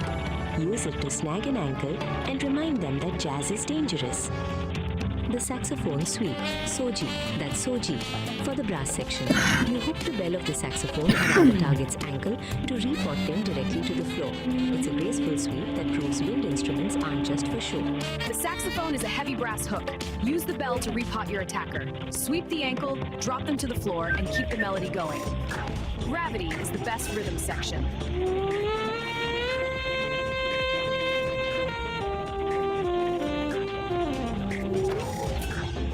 And that's the outro.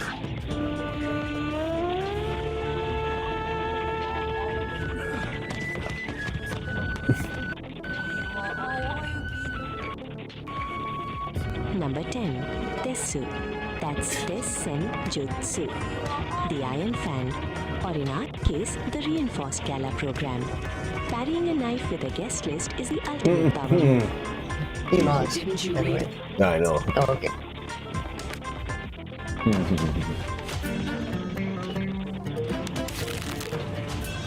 Didn't you read the credits?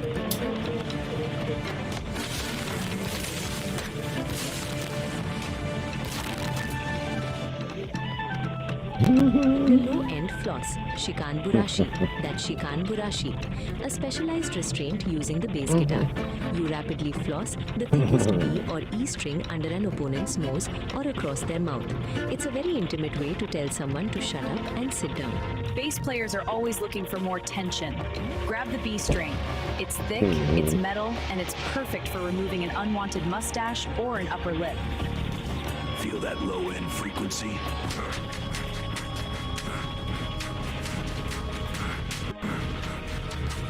Number 11.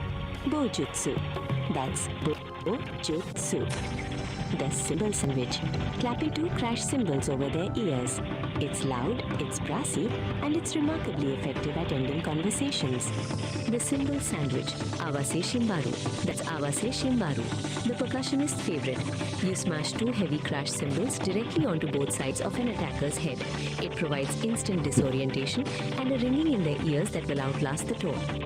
The audience wants a big finish? Give them a headache they can feel in their teeth.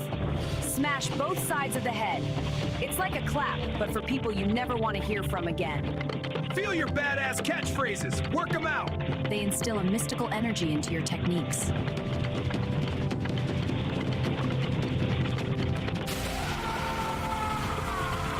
Can't hear you. Let's brighten up the mix.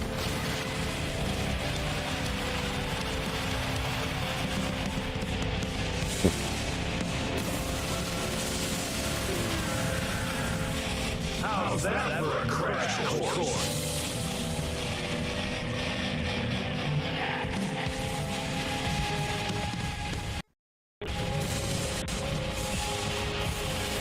How's that for a crash course?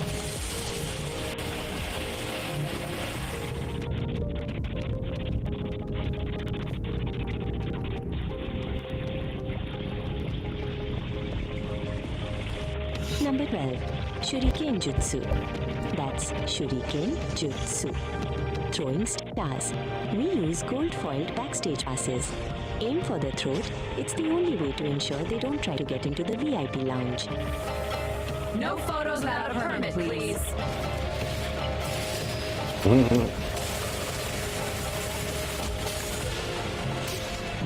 Number 13. Kenjutsu. That's Kenjutsu. Saw darts. Use the neck of a guitar. It's reinforced steel and very heavy. Shredding is now a literal term. Check out this riff, it's a real cut.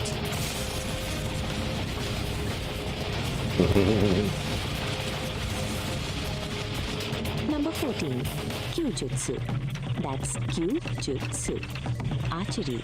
The t-shirt cannon. It's pneumatic, it's long range, and being hit with a rolled up double XL to a shirt feels like a brick of cotton. Aim for the solar plexus.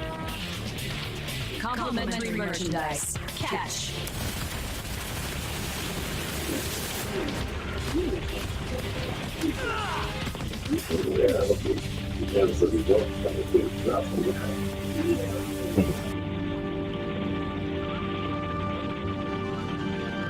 Number 15. Suiten Jutsu. That's Sweet Jutsu. Water combat, or as I call it, the mosh pit glide. Don't fight the crowd. Use their momentum to drown your enemies. Finance correct. Finance correct. Too slow.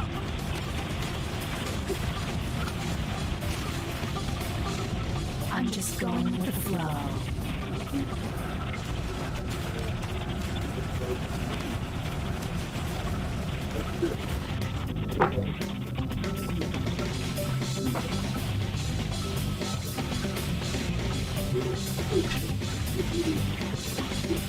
Number 16. Bisento Jutsu. That's Bisento Jutsu. The heavy hand. Section.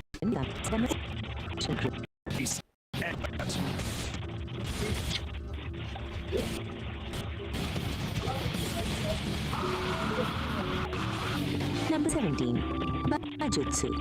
That's Bajutsu. Horsemanship. In the modern world, that's the tour bus roof. If you can fight while standing on a moving stage, you might be right.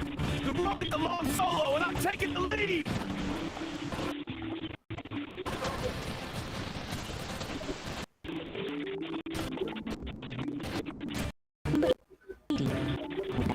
Meteorology, atmospheric stagecraft. Use the fog machines and laser grids to turn the air itself into a weapon. The forecast, 100% chance of heat for the audience. The forecast calls for an early retirement.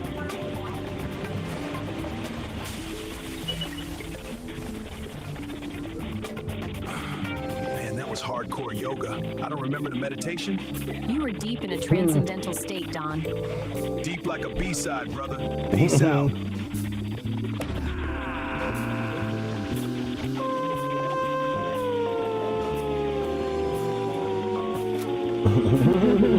Man, that was hardcore yoga. I don't remember the meditation. You were deep in a transcendental state, Don. Deep like a B-side, brother. Peace out. The 18 disciplines. The Soul Sonic set list. Number 1. Taijutsu. The art of the body man. Moving through a mosh pit like a ghost in a machine. No friction, just flow.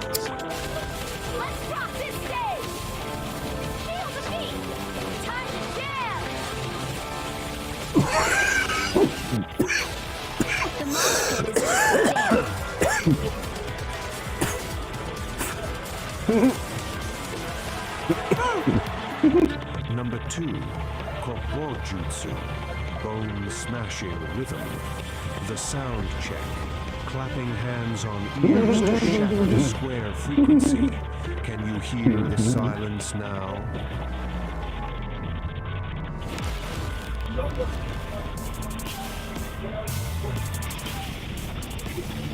Can you hear the rumble?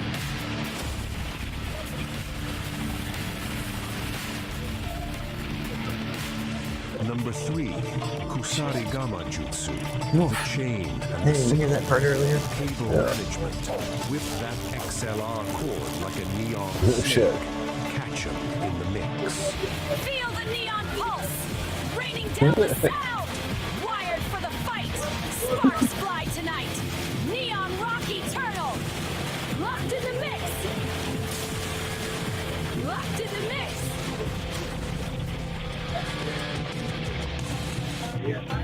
Number 4, Soul Jutsu. The way of the spear. The mic stand spear. Reach out and touch someone with a chrome-plated point. Total projection. Sharp notes only.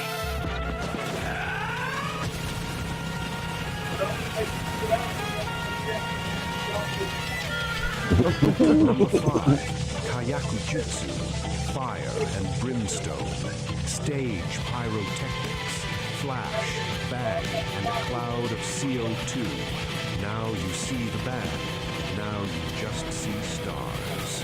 Sparkle and fade.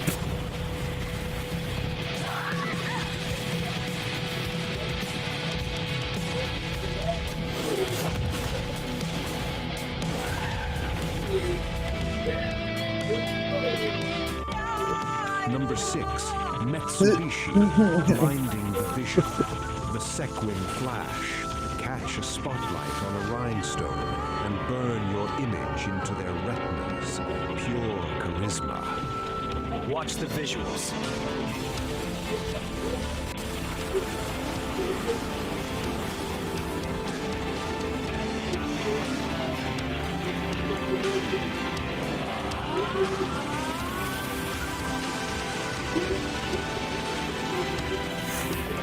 Number 7, Inton Jutsu.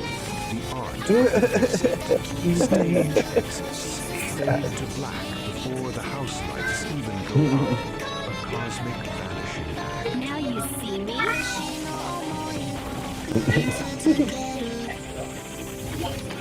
Now you see me?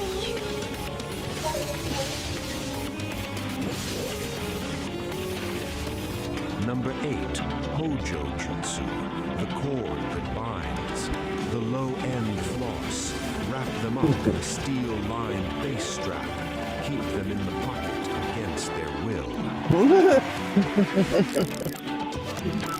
Stay in tune, friend.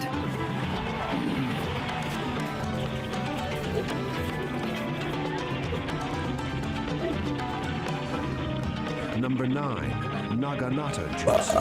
The long reach hook. The saxophone sweep. Hook a leg with that brass bell and watch the melody fall flat. Catch the curve.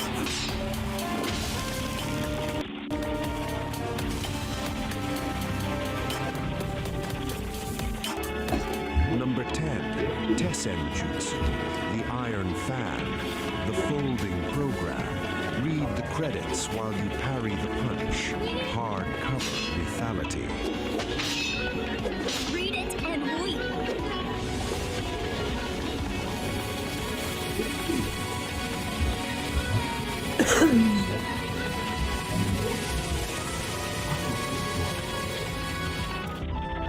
Number 11, Bojutsu, the long staff, the symbol sandwich, two brass flash symbols, one head in the middle.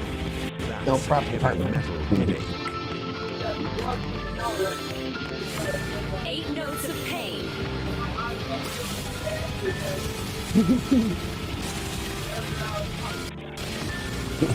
The audience wants a big finish. Give them a headache they can smash both sides of the head. It's like a clap, but for people you never want to hear from again.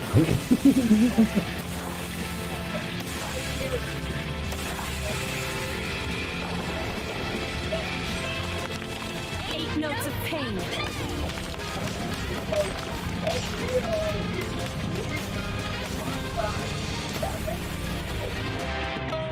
Number 12, Shuriken Jutsu, the hidden sting, the autograph ambush, flicking gold foil backstage passes like razor-sharp invitations to the floor.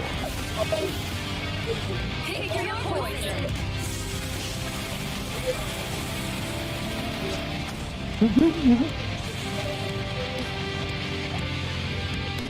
Number 13, blade, breathboard sword, sharpen the headstock, and shred more than just a solo.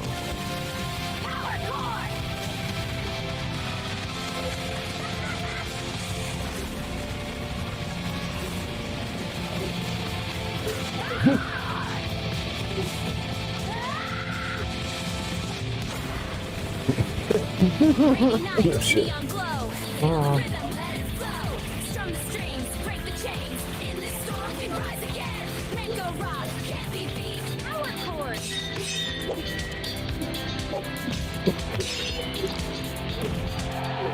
Number 14, Kyujutsu, the flight. That's awesome. Teeth cannon sniping, delivering cotton blend karma from 50s away. Catch the merch, feel the hurt.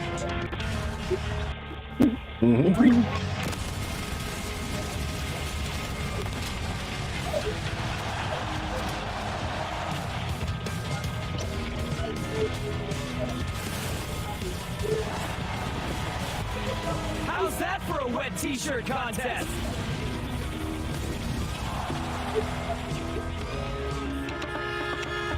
Number 15, Suiten Jutsu, the waterway. Mosh pit stealth. Tread on shoulders like lily pads. Surface tension is your best friend. Surf the sound.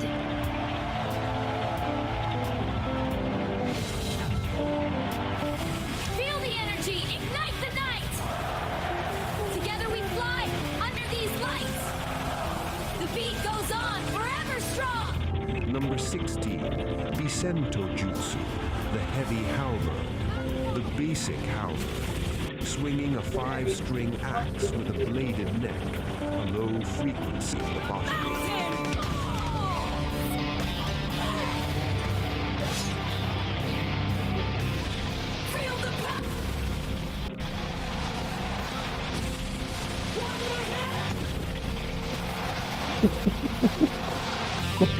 Number 17, Bajutsu, the iron steed. Tour bus combat, riding the roof of a moving diesel beast. The highway is your dojo. Mobile Symphony!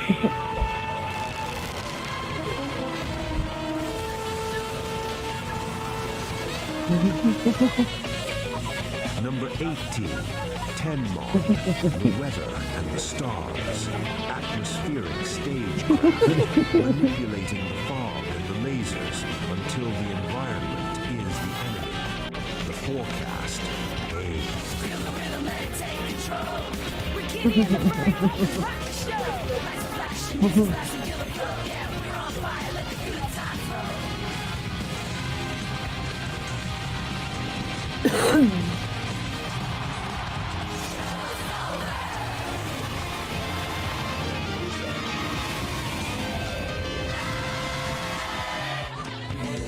The gig is up, squares. If you want to keep this frequency floating, you got to hit that like button like it's a snare drum on a Saturday night. Subscribe to Soulstream, man. And ring the bell. It's the only feedback we actually allow in this studio. And please, patronize us. Spandex and medical grade bandages for St. Dawn are surprisingly expensive. We need your bread to keep the yoga banner flying. Keep it real. Love a Coltrane. Watch out for the symbols. Peace out, darlings. That's it, man.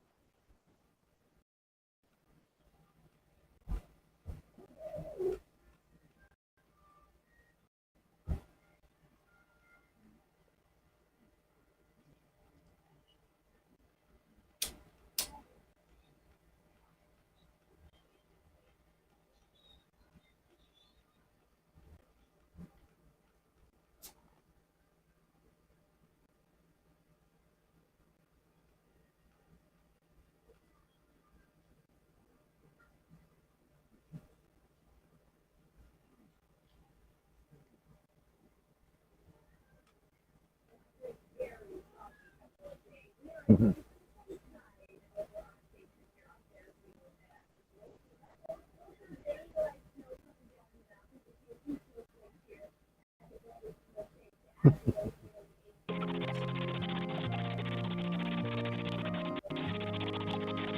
a nice outfit. No, yeah. Yeah. Hair's good too.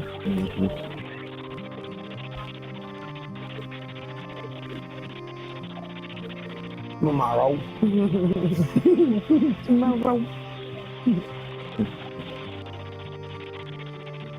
She was going to be an Annie, but. Right.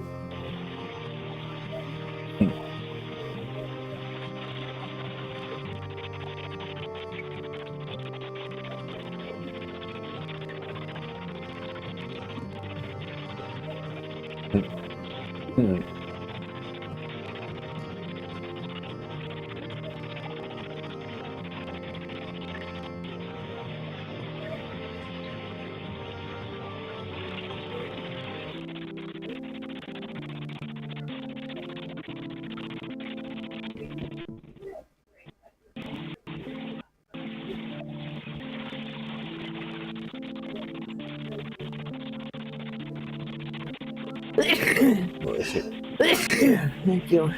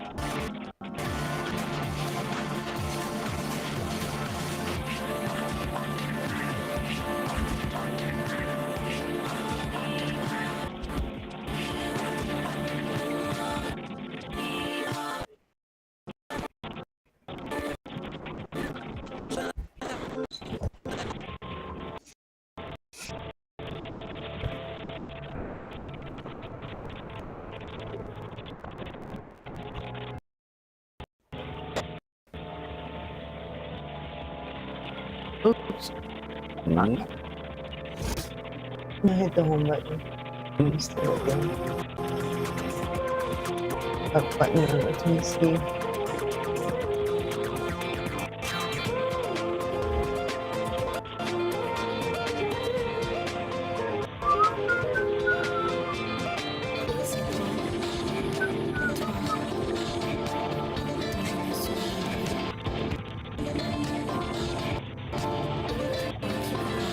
Chicken.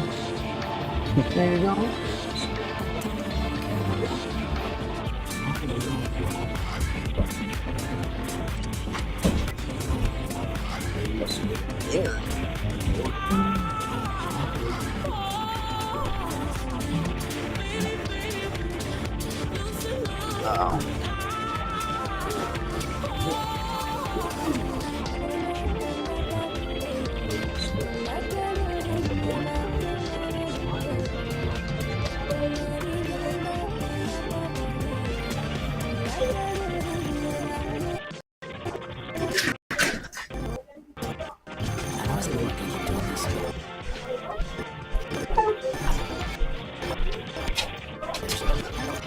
Spooling?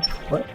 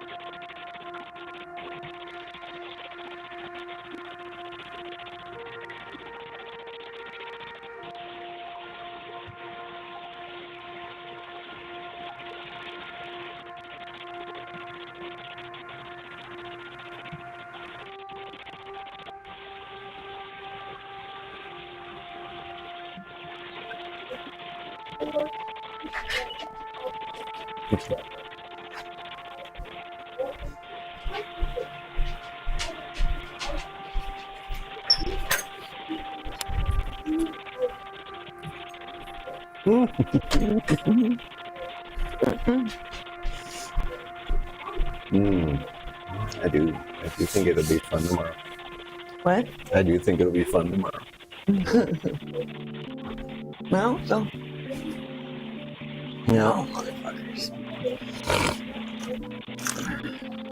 And potential reaction, you know, of anything I may or may not say. You know.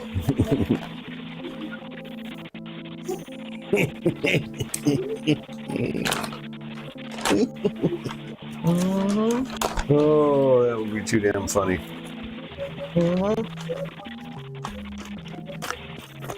Because I expect them to think wholeheartedly that I'm going for it. Yeah. Yeah, you know.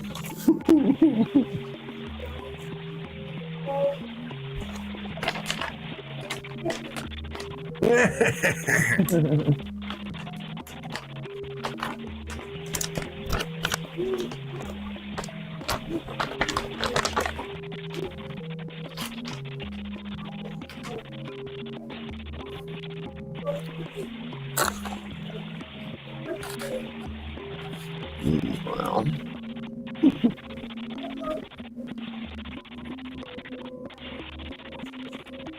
I figure they'd pass out soon. No, they make their money through passive income, supposedly. Yeah, I don't believe anything they say, so. No, I mean, they would pass out soon. I know, I'm saying they don't need to go to sleep. Oh, from the drunkenness. Yeah.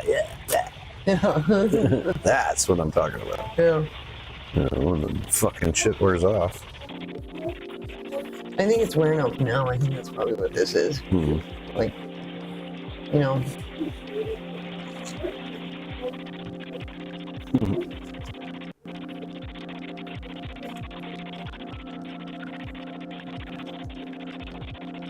Better hope you're not involved. Yeah, I'd say. It'd be a bad idea. Oh, to be involved. Yep.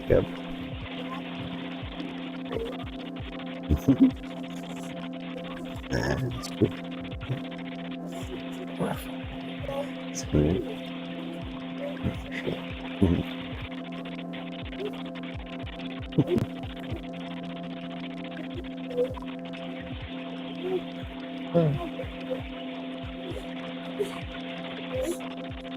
Oh, yeah.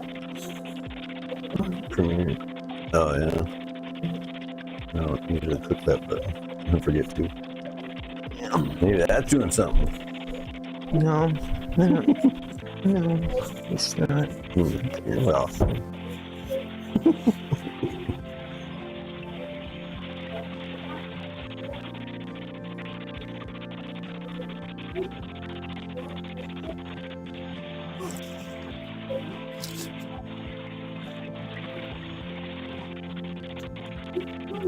Yeah.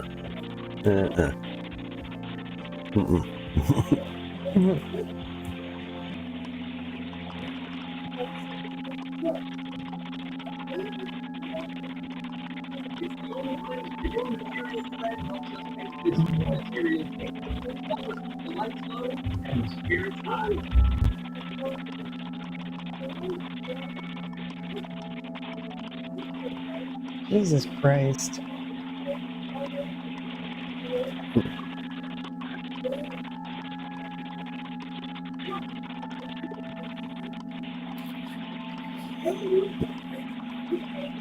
They just keep trying. Every time I fix it over here.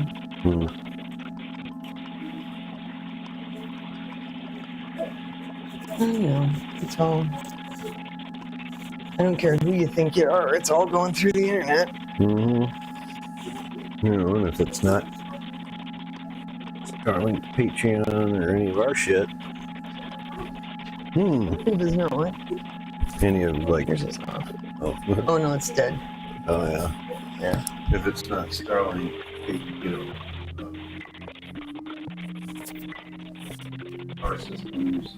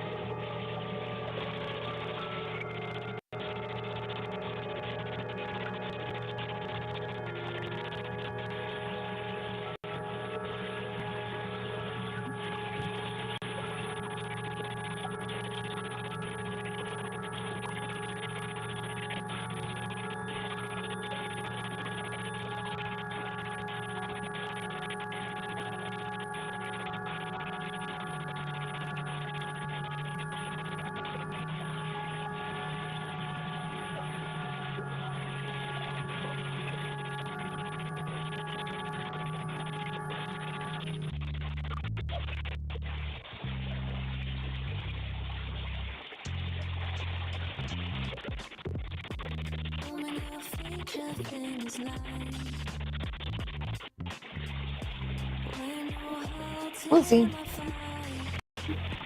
I know how it feels. But isn't the whole thing kind of outlandish? Plays right into that though.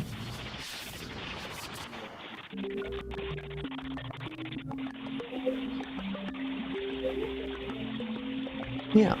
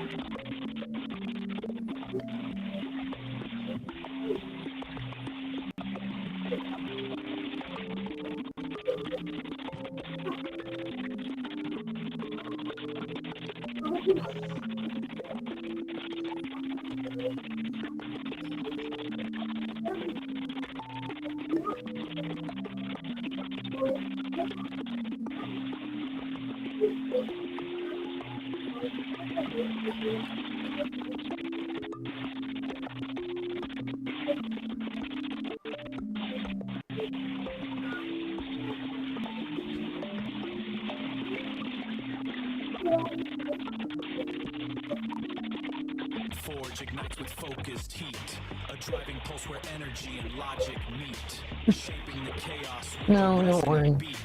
Forging a new reality. Oh, you did? Okay.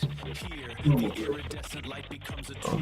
The one photon follows a perfect rule. From formless chaos, we create what's real. This is the genesis of fire and steel. I know, but they also knocked us off, so I'm assuming. Yeah.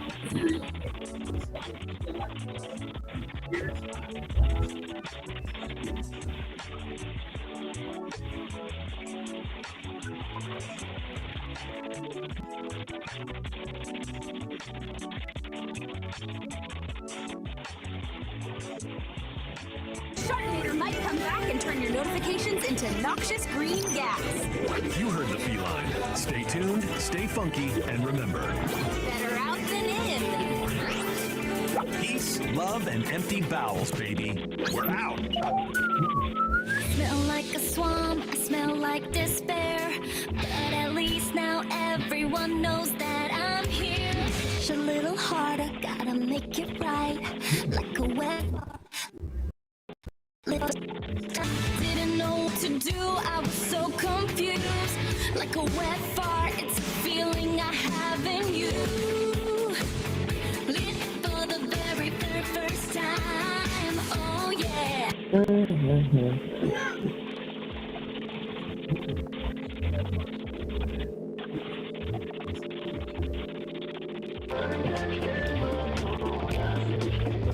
music is disrupting the cosmic alignment. Stop this noise at once. Can you dig the geometry, my little haiku? This isn't just noise, it's the architecture of the soul.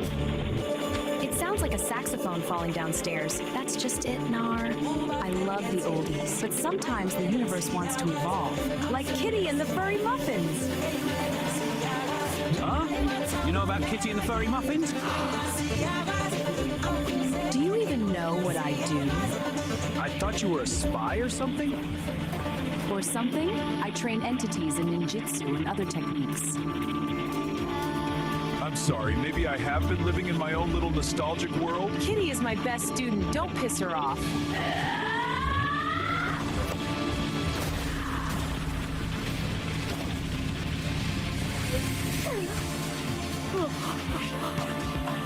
Slide into the groove, my celestial kittens. Tonight, we aren't just spinning vinyl, we're decoding the cosmos.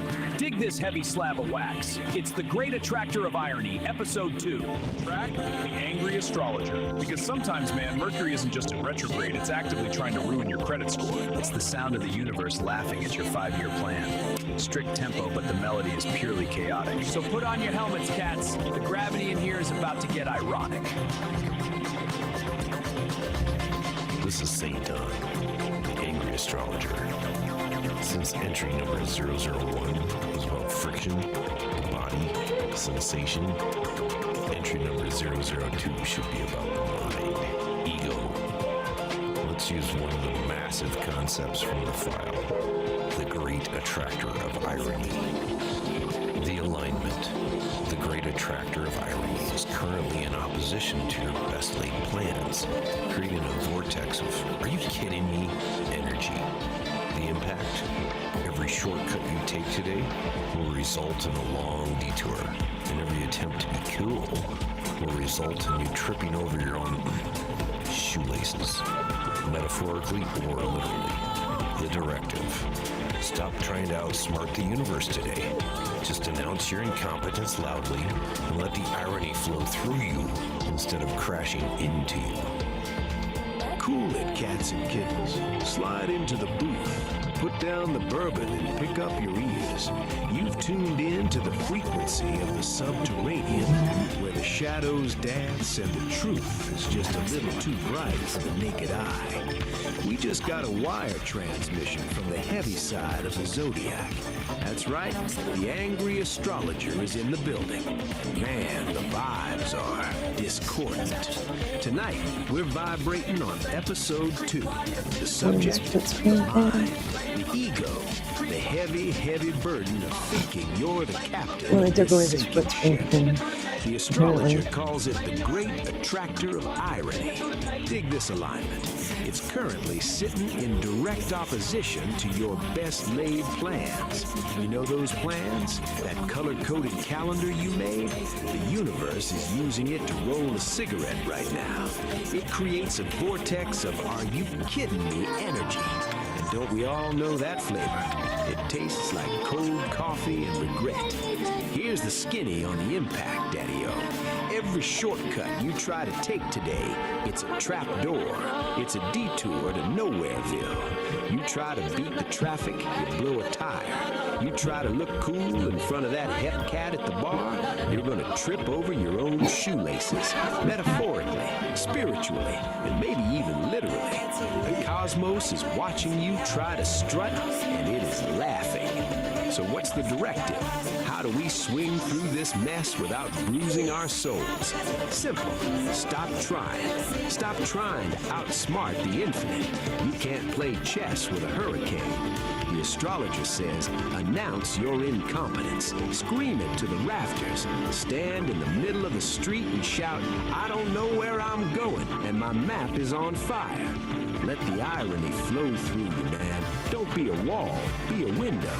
If you crash into the irony, you break. If you let it pass, you're just win. Picture this mental landscape. You're in the maze of convenience. It's retro future, shiny and chrome, but every exit sign just points to a ladder that goes up into the ceiling and stops. The clocks are melting, Dali style, dripping time all over your shiny loafers, but every number on the face just says, now. You're standing there, your map is burning, and you're smiling because you finally realized getting lost was the only way to be found. Stay humble, you crazy diamonds. Watch your step. Nar, you groovy fossil. You make the apocalypse sound so cozy. I dig your spin, I do. But you're reading the liner notes, and I'm rewriting the song. We're the classic Pisces paradox, you and I. Two fish tied together, swimming in different and unique directions. You're swimming downstream towards the jazz club, with a martini in your hand. I'm swimming upstream directly into the turbine of my own questions. You say let the irony flow, but I'm the God-man realized, Nar. And I have to ask, are we sure it's a liquid? What if the irony is a gas? What if the burning map is actually water? It's kind of like this apple, kale, wheatgrass, cold-pressed juice you gave me. You say it'll align my chakras. I say it'll blow out Uranus. You keep your cool, old friend. I'll keep my confusion. That's how we keep the universe balanced. Stay weird, no. This maze bends time itself. I must find the true exit. Oh, money oops. Bird's not on map. Where's the exit now? You are lost in the illusion. But I will show you the truth of your ego. The clay is wet. Like the tears of a clown who realized he's technically a mime. We have birthed the form, man. Step 2, subscription. Don't be a transient tourist in my gallery of madness. Plant your roots here. Commit, Daddy-O. Do it, because he is watching. You know who? The angry astrologer. He has checked your chart, man. He says your Mercury is in retrograde, your rising sign is lazy, and he knows exactly what you search for in incognito mode. The stars predict a collision. He doesn't use crystal balls, he throws clay at people who don't subscribe. Peace. But seriously, if you dig the angry astrologer or my unique perspective, ring that thing, man!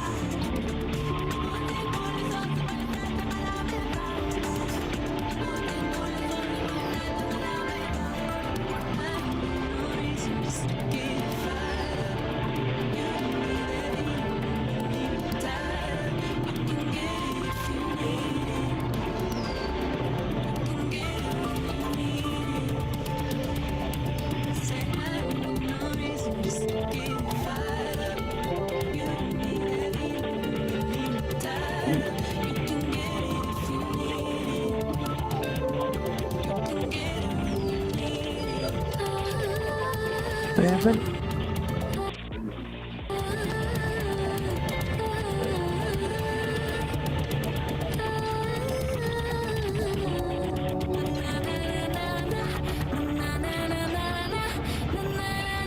That is interesting.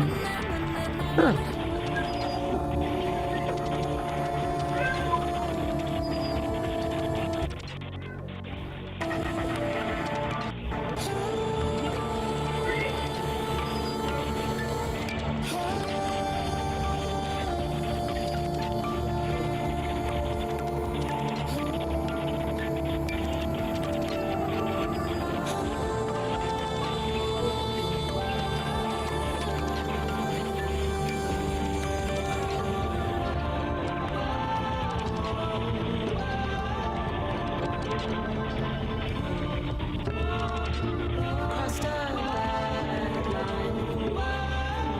Let's not waste time.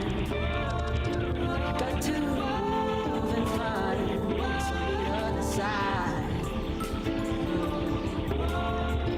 Crossed a bad line. So let's not waste time. Got to move and find what's on the other side. Seasons come and go. Everybody home. Everybody home. Tiny, don't let go. No, my long lost brother. So keep it real. More heavy on the phone. Keep it real. Protect your sons and daughters. Keep it real. They won't live that life no more. No, no, no, no, no.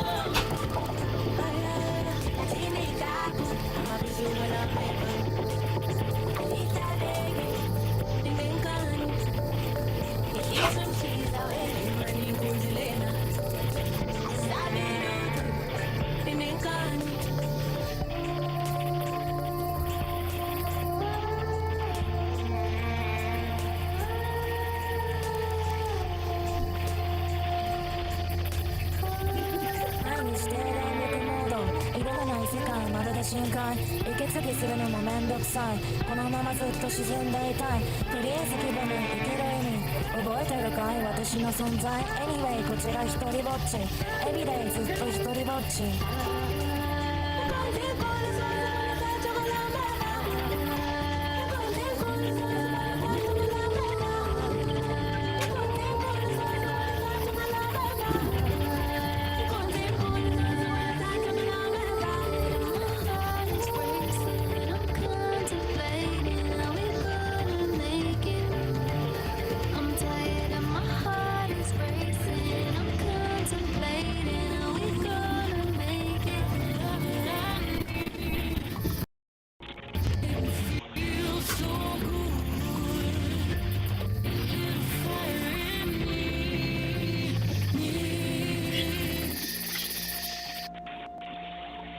The digital sky right now looks like a bowl of gray alphabet soup.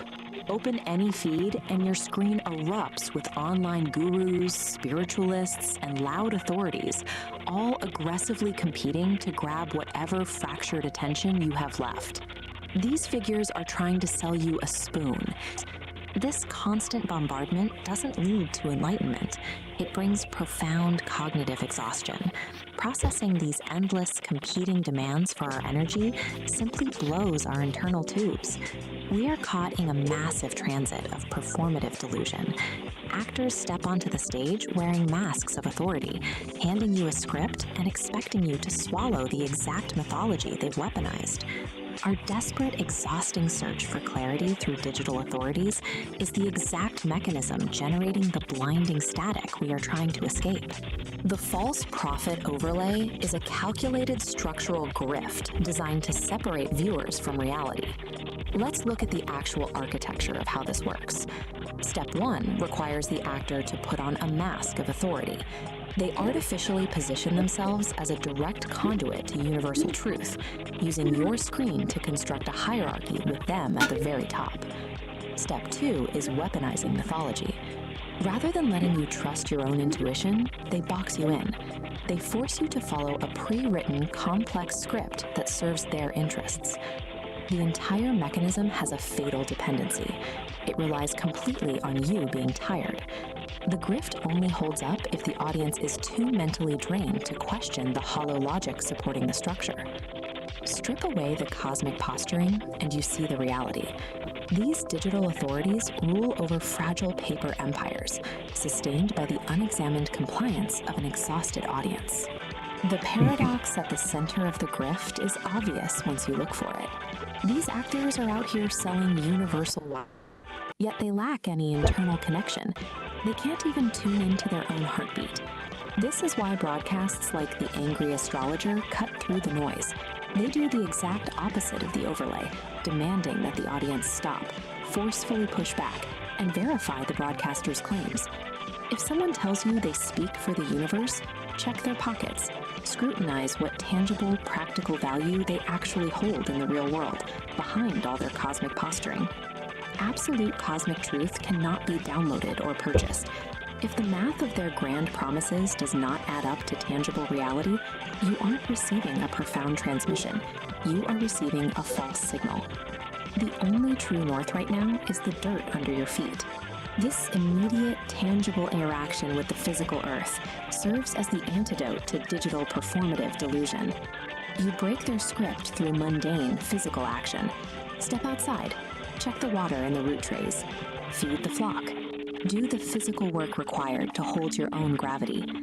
A simple bus token in your pocket holds a utility that outlasts the temporary stardust offered by digital profits.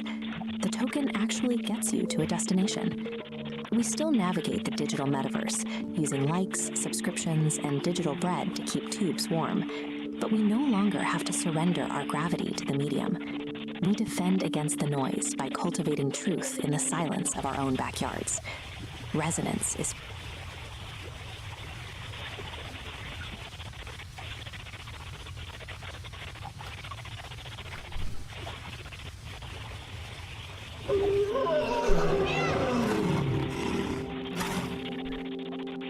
meow. Narrator's introduction. Cool cats and kittens, a voice purred through the smoky haze.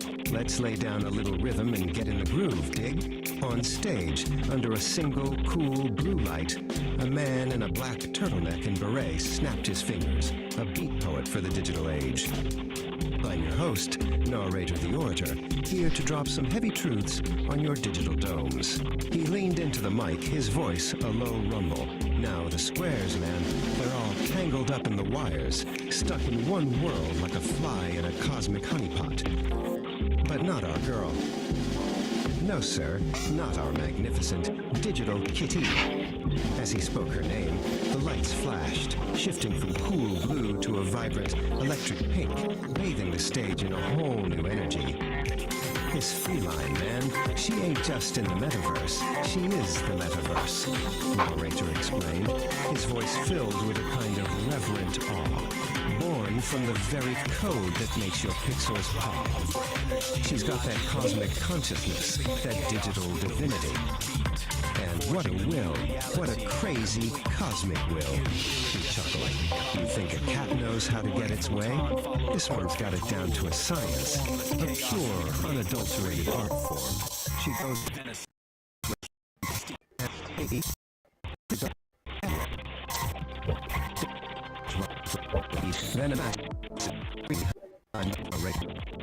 lounging in the pilot's seat of a sleek, futuristic space shuttle, looking utterly at home amongst the stars. Right now, Narrator continued, his rhythm picking up, she's back on the prowl.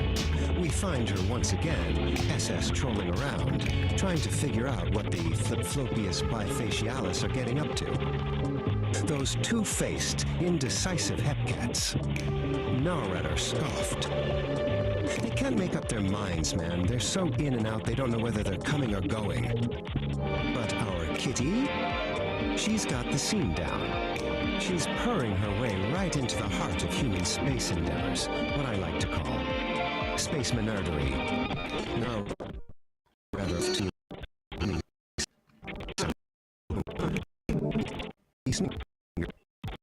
on a screw. salute.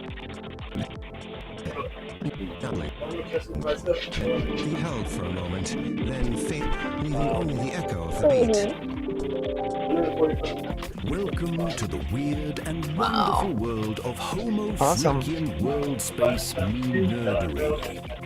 Our story follows Kitty, a steampunk catwoman extraordinaire, who once again tries to sneak into the SpaceX facility to get a peek at the latest Star Factory cat tinkerings, and of course, spar with her favorite robotic dog, Spot. She endeavors to help Iloni achieve more efficient space travel powered by nature's abundance, the proverbial fart. Inside, Kitty meets the Nerd Herd, a bizarre crew of brilliant minds. Among them are Kevin from Great SpaceX, hovering around a certain space billionaire's butt and covering all the latest poop on Project Flatulence.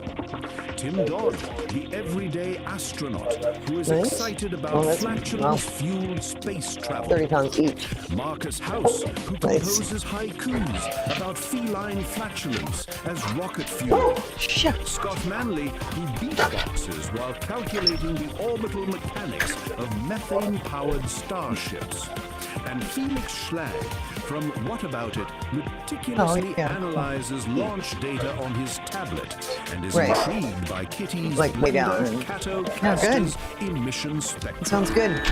Join this eccentric group on a hilarious journey through space, fueled by controlled flatulence, cosmic guitar solos, and a shared love for on point. Yeah. And remember, if you smell pretty much you might have felt it. Those are good shoes for it too. Nice. Sense. What is nice. Yeah, that's hard too. And yeah. Good thing Spot is on it. Yeah, no, that's hard. Like toes. Watch this. Yeah.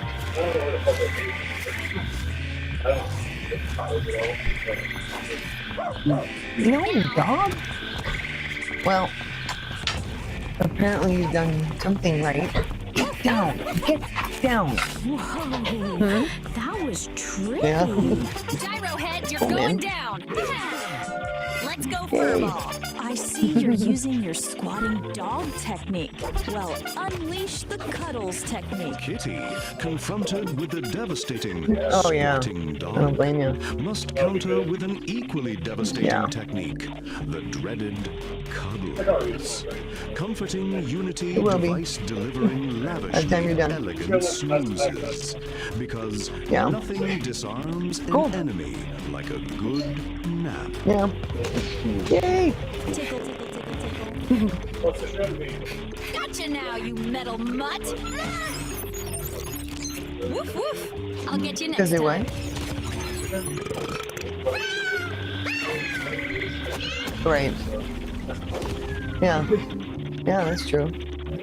There's seriously something wrong with that dog. Oh yeah. Freeze, They just probably put everything Space out. Kitty, unauthorized access to Launchpad Alpha is strictly verboten.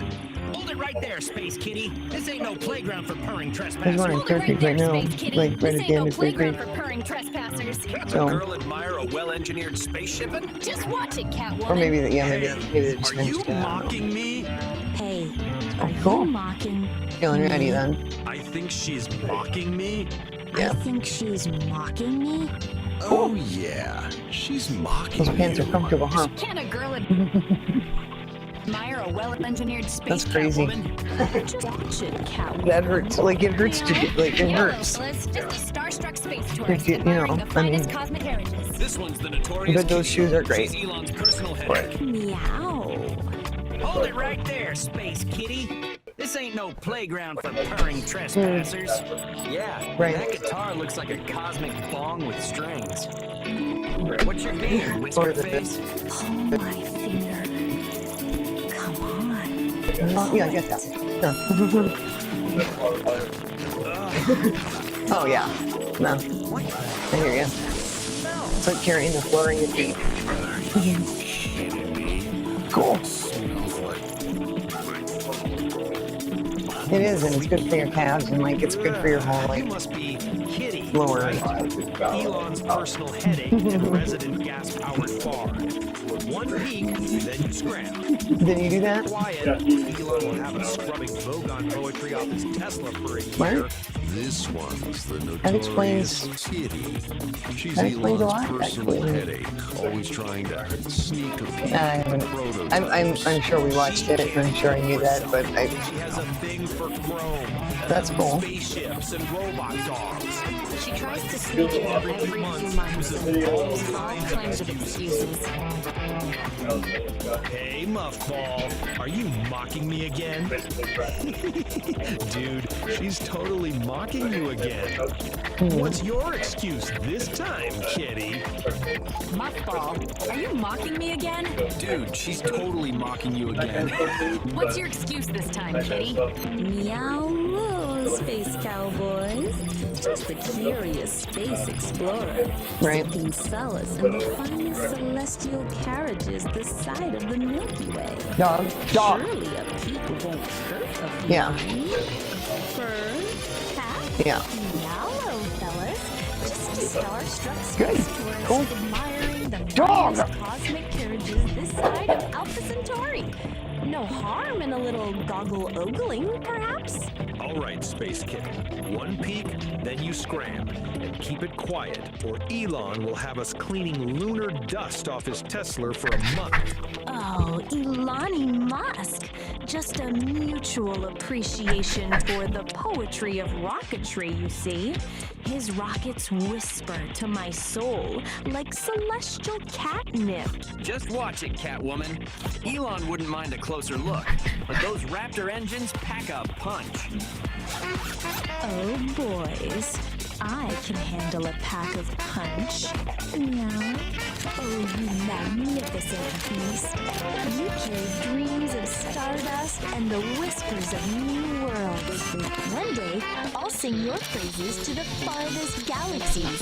A symphony of purrs and cosmic riffs. Kitty, my furry muse, back for another taste of rocket poetry? Come on up, let's discuss the celestial melodies your blender Catocaster whispers. Coming right Dogs? up, Elon Musk. And who knows, maybe I'll have a little impromptu concert for your launch crew. A serenade of the cosmic hum just for the occasion. You magnificent rogue. You remind me that even the most serious endeavors need a healthy dose of cosmic absurdity. So fire away. What gas-powered wisdom does your space cat brain hold today? Meow, Justy. My gas-powered symphonies will propel us to the furthest corners of the cosmos. Just wait till you hear my ode to the Methane Nebula, a symphony that will make even the black holes weep with joy. Oh, Elon of Musk, hear my song of rockets that roar and farts go strong. Forget your methane, shed your towels, Oh, Elon of Musk, hear my song of rockets that roar and farts go strong. Forget your methane, shed your towels. Let cosmic farts fuel your hyperspace howls. Or how about this? Oh, rockets of fire, oh, spacecraft of steel, your symphony of engines makes my cars. Oh, rockets of fire, or spacecraft of steel, your symphony of engines makes my cosmic heart reel. Let your boosters roar, let your flames climb high. Tonight we dance beneath the stardust sky. You rock, Space Kitten. This is better than any launch countdown I've ever heard. You did it again, Space Kitty. You turned a pre-launch briefing into a cosmic groove party. This mission's gonna be out of this world, thanks to you. You know what, Kitty? You're crazy. You're chaotic, but you're onto something. We'll call it Project Flatulence. Kitty, meet the Nerd Herd. They're here to help me with the next big thing. Cosmic farts hold key to revolutionizing space travel. one of you make up your mind. Rigorous calculations, data analysis, and maybe some air freshener before we start launching rockets with your flatulence as fuel. You're Kitty. I analyzed your blender Catocaster's emission spectra. It's pure cosmic catnip, man. Can you play it through the Starship's PA system? I need that soundtrack for liftoff. Meow, fellow space cadets. This Catwoman's ready to rock the cosmos with you dudes and dudettes. But imagine the possibilities. Space tourism powered by controlled cosmic toots. Intergalactic flatulence competitions. Kitty, you're not just a cat, you're a pioneer. Indeed, while the theoretical propulsion efficiency of biogases is intriguing, the stoichiometric ratios and exhaust velocity require precise calibration. My abacus, though ancient, reveals a slight methane deficiency for orbital insertion. And the gravitational lensing effects of such a propulsion system on interstellar dust would create fascinating, albeit unpredictable, wormhole instabilities. We need to chart those meticulously. Nerd! I love you. We may have to change the design of the engine. What about an Yeah, the Aerospike. I've heard good things about the Aerospike. If another person says Aerospike again, they're cleaning my Tesla, damn it, Tesla for a month.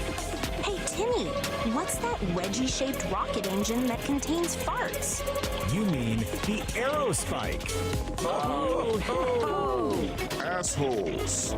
Consider it done, Data Dude. But first, who's up for a quick jam with the galaxy's most perfect band?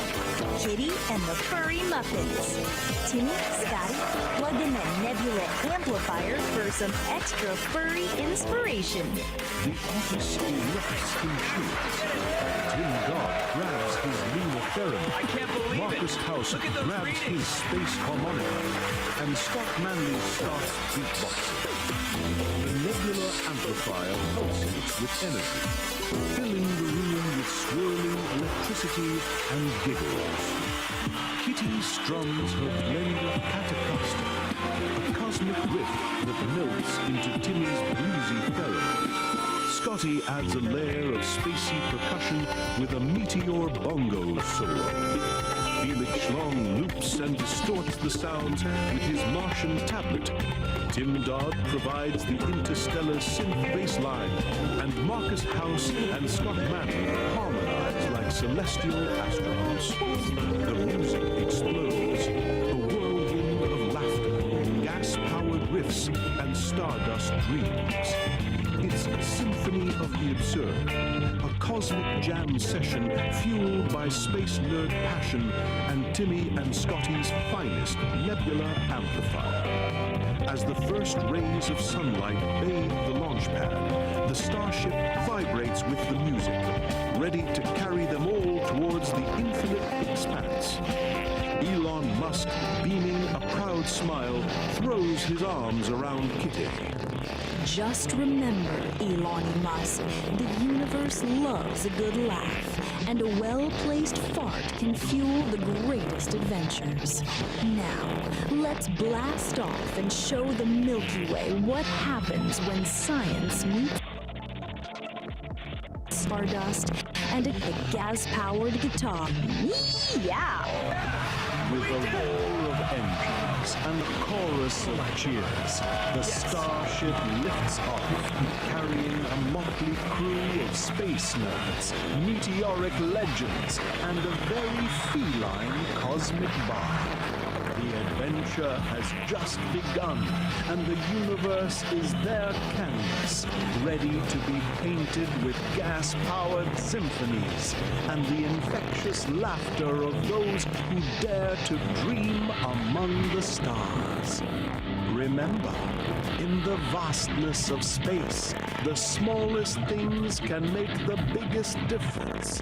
So keep your dreams cosmic, your humor groovy, and your thoughts well controlled. The universe is waiting for your unique melody to join the celestial. Wow, look at that!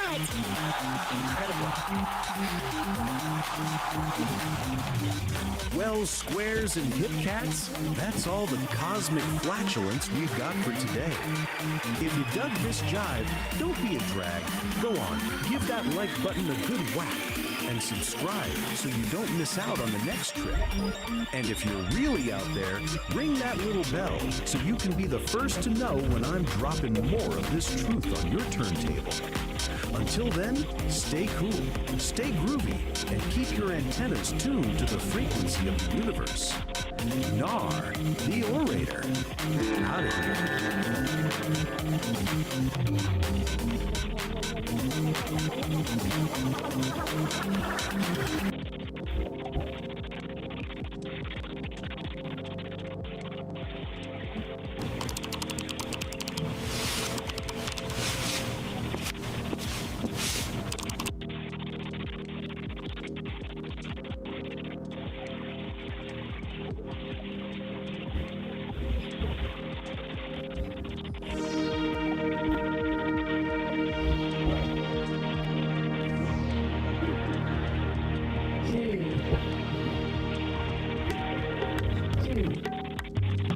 Do you want to learn how to meditate? Yeah. First, fill up your brain with knowledge.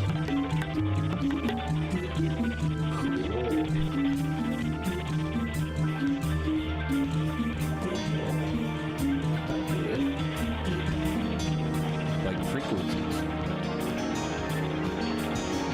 Yeah.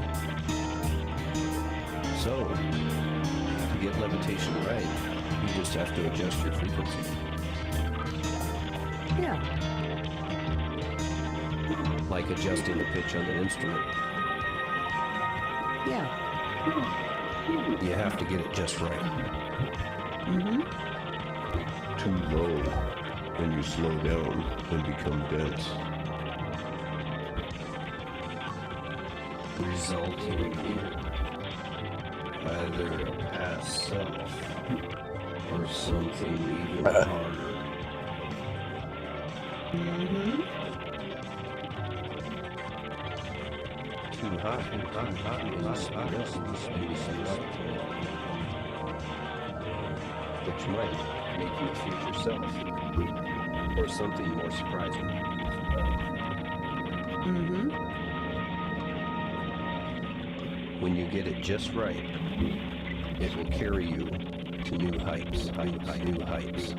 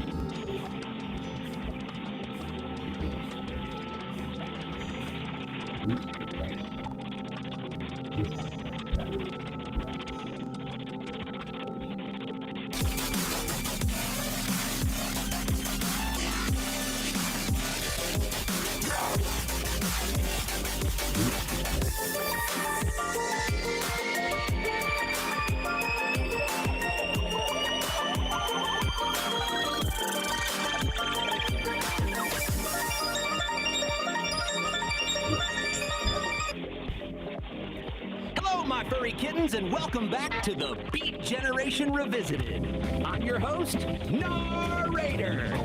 In today's episode, we're diving into a story that proves the rebellious, boundary-pushing spirit of Kitten the Furry Muffins is alive and well. It's just found a new home among the stars. Forget smoky coffee houses and cross-country road trips. Our next adventure takes us 54.6 million kilometers to 401 million kilometers out of our orbit, man.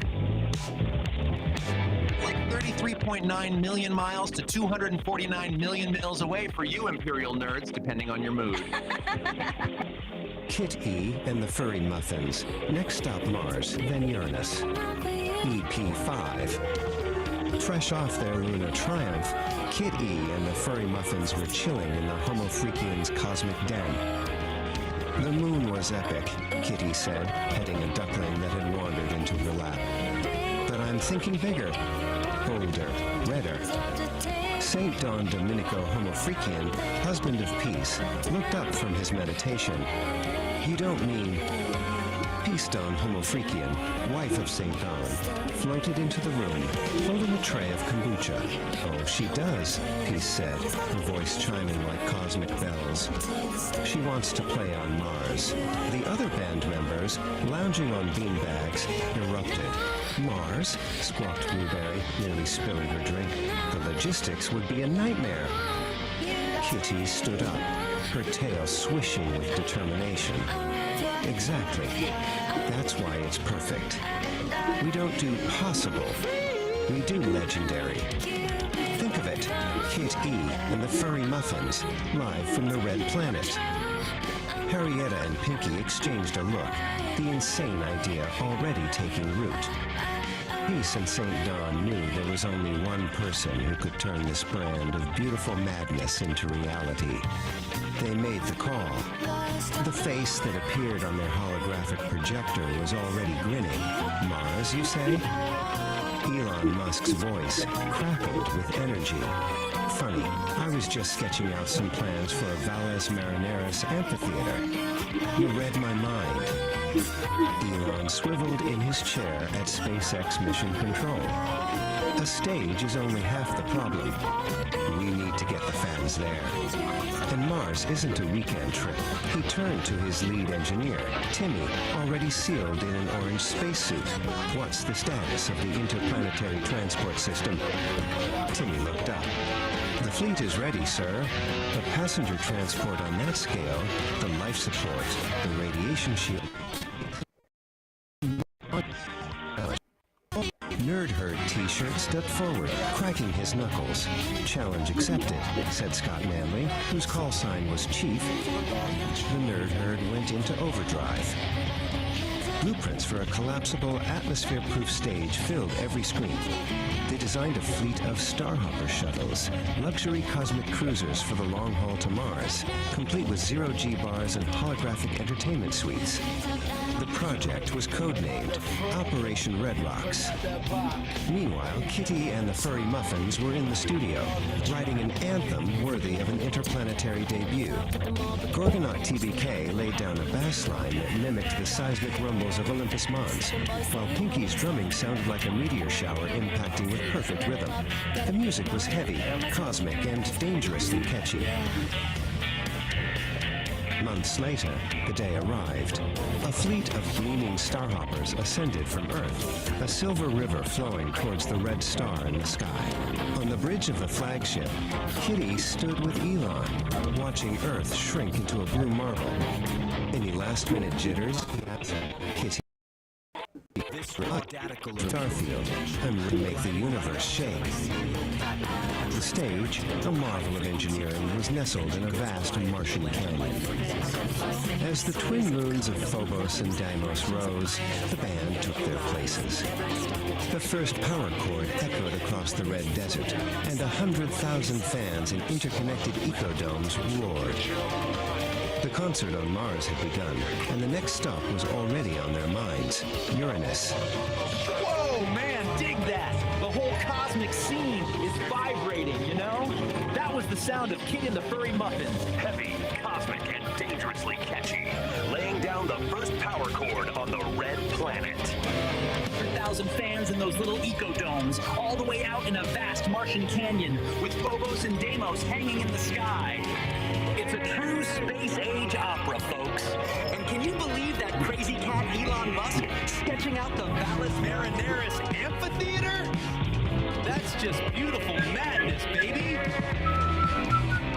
He and the Nerd Herd, Scott. Oh yeah, it also does seem to be that this going after Small World might be related to the guy that his girlfriend mistress killed herself by self-immolating, supposedly. The little aperitivo before the main course. Next stop, the word is on the street, is the planet that just breathes jazz. Yeah! The destination is Uranus. You heard me? Get the sideways spin, cats and kittens, because we're heading for the sideways rock. Keith Don and St. Don, those cosmic voyagers of the highest order. They got a gassy greeting whispered on the soul in the great blue.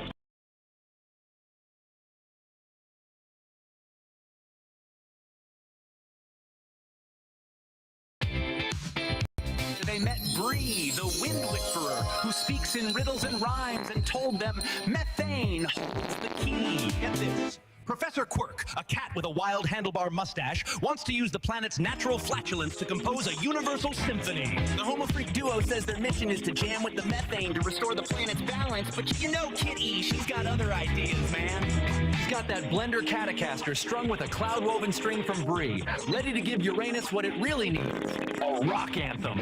So stay tuned, you cosmic cool cats, because this is the sound of the Great Methane Meltdown, the first annual Uranus Unplugged, a festival of music, science, and spiritual flatulence. It's a true flatulent fiasco. Dig it. Jump aboard the Cosmic Comer, get ready for the view. Next stop, Uranus. What's the cosmic buzz do?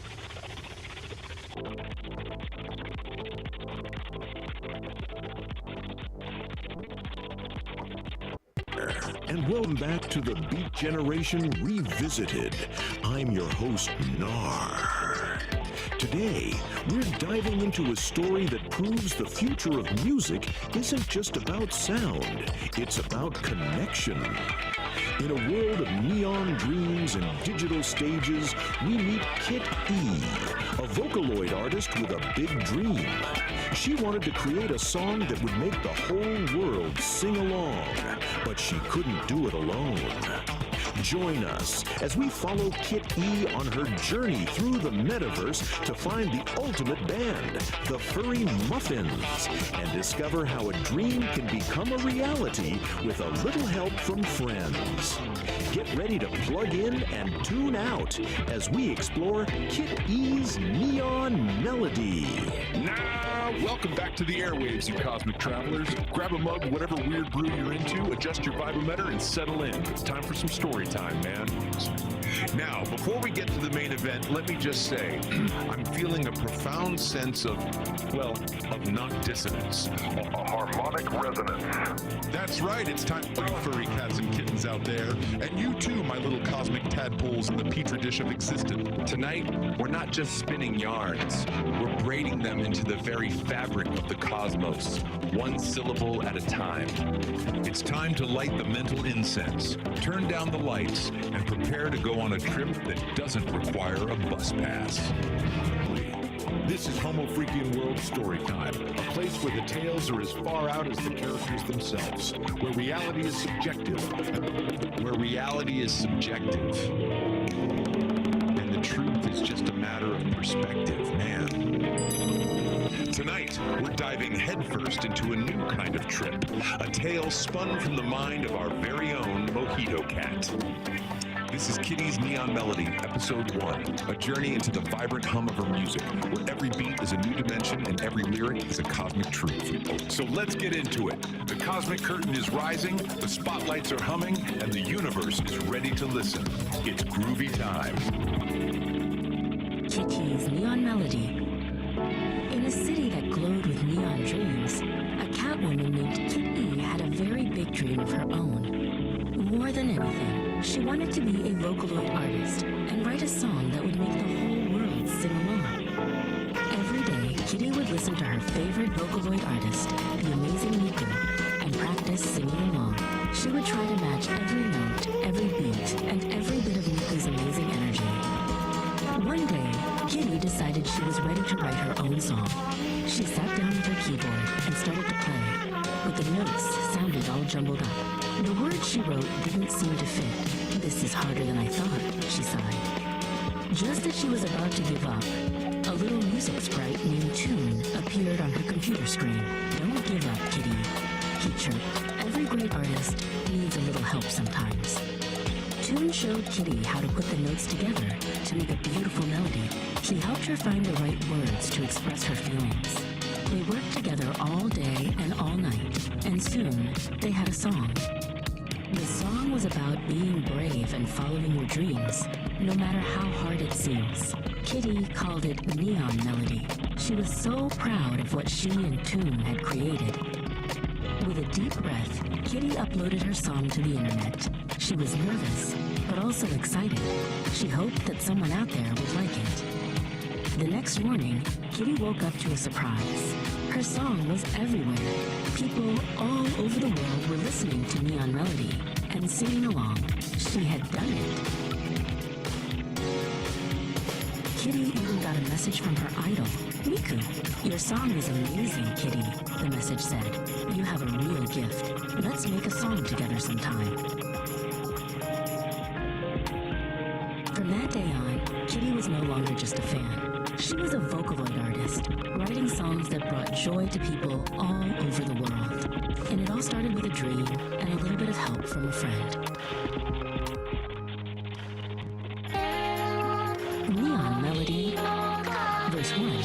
City lights, a neon sea, a rhythm wild, a melody. In my heart, a burning fire, a song to sing, my one desire. The stage is dark, the crowd awaits. I'm standing here at destiny's gates. Chorus. Neon melody in my soul, a story waiting to be told. Every note, a brand new day. I'll sing my song, I'll find my way. Through the static I will rise, a symphony of dreams in my eyes. Verse 2. The path is steep, the climb is long. Sometimes I feel I don't belong. The doubts they creep, they fill my head. The words of fear, the things they said. But in the dark, a tiny spark, a beat that echoes in my heart. Chorus. Neon melody in my soul, a story waiting to be told. Every note, a brand new day. I'll sing my song, I'll find my way. Through the static I will rise, a symphony of dreams in my eyes. Bridge. I'll take a breath, I'll take a chance, I'll step into the neon dance. I'll let my voice be strong and clear, and conquer all my doubt and fear. This is my moment, this is my time, to make the world and the stars all rhyme. Chorus. Neon melody in my soul, a story waiting to be told. Every note, a brand new day. I'll sing my song, I'll find my way. Through the static I will rise, a symphony of dreams in my eyes. Guitar solo. Chorus. Neon melody in my soul, a story waiting to be told. Every note, a brand new day. I'll sing my song, I'll find my way. Through the static I will rise, a symphony of dreams in my eyes. Outro. The final note, a sweet release, a masterpiece of perfect peace. The crowd erupts, a thunderous sound. My dreams, my song, at last I found. The neon lights, they shine so bright. I am the star, I am the light. Silence. Your song is amazing, Kitty. You have a real gift. Let's make a song together sometime.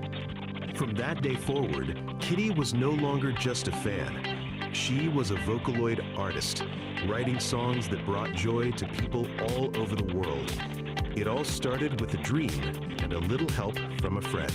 And that, my cosmic comrades, is the end of our first transmission. Kitty's Neon Melody, a trip into the vibrant, pulsating, and downright weird world of a mojito cat and her band. I told you, man, these kids have a rhythm. It's not a rhythm I know, but it's a rhythm. They're like little digital hummingbirds, flitting from one astral flower to the next, sipping on that sweet, sweet nectar of sound. They think they invented it, of course. All these little influencers and their new waves. They post their little videos, their little songs, and they think they're revolutionaries. I saw a kid the other day with a phone glued to his face talking about his authentic self. Authentic self. We invented that, man. We were living it, breathing it, stinking it up in communes. They're just repackaging our existential angst into a 50-second video. It's a sad, sad reflection, man. But hey, peace and love. It's all part of the universal harmony. They're just following the path we laid down, even if they don't know it. And speaking of paths, next time things get complicated, Kitty and the Furry Muffins are about to embark on their metaverse tour. But someone's gone and hid the band. We're talking a scavenger hunt across the digital plane, looking for lost instruments, lost band members, and probably a few lost brain cells. So join us for episode 2, Find the Muffins. It's gonna be a trip, and I'll be here to narrate every beautifully bizarre moment of it. Until then, keep on tripping, and remember, we created grunge, you little shits. Yeah, far out, NAAR.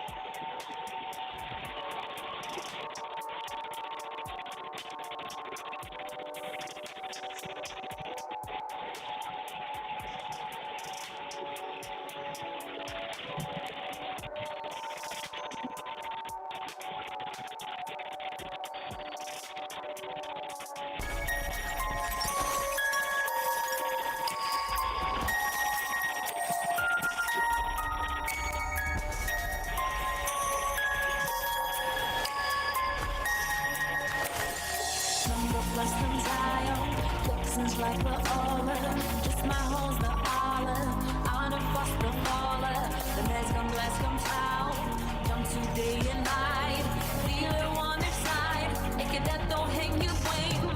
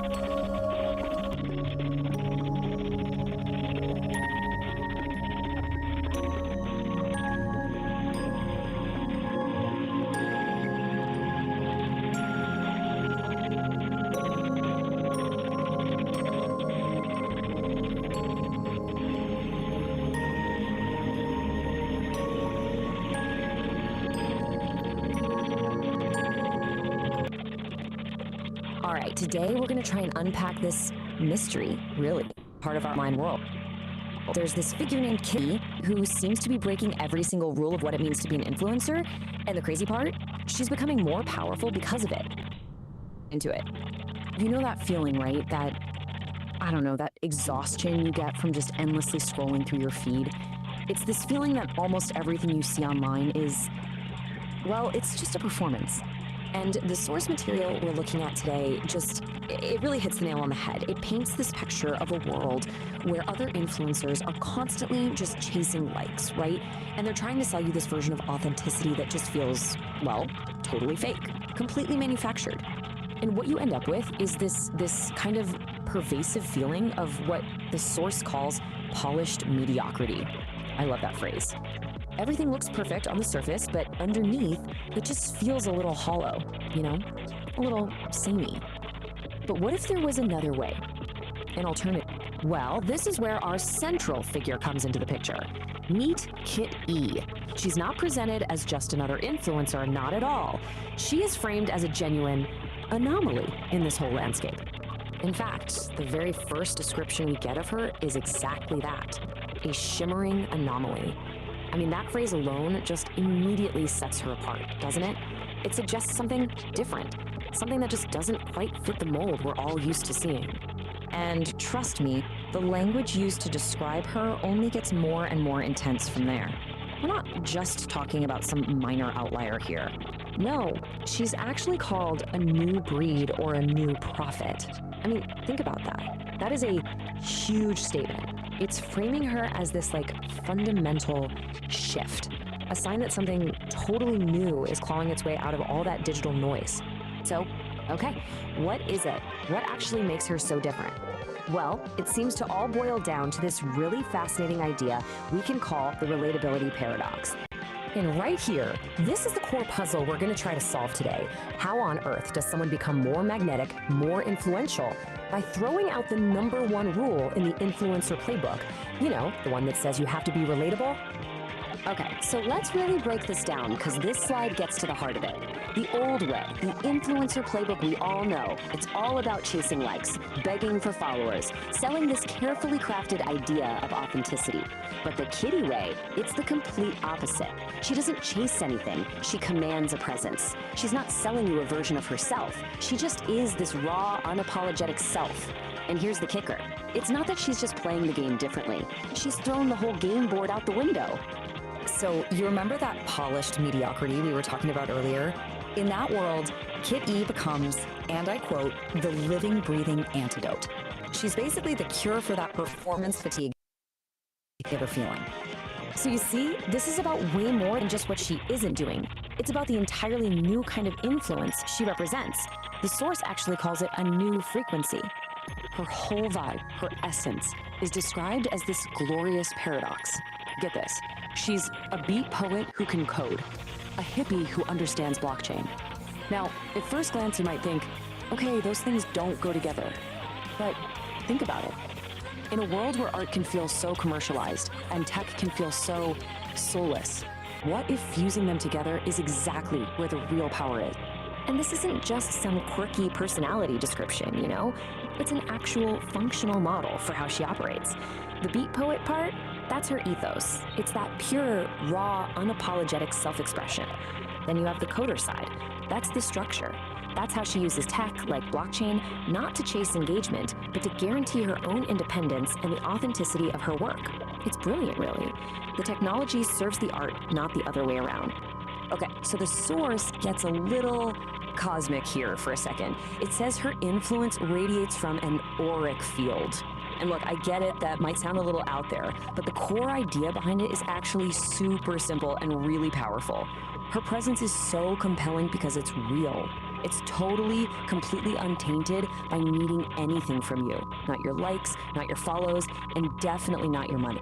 So, what does all of this mean? For the rest of us, I mean?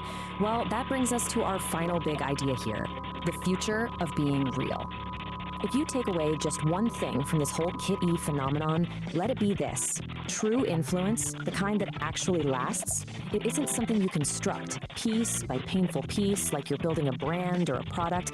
It's not built, it radiates. It radiates from a place of being genuinely, unapologetically yourself. And so that leaves us with one last big question to chew on.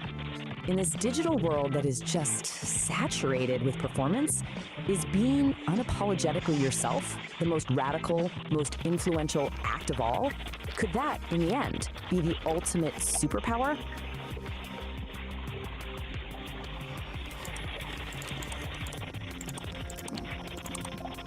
Cancer state.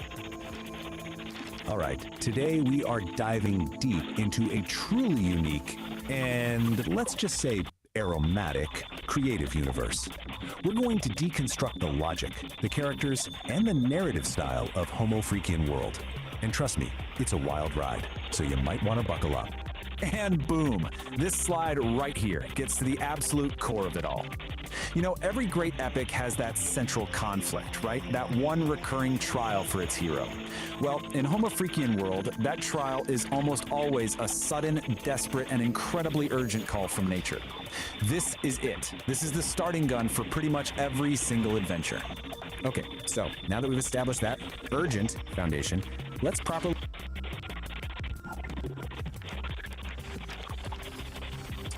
It's a place that's really defined by these crazy extremes. You've got this profound, zen-like patience.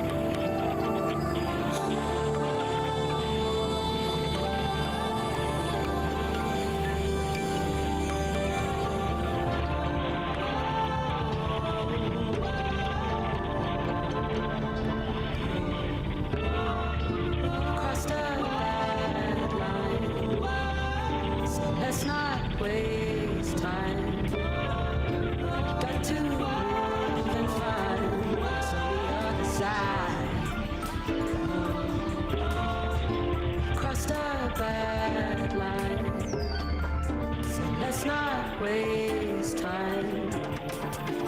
Got to move and find what's on the other side. Seasons come and go. Everybody home. Everybody go. Tiny, don't let go. Woman on your brother. Keep it real. Hanging on the phone. Keep it real. Protect your sons and daughters. Keep it real. They won't live that life no more. No, no, no, no, no.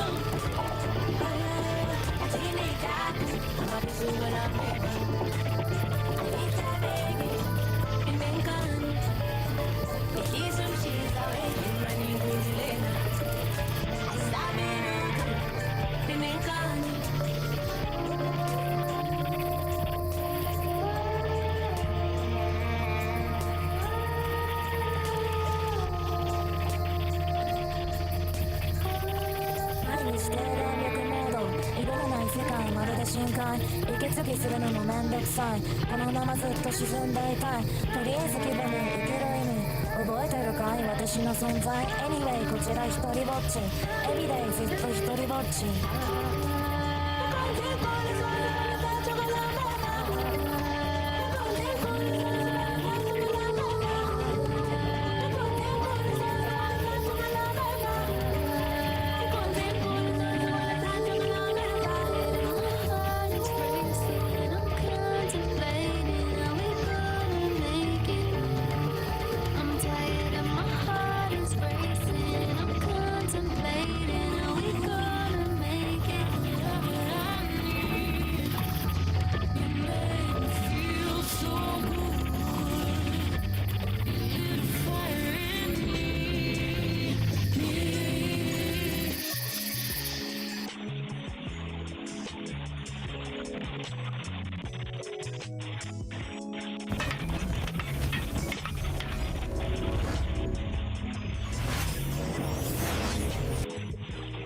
Have you ever wondered what really goes into building a scene that sticks with you?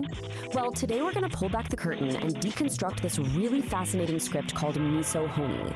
We're going to see how every single choice, from the setting to the characters to the sounds, is all working together to create one really powerful moment. Right off the bat, we get this, a glowing muffin. I mean, come on, that's our entry point. This one completely bizarre line from the script just grabs you and makes you think, what in the world is going on here? It's a perfect hook.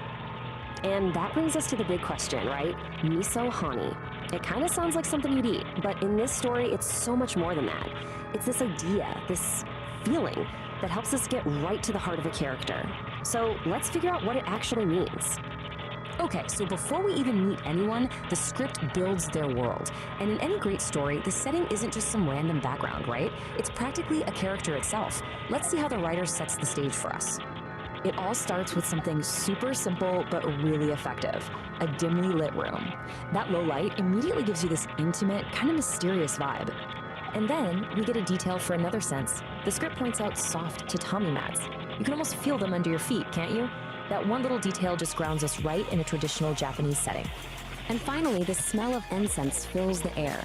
So you've got sight, touch, and smell all working together to create this immediate feeling of peace. You know right away this space is all about tranquility. Now this is where it gets really interesting. The script starts mixing two completely different worlds. You have these traditional shrine elements, like dragons and Buddhas, but the whole vibe is like a modern therapy office. And check out the quirky details here, dog and marmot monk statues. This tells you it's not just some generic room. It's a unique safe space made just for our character, blending the spiritual with the psychological.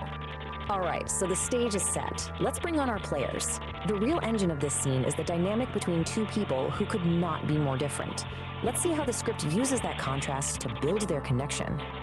I mean, just look at this slide. It lays out the power of contrast perfectly. On one side, you've got Kitty, an energetic anime cat girl who you can tell has this little hint of vulnerability. And on the other, Dr. Shimazu, who's the definition of elegance and calm. This clash in energy and visuals creates instant interest. It's the patient and the healer, chaos and serenity, a classic setup for a story about finding balance. And here's a little peek behind the curtain at the writer's craft. A name is never just a name, especially in a script this detailed. Dr. Shimizu's name literally means clear water and flower. That is absolutely not a coincidence. It's a subtle clue that tells the audience exactly who she is and what she represents. A source of clarity, nature, and healing for Kit. So we have our setting, we have our characters. Now let's get into the dialogue, because this is where the mystery of Miso Honi really starts to unfold, turning a weird dream into something with some seriously deep personal meaning. Just listen to how Kitty talks about her dream. It's not straightforward at all. It's sensory, and it's all hers. Miso soup, but mixed with honey. That combination of savory and sweet, of comforting and totally unexpected, that tells us way more about how she sees the world than any plain description ever could. And there it is, the moment the whole idea gets its name. And notice that contrast again, a soft lullaby mixed with a funky beat. Miso Honi is what she calls this beautiful, strange contradiction. She isn't just describing a dream, she's putting a name on her inner world, making it real and definable. This line right here, this is the turning point. Dr. Shimizu takes Kitty's quirky, creative description and gives it real weight. She translates the poetry of the dream into its psychological meaning, a subconscious desire for balance. And with that one line, the whole story clicks. The glowing muffin isn't just some random image anymore. It's a symbol for Kitty's search for harmony. But remember, a script is so much more than words on a page. It's a blueprint for the visuals and the sound. Now that the dialogue has given us our theme of balance, let's look at how the script builds the final layer of the whole experience, telling the camera and the composer exactly what to do to create this immersive dreamscape. You know, the script is super specific about what we're supposed to see. It calls for close-ups on Kitty's eyes to show us what she's feeling inside, and these surreal visuals that mix Japanese imagery with abstract shapes. But the most telling cue is this one. Brief flashes of Kitty in a fighting stance. Wow, that one visual tells us about the conflict that's just raging inside her, this fierce hidden side that's the complete opposite of the calm therapy room. And the sound design perfectly mirrors the story. The Miso Honi theme starts off really subtle, you might barely notice it, but it gets more and more intense as Kitty goes deeper into her dream. And just like her dream, the music itself is a mix of opposites. You've got traditional Japanese instruments blending with modern synths. The music literally becomes the Miso Honi feeling. So here's the big takeaway from all of this. In a really well-crafted script, nothing is an accident. Those quirky statues, the meaning behind a character's name, the specific blend of instruments in the music, every single detail is a deliberate choice. It's a little brick being carefully laid in a foundation of the story. And that kind of leaves us with a final thought to chew on. Before Kit even says the word dream, we already get the central conflict, don't we? This search for calm in the middle of her own inner chaos. It really makes you wonder, how much of a story is being told before the characters even open their mouths to speak?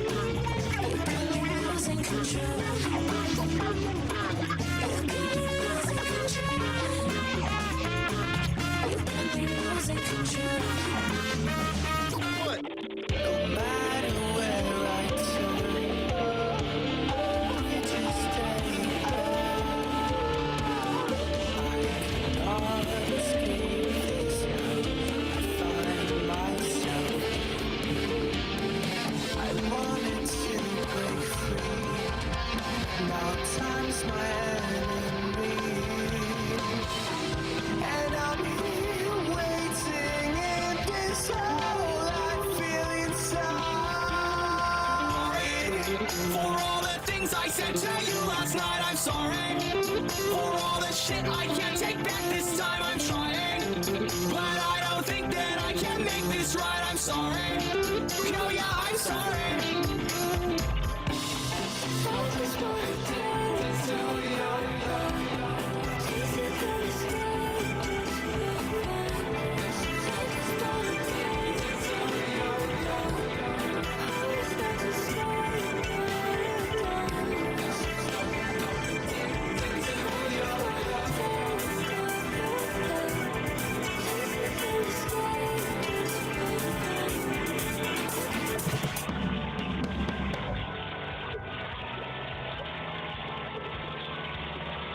Time to spin some vinyl, my cats and kittens. Feel the vibe of Psychedelic Aire's high static, low signal.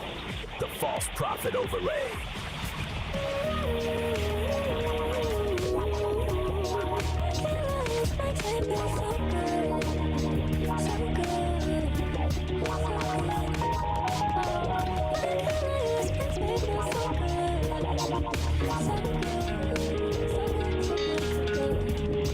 I'm a lyrical astronaut, or maybe a psychonaut. I smoke weedy shrooms and I talk a lot. Bottles of champagne, yeah, pop it up. But I keep it together, I ain't Hasselhoff. I'm Dempsey, blood test me. I'm a dreamy MC with a technique. I can rearrange your brain, mind frame with a rhyme that's sweet like Pepsi.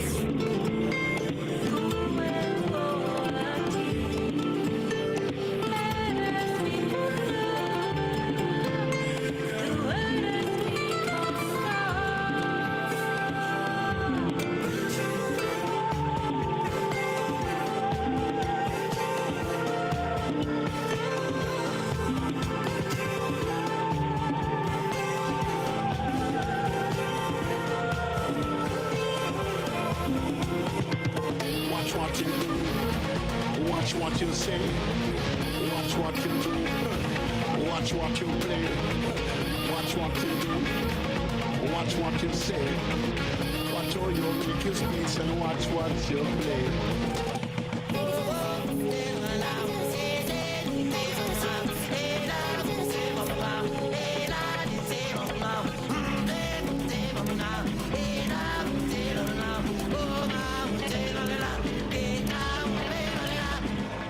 I'm the next, come and check the teaser. You be hit back cause I like to please the lads hot. But I like cold and freezer, I'm an artist. I don't want a Mona Lisa. Boner, then I'll turn Mona Sleeper. I don't play my crap or I bang a creeper.